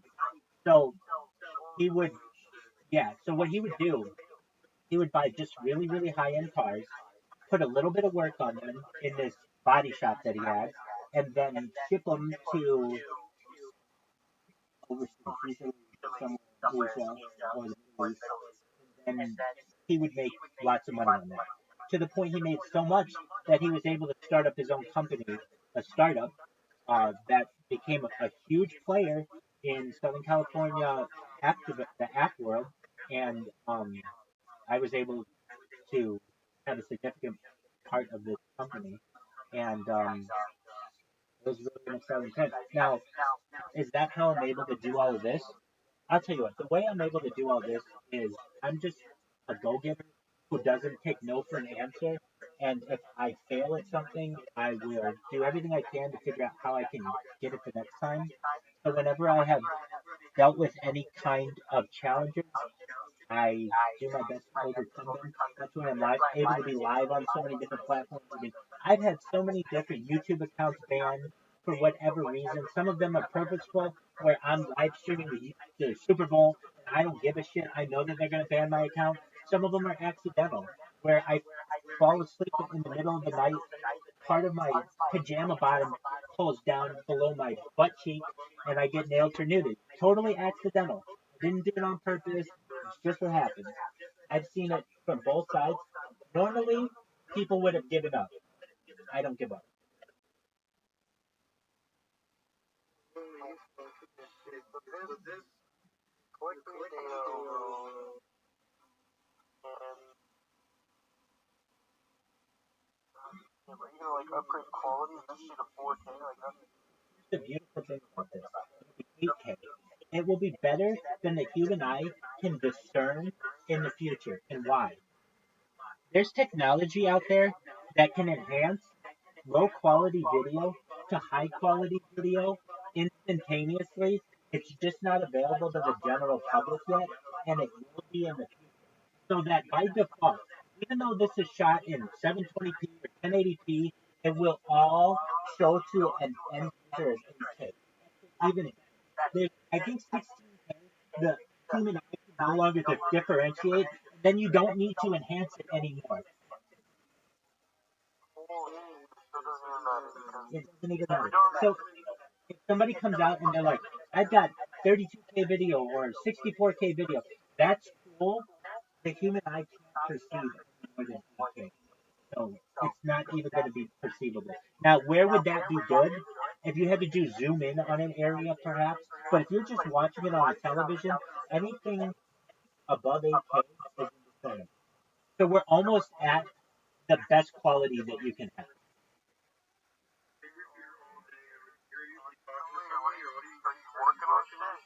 Yeah, absolutely. So my primary concern. Why? Because I don't have to work on them now for that way. I don't have to work on them. And they do programming. Usually, all I have to do is press one button to start them up.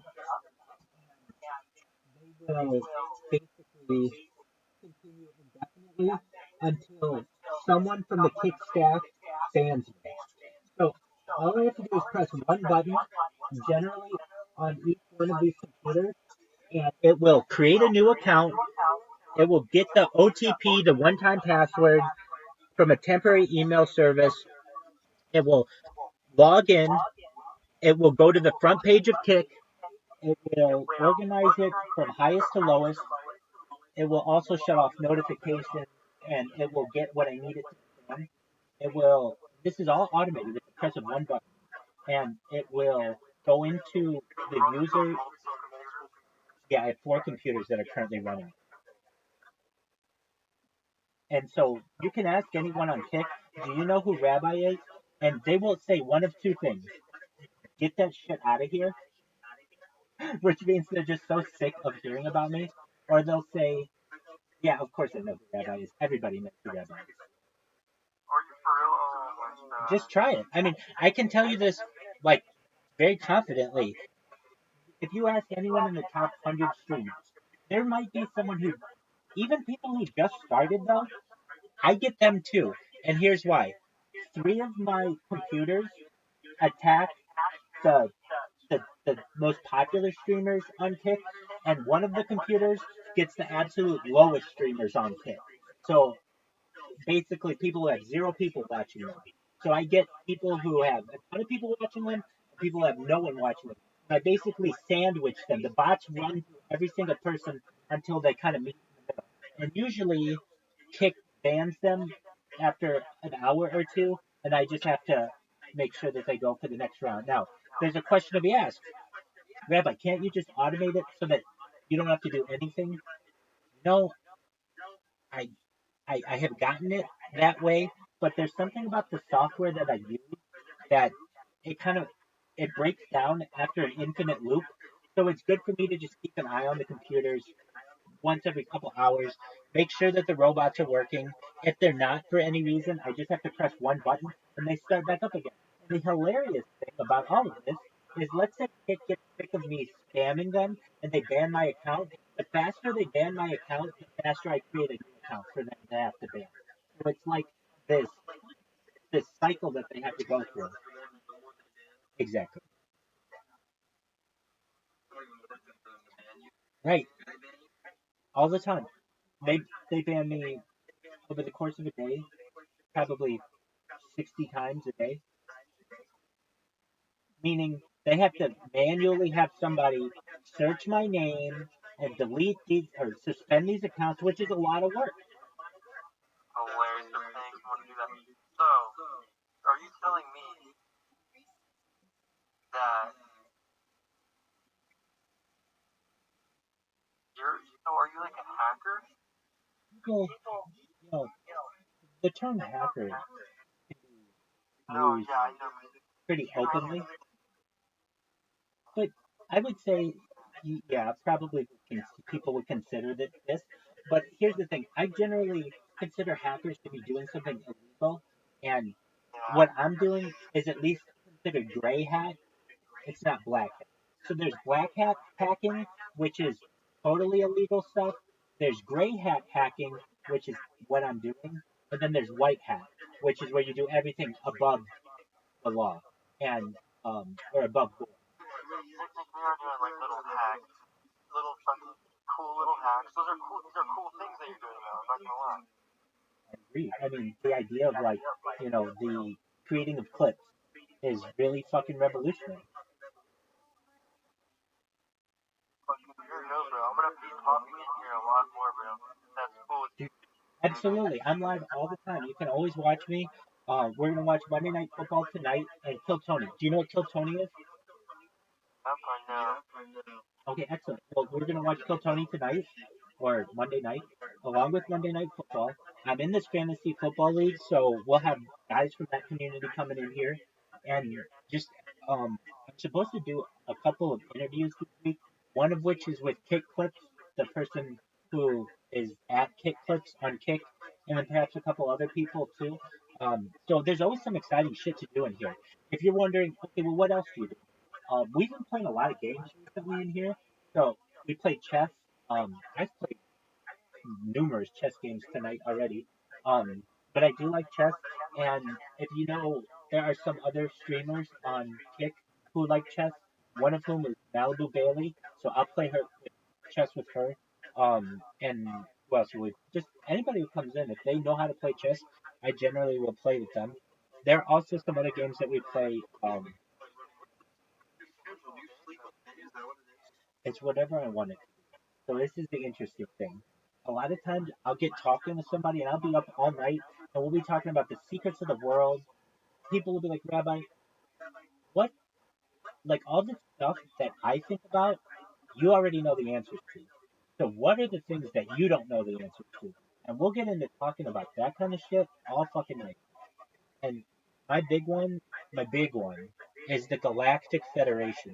If you know what the Galactic Federation is, it's basically the United Nations of space that apparently exists, and humans are not offered a seat at the table yet, but we're moving towards it into a Type 1 civilization. We're not even a Type 1 civilization yet, but essentially we're moving towards that. Once we do, we'll be able to will mature in an at a intergalactic setting, and that's what fucking fascinates me. So I asked ChatGPT a lot of questions on that, and this isn't me just making this up. There's a guy, Chaim Noel. He was the head of Israel's space program, who said that there is a galactic federation and that we're in contact with them here on Earth. And I mean, this would be like the head of NASA and the United States saying that we have contact with alien beings. But it was just Israel that said it. His name, and he also talks about perhaps there may be some kind of alien base on Mars, which seems really, really wild. But the thing is, this isn't just some random fucking Israel uh, uh, program head. This is the head of the top of Israel's space program, who has nothing to lose. He's been in it for 40 fucking years and he's retired. So they can't really touch him. And when he's willing to say this, this is really fucking interesting to me. So, what is this motherfucker's name? Heim. Galactic Federation.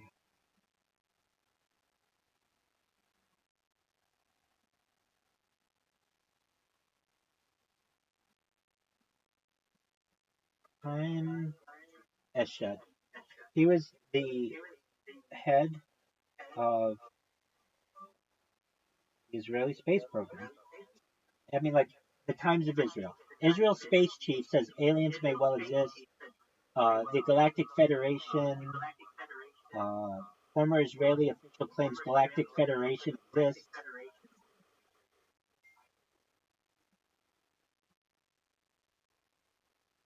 Okay, so I mean, whether it's not or true or not, it's fucking really interesting to me, and no one's talking about it.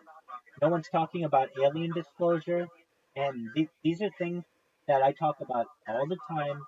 Right now, I'm listening to Coast AM, which is the largest overnight talk radio program in the Western Hemisphere, and I've been on it a couple times, and I love to talk about alien disclosure. Yeah, I've called that.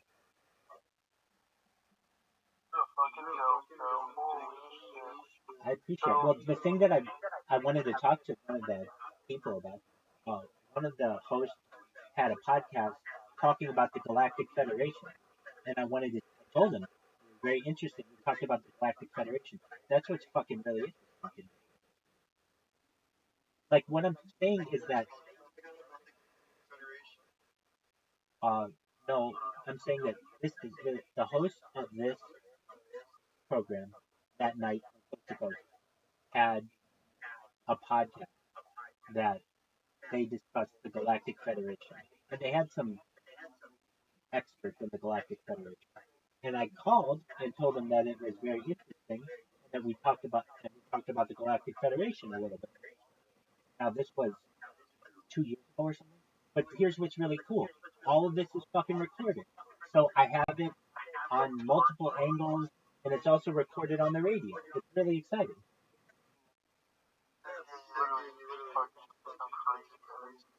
Alright, dude, I'm gonna get somebody in here. Alright? Okay. Somebody wanted to talk to you. Absolutely. Okay, that's a question. How do I get them in here? What is it, an invite link? Yeah. If you want to tell them, it's discord.me/rabbi. Alright, I'm gonna join back. Okay, take your time. Alright, right back.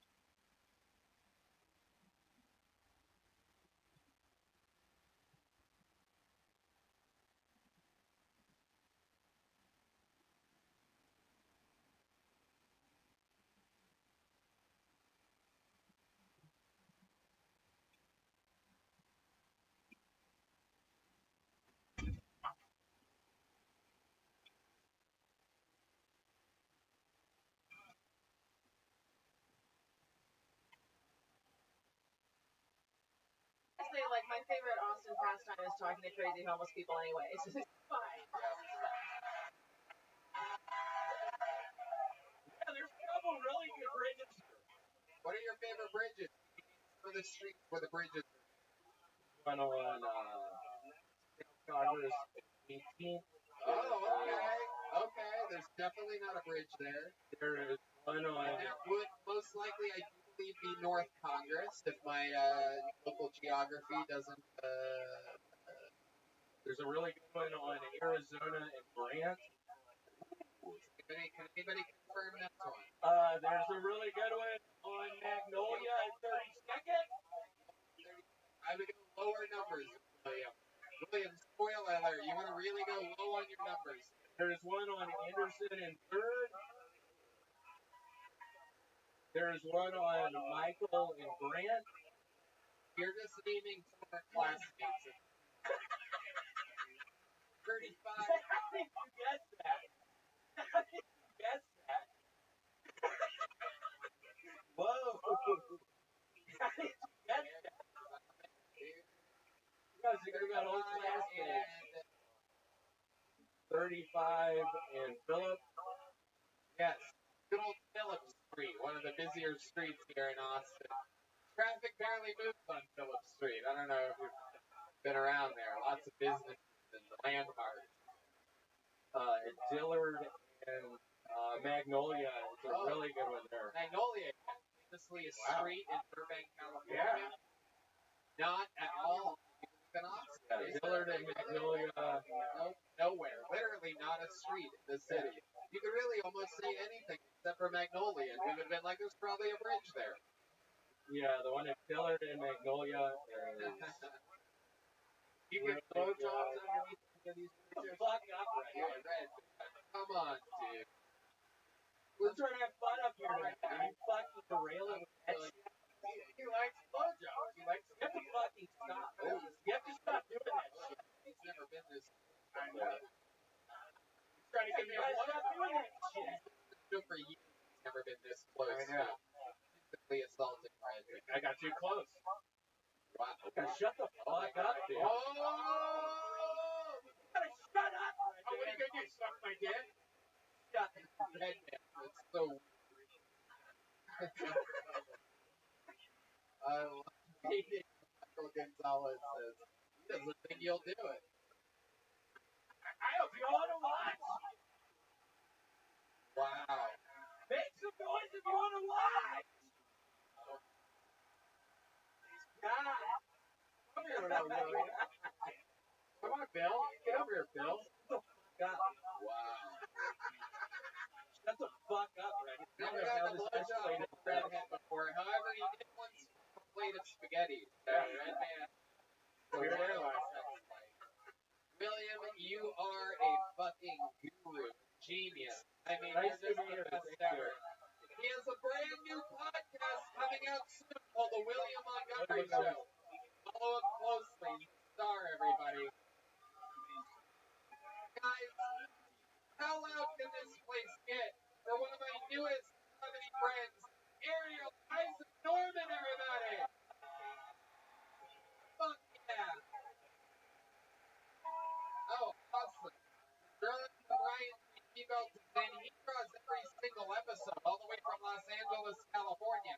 All those prints are available at RyanJBelt.com. Get your favorite episode today at RyanJBelt.com. Guys, how about one more time for the Screwball Peanut Butter Whiskey Kill Tony Band, everyone? Morales on drums, and Kipling on guitar, and the great Madness on the bass, everybody. Thank you again to the Yellow Rose and the Red Rose. Incredible stuff. Thank you, everyone. Just a reminder that there will be a ton of merch for sale. Yo, In dog. the corner of that room, you can How you order living, Pete? tickets and hang out. Kill Tony official after party Welcome, with the great welcome. local band. The man, the myth, the legend. How you living, dog? Well, I don't know about that. But I take that. That's not the smartest person that you've ever met. but I do everything that I can to do so. Bull, how are you doing, baby? Bull, are you there? Can you hear me? I'm doing good, sir. I'm doing good. How's your Excellent. day going, man? Oh, I'm kicking ass, taking names. Let me tell you a little bit about myself. I'm Rabbi Rothschild. I stream my life 24/7, 365 for world peace. I've been doing so now for more than 3 years. I do it because I don't want war anymore. We talk about some really interesting things on this stream in addition to ending world wars through world peace, like ending world hunger. Rabbi, how are you going to end world hunger? Even my man Al Thorne doesn't know this. We're going to end world hunger utilizing some technology like vertical farming and hydroponics and agricultural drones and floating greenhouses and saltwater greenhouses and cloud seeding. That's just half a dozen really fucking amazing ideas that will change the world that nobody is really discussing openly in society. But that would help with world hunger. How do you end world thirst? The way that you end world thirst perhaps is through the utilization of life straws, essentially being able to take contaminated water, run it through a filter for direct drinking, digging of wells, and also utilization of desalination, where you take water from the Earth's oceans and pump it onto land so that it's drinkable. Essentially, world thirst should be a thing of the past in the future because of these types of technologies. Other things that we discuss on the stream that are discussed generally in society, but not enough, are things like antimatter, anti-gravity, faster than light travel, dark matter, dark energy, life extension technology. Word. I've been live streaming my life 24/7, 365 for more than 3 years. This is the most amount of data of any person in global history. Oh, wow. Just one moment. I'm on 33 different devices right now, 33 different platforms. Let me read them to you. And they're listed in this Discord as well. But there's so many, I don't even remember them all. Okay, here we go. I'm on 8 different YouTubes. I'm on Twitch, 8 different Twitches, 8 different Rumbles. Just, I'm not going to say 8 different every fucking time, okay? Just 8 of all of them. Twitter, TikTok, Africa TV. I'm on more than 8 Instagram. I'm on a lot of Instagram. 11 Instagram. Yeah. Yeah, I have 33 different phones. Word, dog.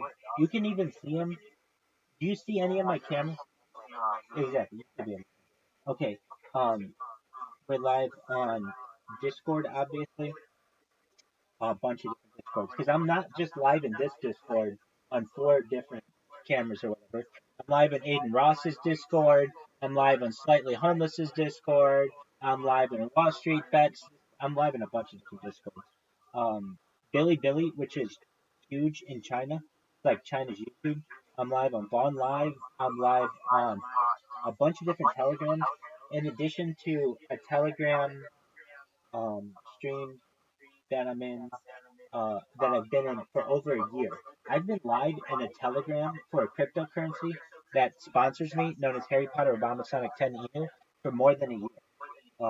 So anybody in that community has been able to come to me, talk with me directly for more than a year. I'm live on Facebook. I'm live on Camfrog, Bigo Live, Loco TV, Nemo TV, Nono Lives. I have my own.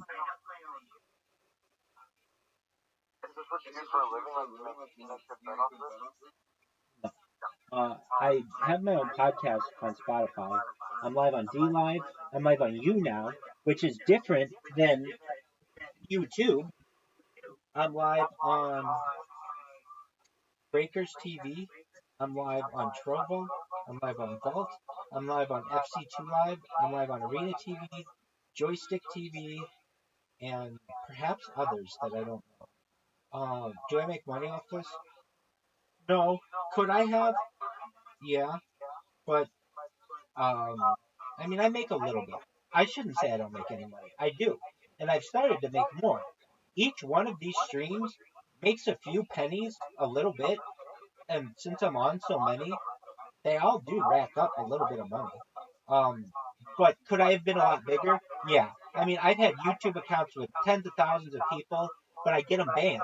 Why? Because I fucking watch the Super Bowl. We've watched 3 Olympics on this. I've watched every major motion picture since the 1930s, 1928 actually. We've watched every major motion picture, including every Oscar winner since then. And I watch generally all of the Oscar Best Picture nominees each year. Um, I mean, I just do my best to make art a part of my life. So I've listened to every major audiobook, every major music album, every major. You're good. Take care of it. Absolutely. You do you.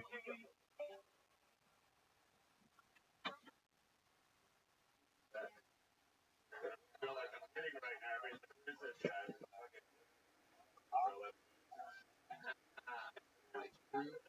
what I mean by legend. I see you up and down Cesar Chavez Boulevard. Where you people know what we're talking about because we have local legends on the side. Local legend is finale called Heavy Ever. That's I love Patty Cap. I'm addicted to Cat. No, hell no. It's like the most dangerous job ever. I like it because it's like modern day slavery.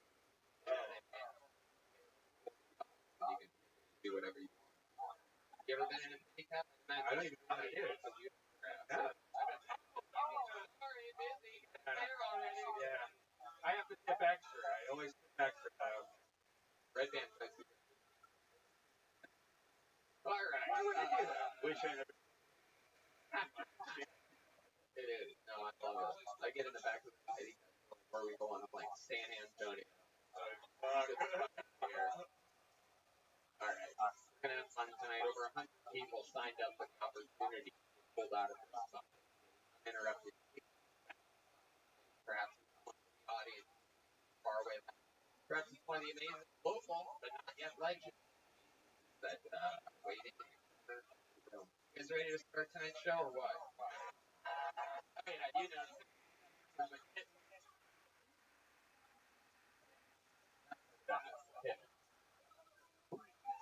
yeah. How you break from the bed? Put him back in the cage. All right. Ready to start tonight's episode or what? I'm gonna get to this. Instead of saying the name I just pulled out, we're gonna save that for a second. I have a special guys. This guy was made a regular here in Austin, Texas. He's a monster. Kills every single week. It's unbelievable to watch. Here's a brand new minute from the great Hans Kim, everyone. Start tonight's show in the bag.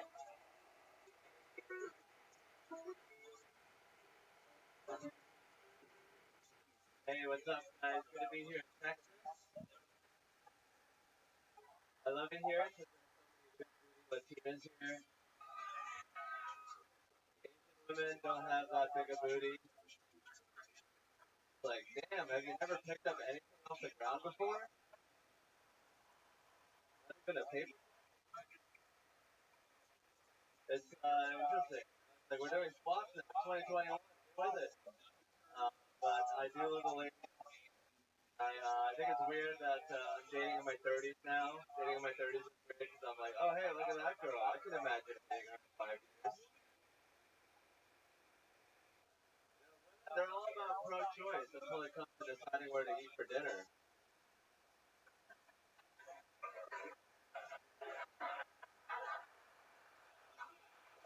Only pro.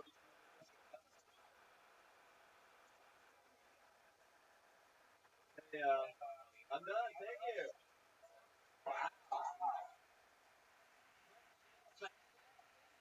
If anything you wanted to get that. Yeah. What were you gonna say? I was gonna say this hilarious joke on scissoring. Okay. All right. Maybe we'll Maybe we'll be lucky enough to see him. All right. Probably. Hans, welcome back. Fun minute. Yeah, I really enjoyed it. Thanks for having me. Ellie, I love it. Stuff Elon Musk would program into a robot.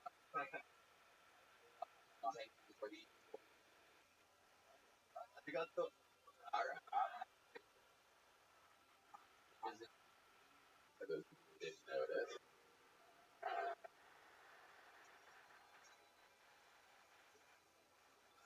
What's been happening on nothing of real life is always so much more interesting we can mention. My real life is pretty fun. This weekend I went to Dallas, Texas to do a little comedy. Met a beautiful older woman. Whoa, that older twice. older malfunction, old. How old are we, bro?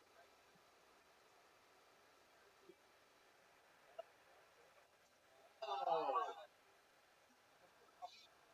About 43. shit.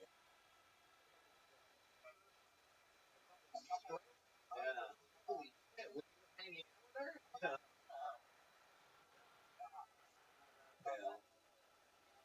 She had a couple tricks, and that affected the way that she looks.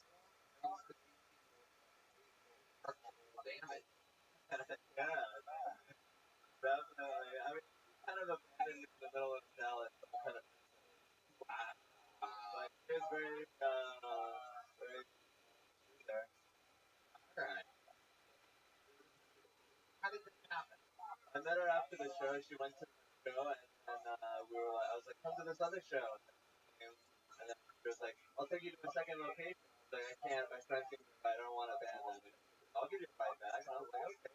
And then she was like, I'm not giving you a ride back. And I was like, Wow. What's the fucked up? What did you do? I Iowa. Whoa. Oh, Hans. The way I'm willing to bet he Pretty real. she driving when you touched her thigh? No, we were in the back. Her friends were in the front. She would like cross her legs. And I put my hand like right here. Oh, that's very forward. Yeah. And I'd imagine you were probably sitting in the backseat of the car, and I picture you sort of looking at her in the eyes while you do that. Am I right? Yeah. So your head is turned at a 90-degree angle. Wow. While you're sort of right in the region of, call it slightly molested at that point, right? I think she was into it. It was pretty hot. I was man spreading, which is no, but it's sort of like a forward move in a sexual advance. Would 43 be the oldest woman you've ever hooked up with? No, I actually hooked up with like 58. Oh, disgusting. Damn, Hans is into like reverse pedophilia or something. Shit. What do you do with a 58-year-old, bro? What the How old were you when you hooked up with the 58-year-old? Like about 26, 27. Whoa. Damn. Cool, man. It was really not. She did this thing where we were having missionary sex. Missionary sex. I love that. You should go to church. And then she sort of put her legs together, and then I was still having sex with her. Like, Oh, that's called rape. Pretty sure that's where the rape referee would throw a flag. We got a rape on the flag. We got that. Raping. Leg closed. That's no longer the missionary position, my friend. That is crucifixion, if anything. Kids, right? Maybe she has a really pussy trying to stick together. Oh my god, Red Dan. Red Dan doesn't know how vaginas work, everybody. Closed her legs. What was that doing? Was that naked? it changed the angle, it made it tight. It was just a totally different. Not tight before? It was adequately tight. That tight. I threw in my drive.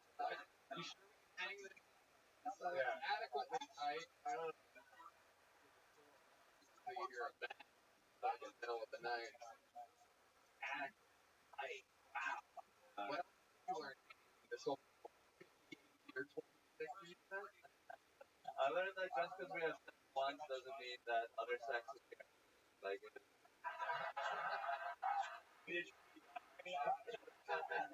You murder her. Not guaranteed. When you have sex with the chick, guys, natural causes. Oh, no more? I didn't even get half her belongings in the marriage. I learned that women very very mysterious. They have a mind of their own. Well, yeah, they do, dude. That might be the most insulting thing ever in the history. We all just witness on saying that Just canceling himself within a minute. a 58-year-old Child molester. What else was there? I think that's how Asian men treat Asian women, though. Is that like kind of like a part of the culture? No, they're great people all the time, all the way around, no matter what. You realize all women I mean, they think differently than us. Oh, yeah. You're a fucking cheat. What else has been going on? What else did you do this week? I hung out with my friend Phil Garcia's house. Met his mother. Heard the Oh comment. shit, look out. Oh shit. Oh my God. Keep your moms away from that man. The 58-year-old fucking dragon slayer over here. This fucking guy. Alright. What else? You do any shows? Any fun shows? I did some fun shows at Dallas Comedy Club. I did this show at LG Tap for a bunch of Latino Mexican Americans. Interesting audience. Very fun, very vivacious. What does that mean? Big old Mexican and shit. Just looking at me. Weird. Wow. Big butts, right? That's what They were like shouting out. They were participating. They were changing. like having a good time or something. It was weird. They didn't do their math homework that day or something. What the fuck? I love it, Hans. You're absolutely fantastic. We love having you on the show. We'll see you again next week. Lazy time, everybody. Living legend. The icon, Hans Kim. Wearing his glasses. But, Wearing his glasses again. oh yeah, that was an interesting time. Sahad Masood. Next on Kill Tony. Sahad Masood. Alright. Pulled out of the bucket. Oh, forgot about that name. We got Sahad coming. Is there movement back there? Anybody see anybody coming? No? Alright.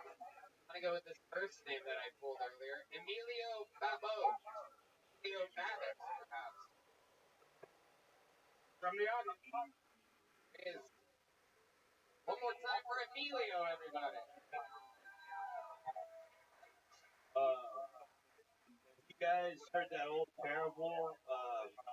People who live in glass houses should not throw their wives down the stairs. This one, Jesus. Plan B.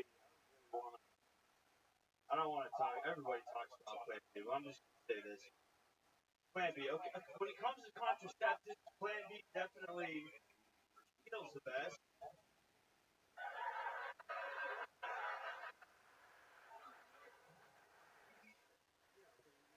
What's going on, dude? Tell me. A couple weeks ago, I found out that a roundabout's not the same thing as a human trafficking ring. My buddy was like, human trafficking ring. What? She's fucking stupid, turn left. Fuck yeah. Emilio Am I saying that right? Yes. Yeah. Well, how long you been in stand-up? 2.5 years. Yeah. All of it here in Texas? Yeah, all of it. Oh, I love it. How's it been going for you? Good. Yeah. For work?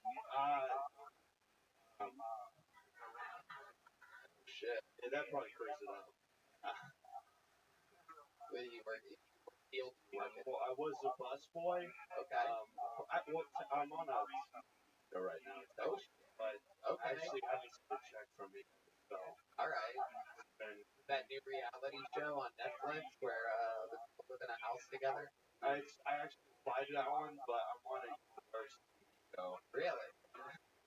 Is that cooking show? It's the Walker Texas Ranger. Oh shit! No, that's a good show. I know that guy. So Jared Pat, Yeah, he's my boy, but oh my god. I know where the camera is. Sorry, Jared. What's your role? I play Texas Ranger. Wait, you're one of the Texas Rangers? Texas Ranger. I thought you were a pedophile victim or something like that. Or the pedophile, like the role, really. No, I play Texas Ranger. Right. The deputy character, Yeah. sort of, right? I'm the young hotshot ranger. He's a wisecracking. He doesn't follow the rules. Cool. How long have you been acting for? Not long. It's like. Oh, jeez. Look at that. Not good. It's incredible. Yeah. I'm a bad actor. Where's Walker Texas Ranger? Where can people even watch that? It used to be on what? The USA Network back in the day. It's on the W. I told you guys already, it's a bad show. They're dressed like their old frog mascot, you remember that guy? I don't. Yeah, I love that. Where do you get a turtleneck like that? I'm a big fan of turtlenecks. I want to know. Where do you go like that? I buy this myself, but that has gifts from grandma all over it. That's a fucking girthy turtleneck. It has to be a gift, so that's my theory on it. It makes my eyes pop. It makes my doesn't it make my eyes pop? No. What the hell is happening?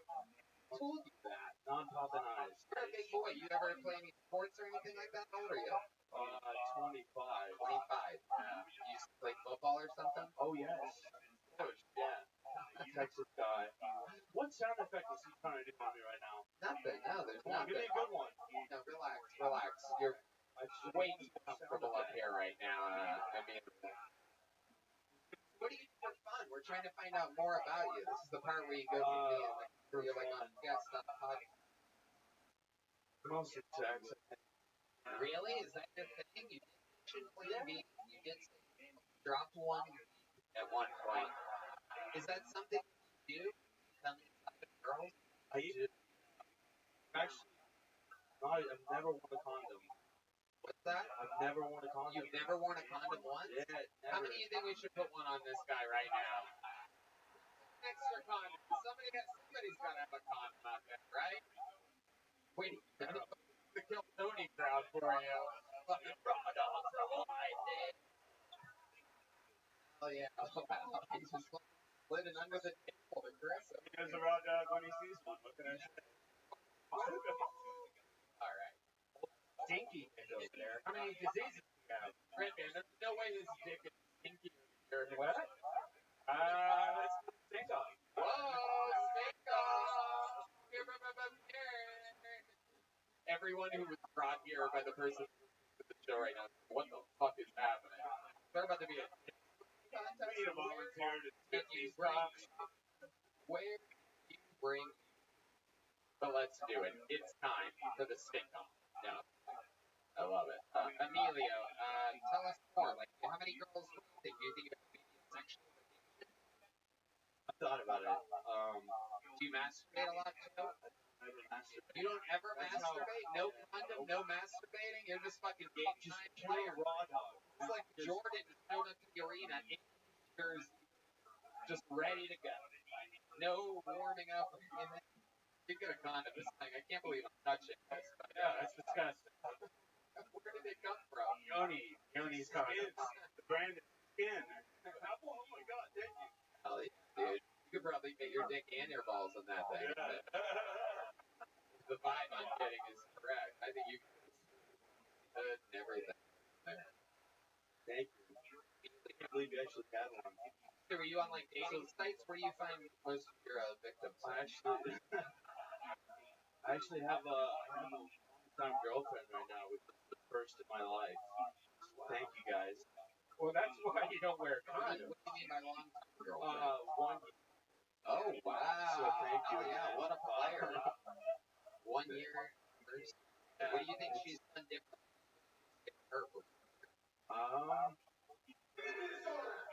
In any sense there whatsoever.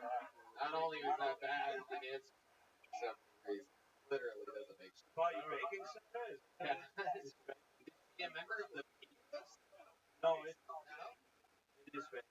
That's what it is. Alright, great. Yeah, you can found your way out of the question. Yeah. Bad for literally 50. Has she been with anyone else besides? Hell yeah. Nobody starts with this. Was she pure? Is what we're asking. So in short. Alright.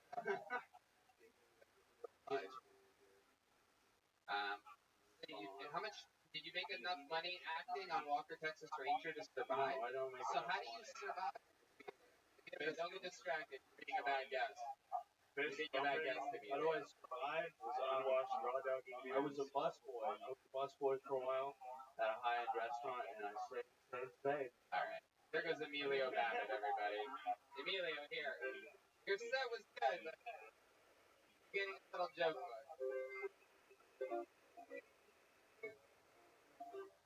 My microphone cord is tying itself in a noose right now. Don't blame it, Emilio. The CW is going to be so Oh shit, Michael Lair is yelling at the side of the stage. What is he yelling? What? Let him what? Bang? Fuck yeah, ladies and gentlemen, Michael Lair, everybody. Here he is. Alright.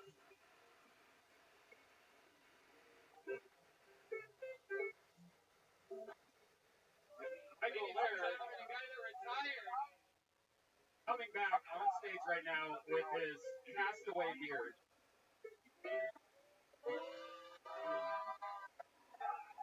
Guys, give it up for Michael Lair.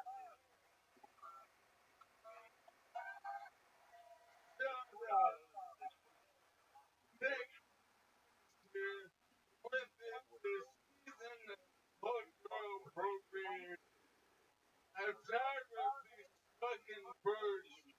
Their feathers trying to be Indian. You know what?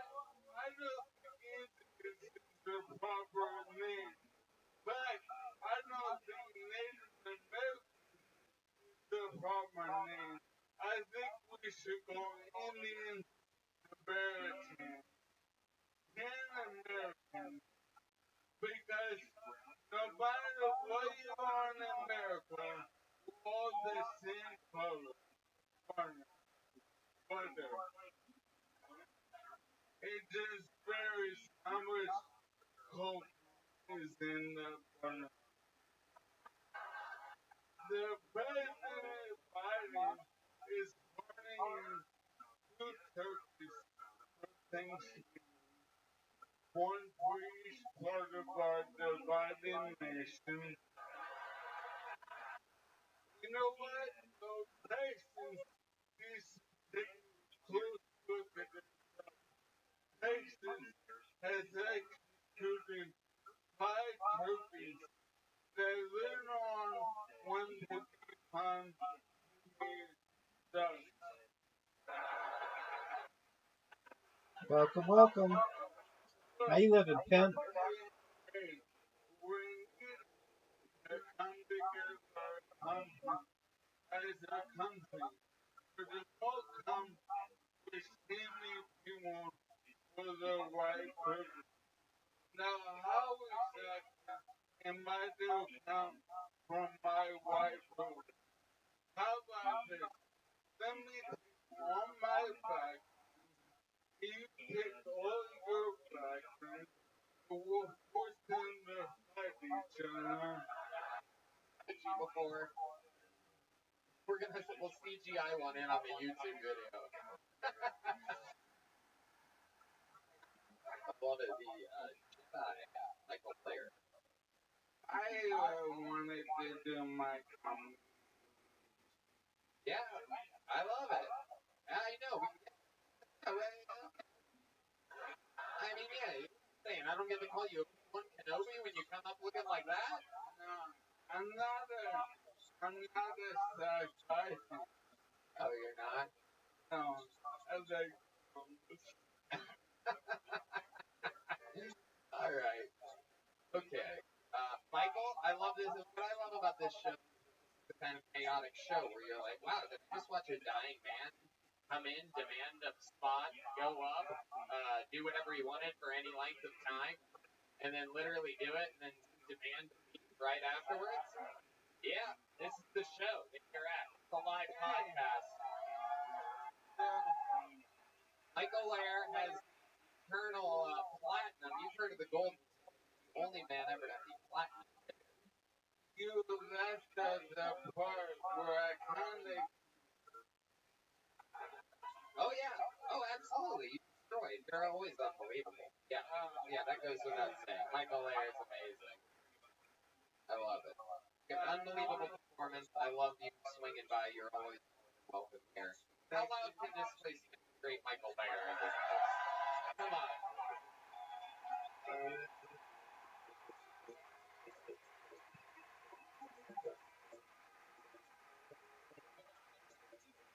Come on, one more time for Michael Lair. Former regular.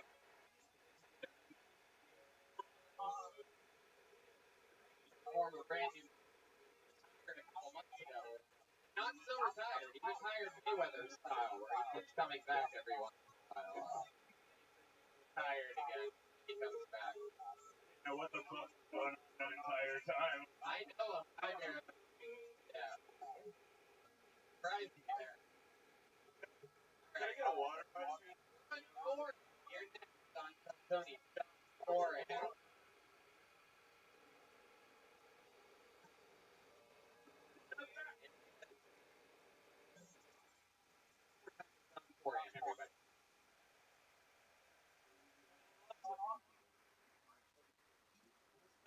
Is so fucking relevant. They're trying to start the next song.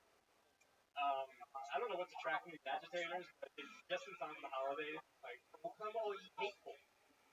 From Kenosha to Sheboygan, that is a but you know who's really salty right now? That dude from making a murder, right?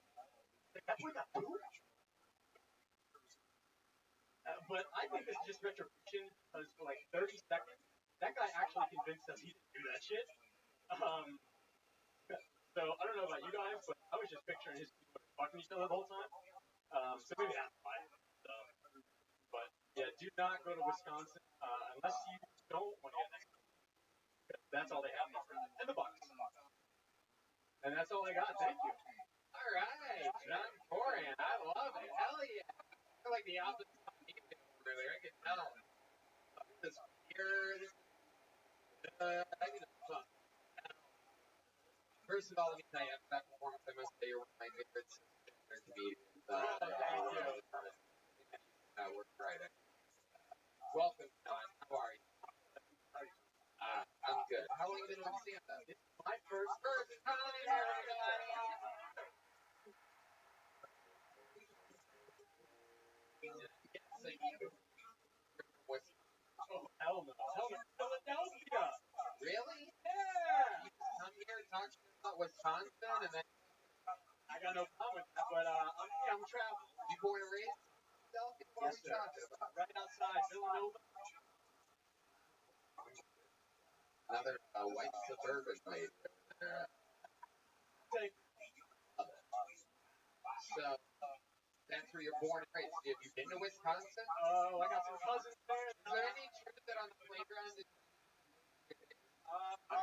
playing chess? Am I right? What a nerd. All right.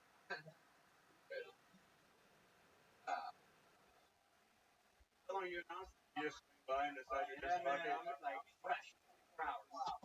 At 8, did you decide to do stand-up for the first time? So, First time Texas. Fucking love it. where'd you met your like? That was just from the heart. In the tragedy, that kind of spurred some creativity. Thought. I fucking hate to say it. I'm gonna call it that, but it's just like a. Hell yeah. Gonna listen to. Remember you walked up, I was like, remember Swallow does comedy now? Not what you do for fun. Everybody wants Well, I just quit my job. good job. And why did you say that like you're on a game show right now? Like the new thing you do, right? Nobody is. What's your job? I was working Aria in Vegas. Oh wow, I know the Aria. Yeah. What are you doing there? Whoa, look at the boy, everybody. Fuck yeah. Ladies, important when you look at this. Hard to quit. Look at that. Good hairy boy over here. Get that a lot. That's why I never read the books.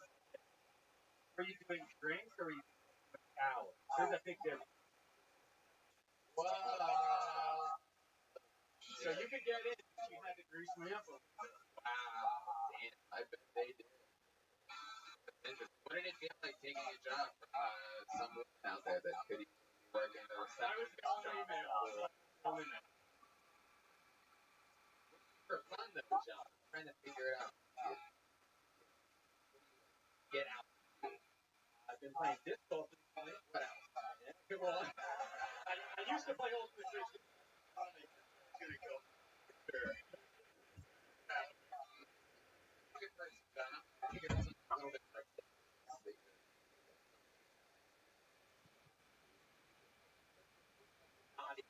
You've ever done in your life.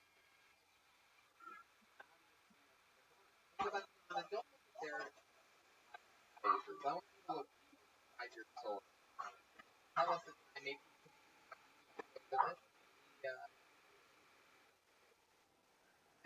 Right on your taxes. They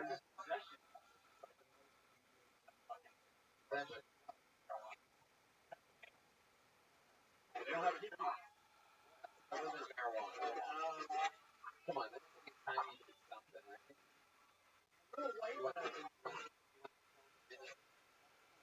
Oh, no. I've heard of it. I would I would get in trouble. Whoa!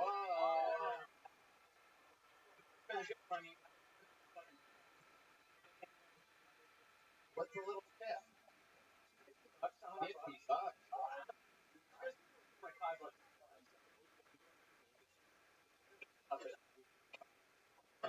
So horrible. Crazy time. Love like Talking to people that what? talking to a girl that Talking? What does that mean? we're step before. All right. Is that like third base? Something like that? We're out of the park. We're in like we're in the World Series. Really? What's John Moran like? Can you describe it? I feel like it starts you coming in like a Rocky robe or something like that, like boxing gloves on. I'd like to think I consider people need. I bet you do. I'm not one of these guys that rolls over, you know. I'm not a fucking brutal enough for that What's shit. the longest you sprayed a pussy? You had to guess. Ballpark. Give or take 10 minutes. 10 minutes. 10 minutes? I cap out it. Really? What's going on? You're weak down over here. Jesus. More? Think about there's even more than I don't need more on the other net than 10. Like, we know you don't. Everybody in the room knows that you come right away. John's the guy who comes putting the condom. Oh, fuck. Oh, much pressure. Fuck. I'm really sorry. Do you have another condom? I'm not a million. I don't wear condoms during the blowjob. Right. But you seem like you would wear a condom. You know that, right? You seem like, real quick, and our president. I can't believe left it here. It's the young one. Don, how old are you? 26 last week. Wow. All right. You've never really done anything rebellious. Never fucking. I worked on the Andrew Yang president. Whoa. How was that? It was pretty cool. Wow. Good experience. You're the receptionist. Might as well. You get to talk to Andrew Yang a lot? Yeah, I got his number. You got his number? Well, we all. How many of you think you call Andrew Yang? Come on! I need you to call me.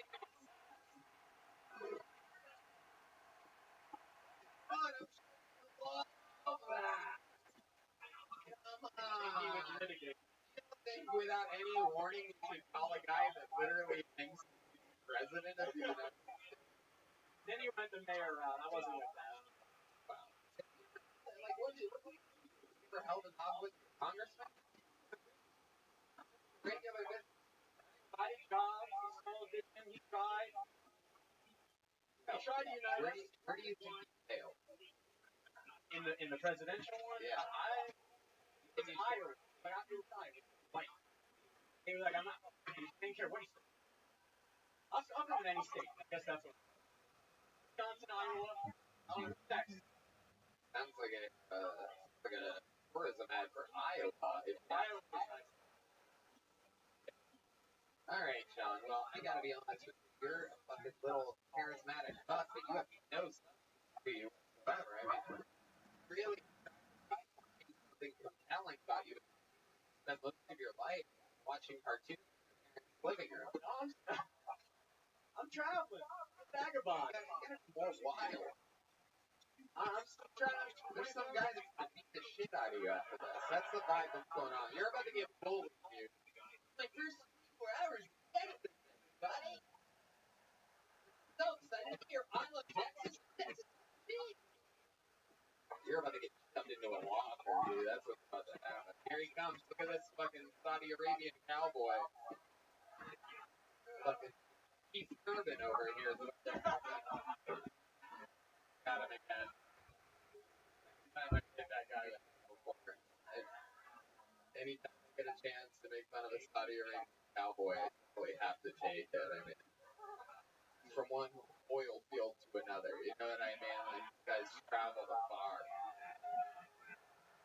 Right, we're having fun. I think I'm having more fun making fun of crowd members than you. There he goes, John Forian, everybody. Back to, here you go. Take this back to Hogwarts with you. Fuck yeah, fist. Hogwarts. Alright, you guys having fun out there, huh? Alright, we're doing it. Ooh, I like this name. Tiger Maximus. Let's see what happens here. Good handwriting. Tiger Maximus. Hell yeah.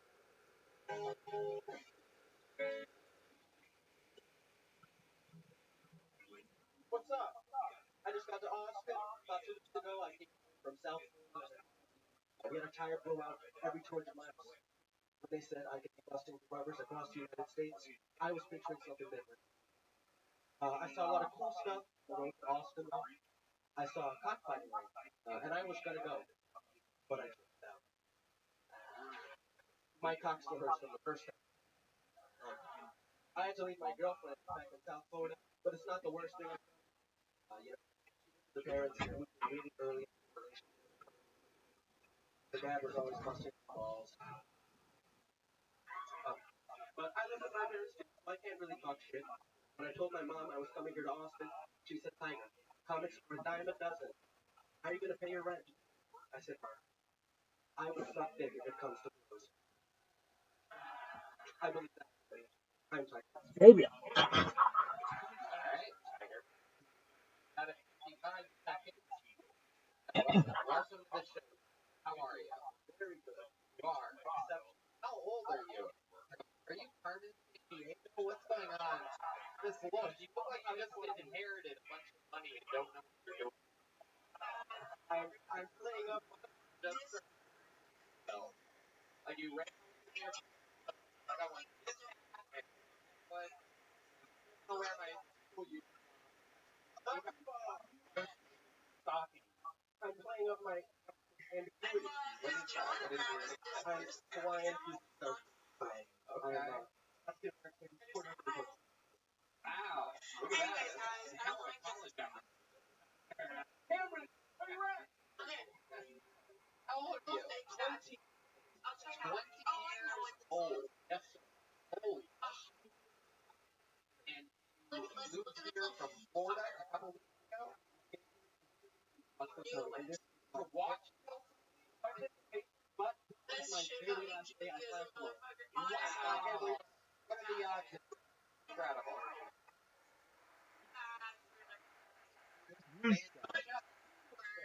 Incredible. What else? 80 years old. Tell us more about. You're already 4 inches last night on 4. I was a singer for the first of my life. You were a singer for the first decade? I was I'm a little bit pimp. Fucking Hawaiian Michael Jackson. What's the deal? What a lot of people say.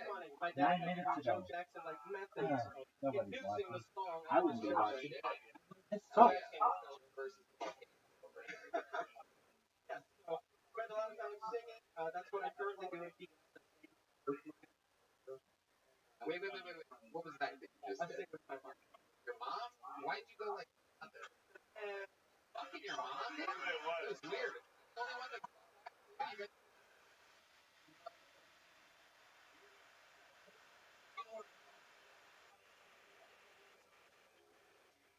what's going on over there? Not much. Okay. You guys what? Wow, the whole family. You're a singer dancer. Less of the dance, more of the singing. Okay, just a singer. Just in one place. Yeah, I've actually done a lot. I sang a lot in Hawaii, a lot in Vegas, and I, that is my family quite a lot. Let's just say that's fine. While my brother and I had to figure it out. First 10 years you're doing that, and then what? I was told to come to Austin, but I took, and then Joe Rogan podcast.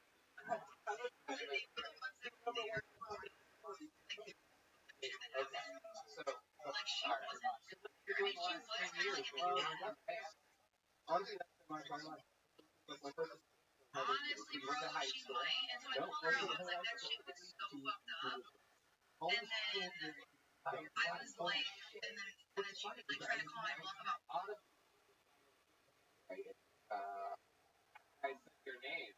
And compared to everybody that does your handwriting, now that I know your home extra. Well, thank you. I actually were on. You know what I mean? I can tell you like how good your handwriting. Incredible. Absolutely incredible. So, what else? Tell us more about you. Hey, what's up? 13. Okay. My father's side, Hungarian woman, my that's kind of cool. Like 20. Okay, so.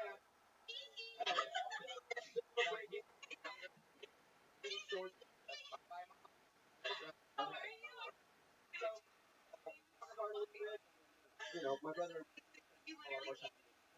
of control them. Wow. U.S. back.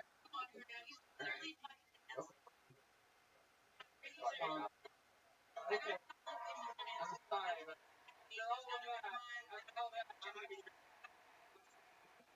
now I know I can totally take every time. Are you home?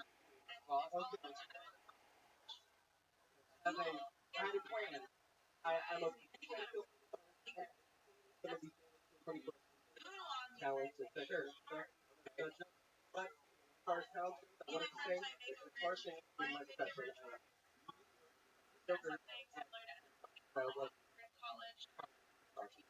Wait. Guitar after saying that you're well, that's up to feeling. I don't know how he feels about Hawaiian Puerto Ricans, Africans, or Portuguese, in all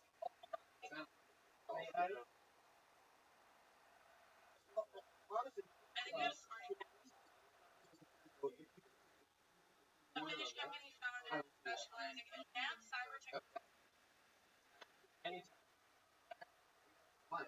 like your father's.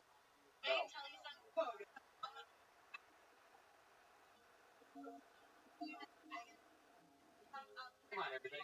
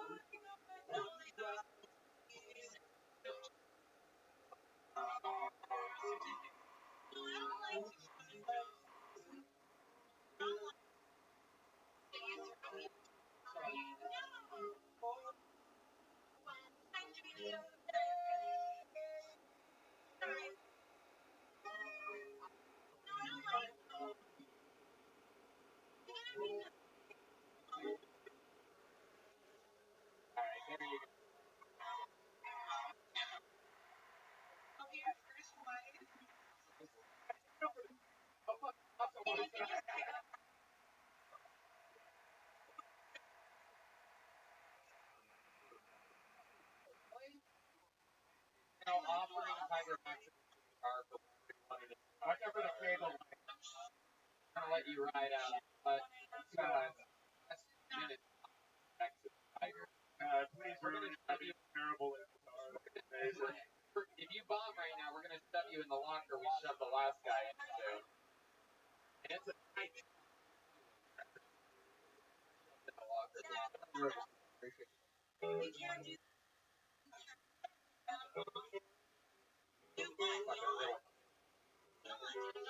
What happens? I'm gonna do show and tell.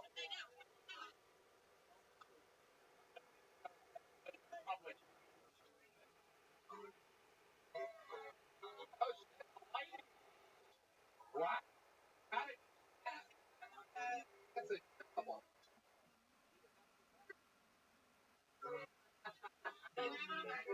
That guy's always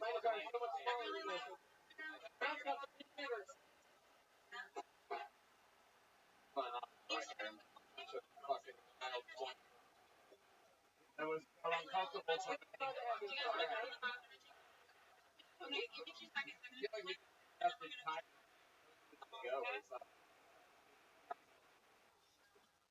You're 20 years old. How do you feel? How do you feel about this entire experience?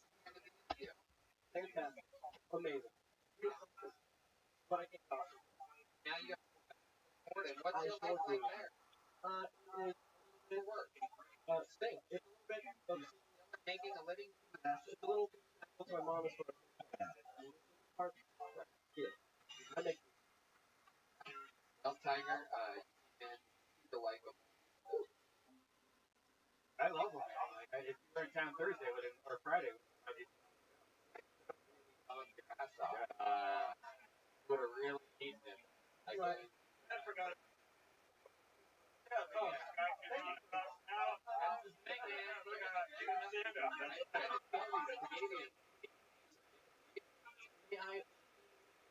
I think Swear to God, he's got more fucking balls. Alright. I think one of the questions is there any special moves in possibility? I was trying to Okay. Are there any I'm glad it's done. That's good. I will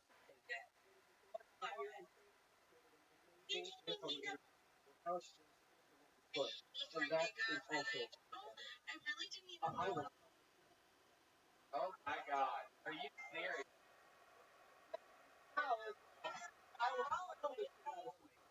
Wow. Tiger, there is no way I'm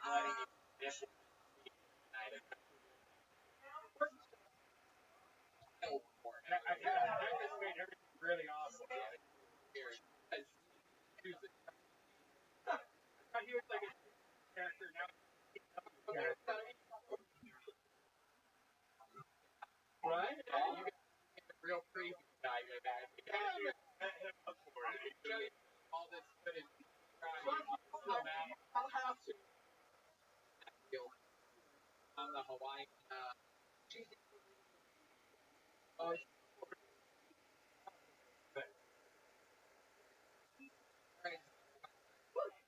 Tiger Maximus. Here, take a video of all that performing you did. All these dudes fucking scary. Bring Amelia. Amelia. Be mad.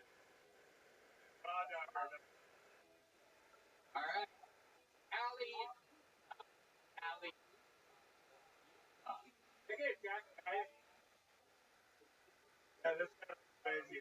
All right, everybody. Get some for Allie Houston.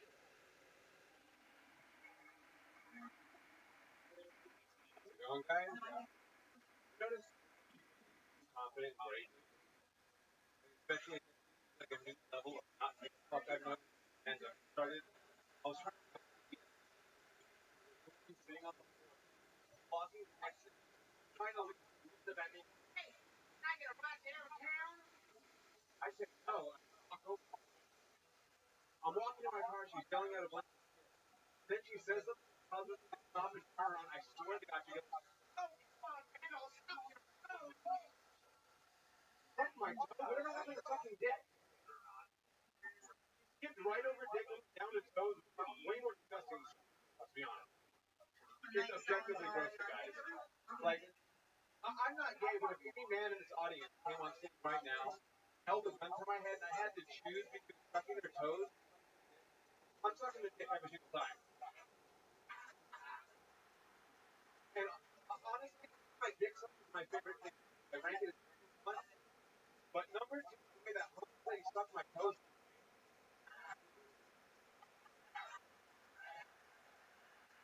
Like, made my dick grow. Allie. Am I saying that right, Allie? Ollie Houston. Ollie? Yeah. Ollie. All right.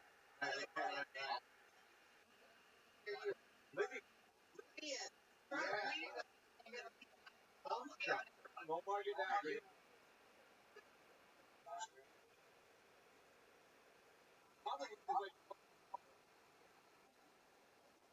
I did it.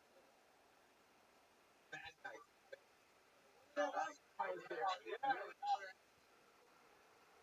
Love it. I'm a little researcher. That shit happened. Down in the cave under the bridge. Yeah. Ollie. 10 years. 10 years. No, I'm from Tucson, Arizona. He just moved. I moved to Sweet. Wow. Yeah. Everybody. Right. Fucking Libby is picking up our real. Right. That was awesome, man. We started going. I want to or whatever. It was just another fix. It just kept going. It just kept getting better and better. There was like tags on nothing. Is that the set you were gonna do, or did you hear hit back before you? Oh, have a good. No sucking toes. If you had done it, but you know, I kind of just. I love it. Ollie, I deliver. I don't care. Isn't No. I want you to I just need to break my own back. Shit out. So I kind of like put together some of the most like craziest shit outfits on purpose because I wanted some people.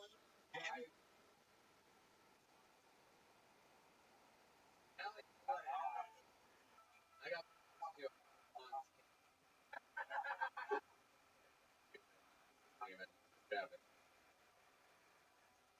Oh, what do you do? comedy and I live streamed commentary over, but I kept getting banned on Periscope.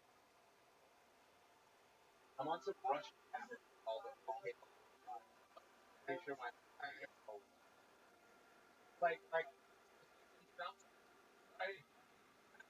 you do like like West usually has films. I just talk shit about it. That's, yeah. What's your level like? Nothing right now. I just moved here. Nothing really. Are there any girls out there for a guy that looks like me? They all look like me, so I'm not interested in that. Alright, fucking laugh.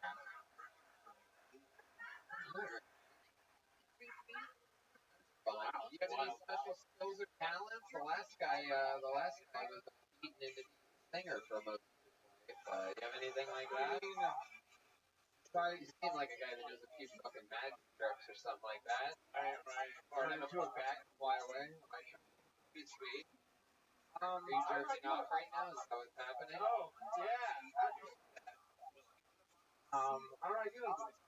Okay, I'd love to see an impression. I've been working on my Stone Cold Steve Austin. Okay. You can tell me if it sucks or not. There you go. My name is Stone Cold Steve Austin. Welcome to the Kill Tony podcast. Give it up to Kill Tony, the one and only. Give me a hell yeah. Alright. That's good. Okay. Hell yeah.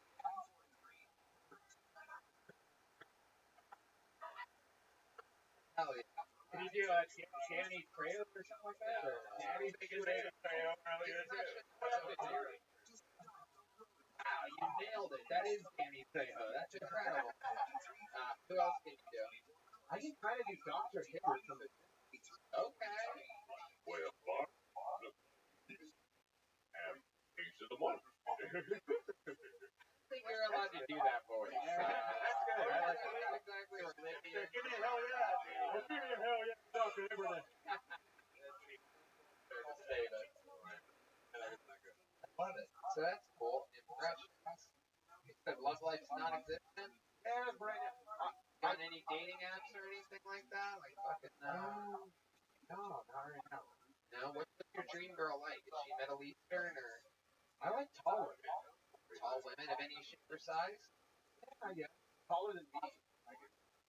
I went through a phase where I'd go on like dating apps and we could go to like the advanced search that I'd all put them at like. Yeah. No, I'll put them at. I'll search for women that are.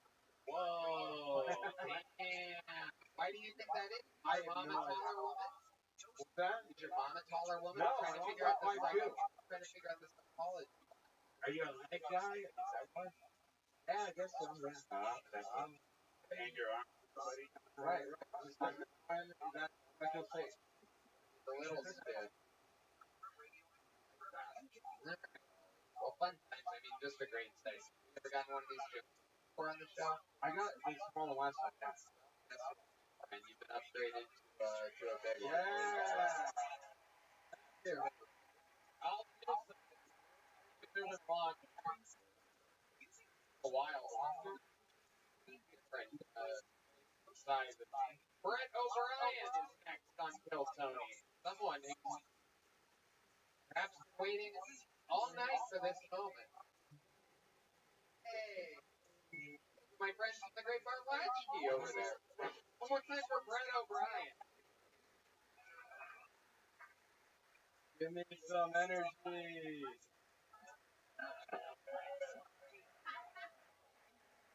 I can't do this if you're asleep. I'm not pausing.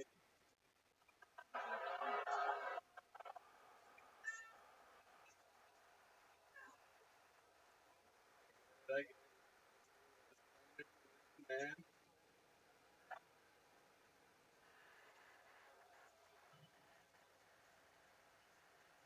The problem with me is I was raised by white people.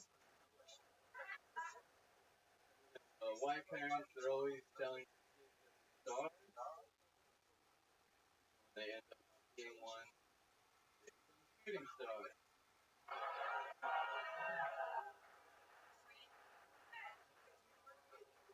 or worse, media like we're not that different from shooting stars, we're liars, we're both for crowds.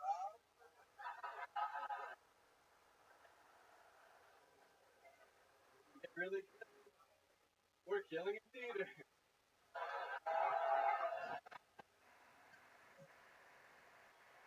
Right, right.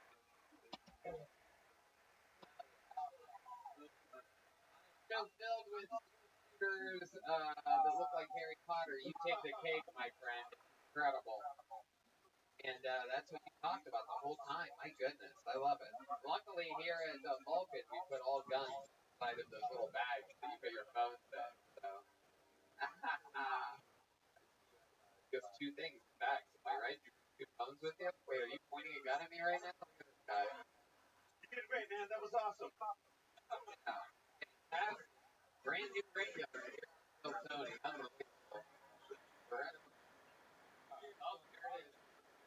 Water battle shakedown. Everybody. Brett, welcome. How old are you? 22. Wow, this is a fucking young buck episode of this show. This is a special Kyle Rittenhouse episode of fucking Till Tony. All these kids bringing weapons to the state line.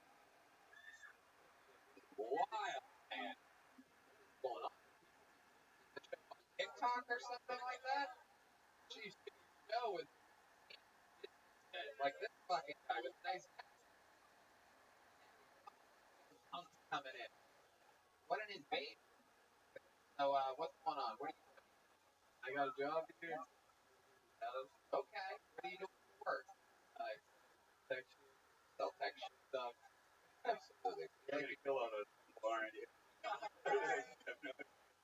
What do you do for fun? Real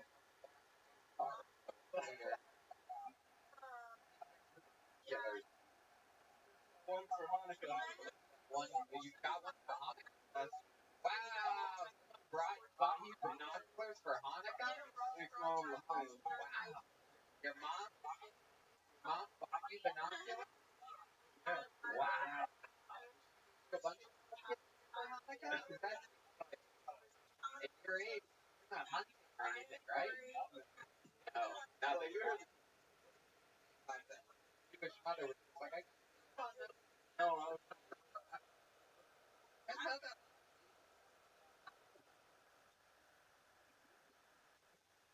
For them. Oh, someone could have a list of whoever your Santa is. What do you use it for? And when I was a kid, my mom bought me binoculars, and I just made a pervert. All I did was spy on people and another use for it.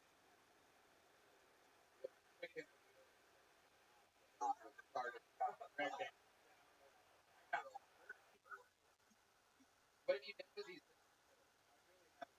What? Why did you ask? I went gambling once. What? Talking about. Heard of this before. It doesn't end well. Like, you know, non-Jews. Oh, sorry.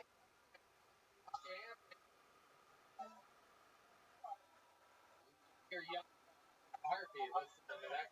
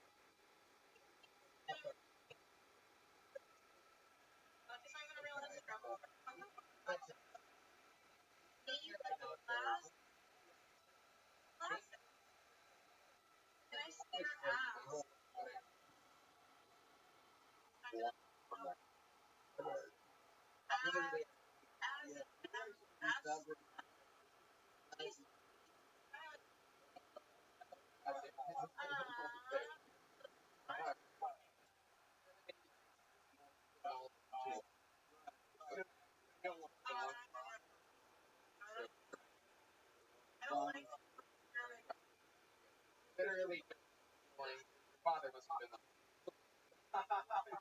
Binocular. interesting.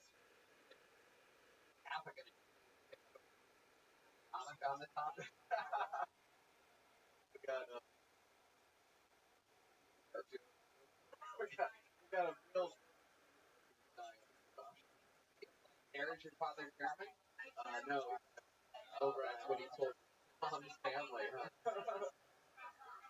No. Where?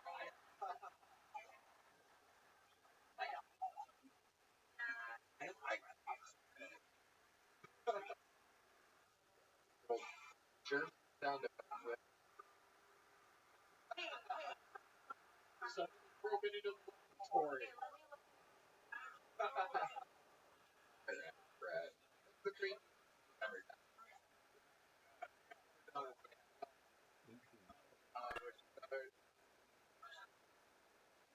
I can't remember.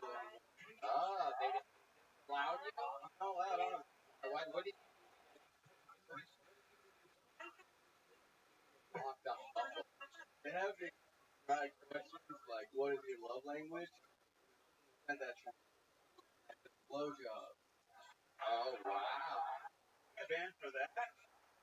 I thought that's bubble. Innocent touch. Yeah, well, There you go, kid. you seem like your profile on the dating site would have like.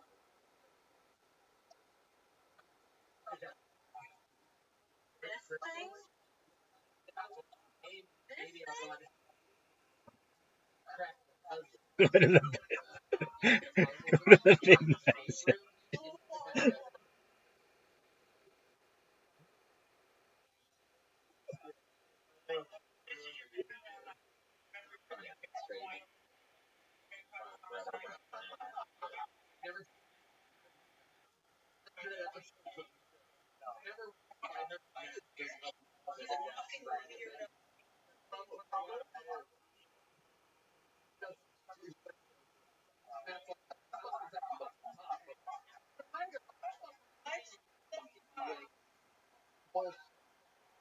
He looks like a rapist. Can't rape the willing kids. The green one. Wow. There you go. Go for it.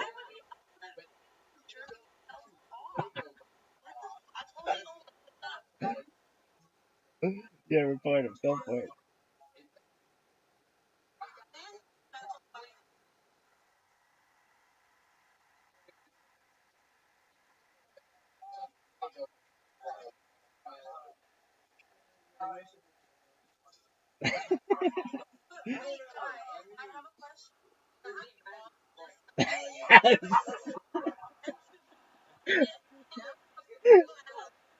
Yes.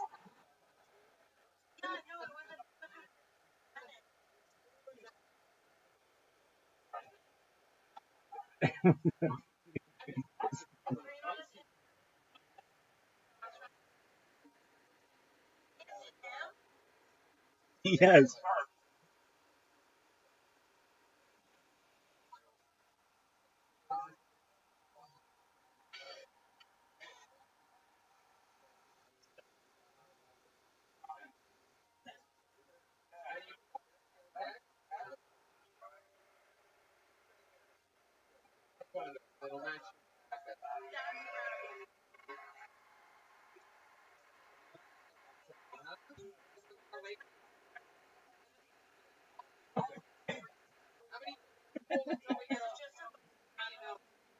Oh, it's huge.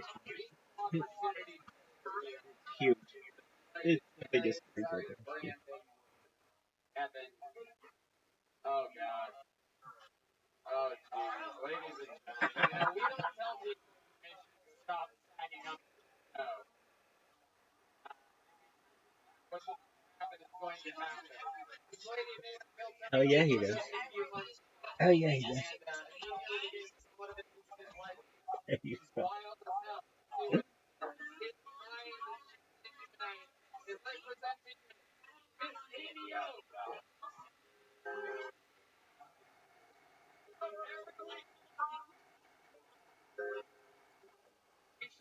Every week,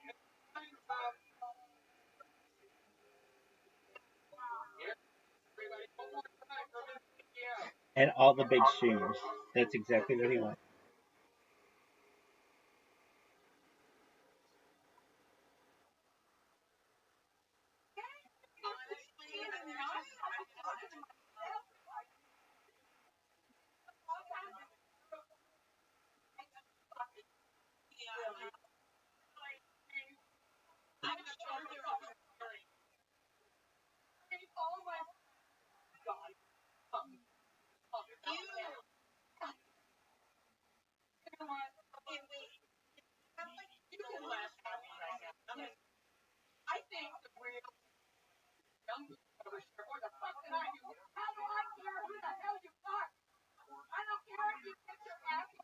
I don't have children.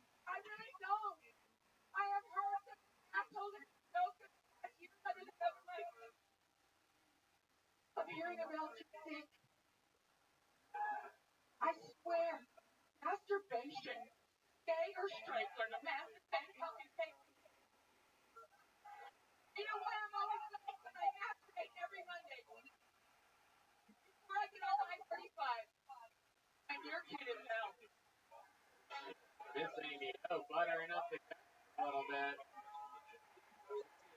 Tell us I believe this is the 58-year-old Tim slept with. That's what I hear. Yeah, I'm just kidding. Welcome, Miss Amy. Is that what you want to happen? Exactly. Why? I got nowhere else to go. How long?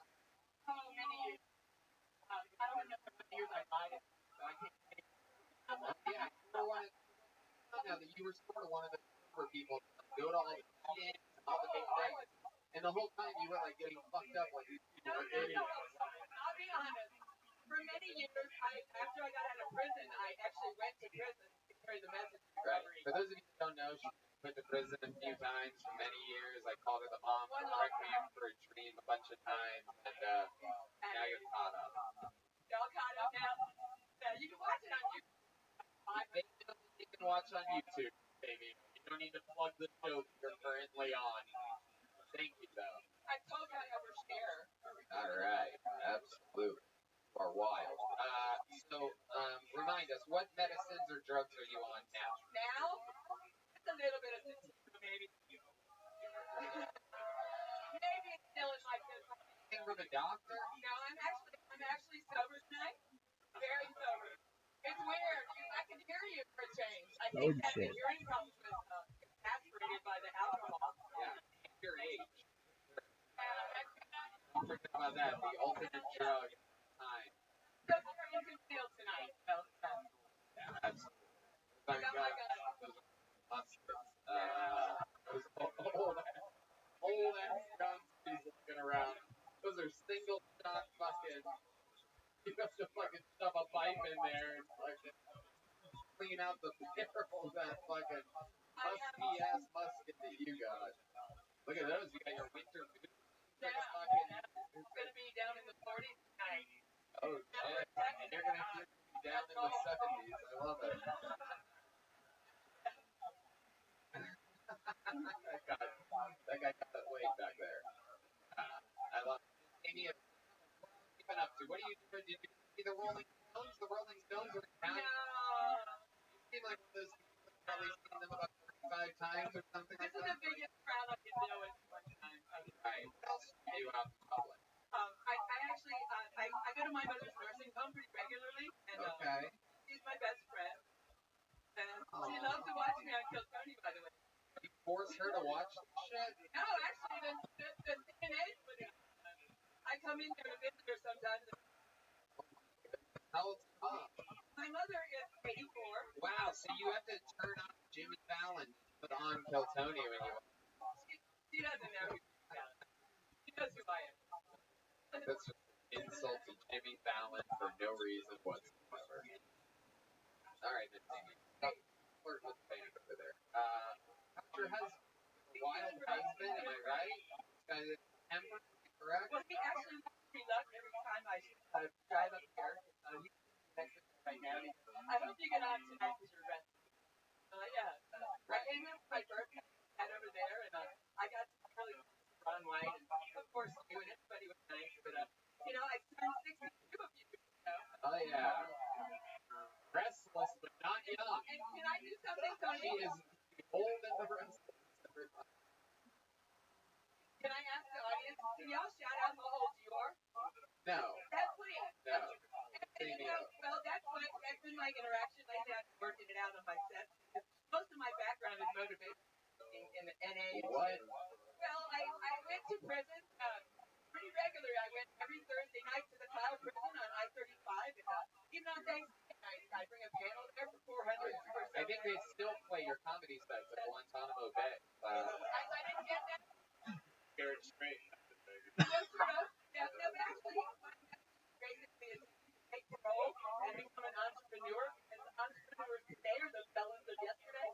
That's just simply not true. Do you know what the best company started by a former felon is? Like, do you know of any success stories actually? What you're talking about? You said A&P Oppie Trucking. is that your own business?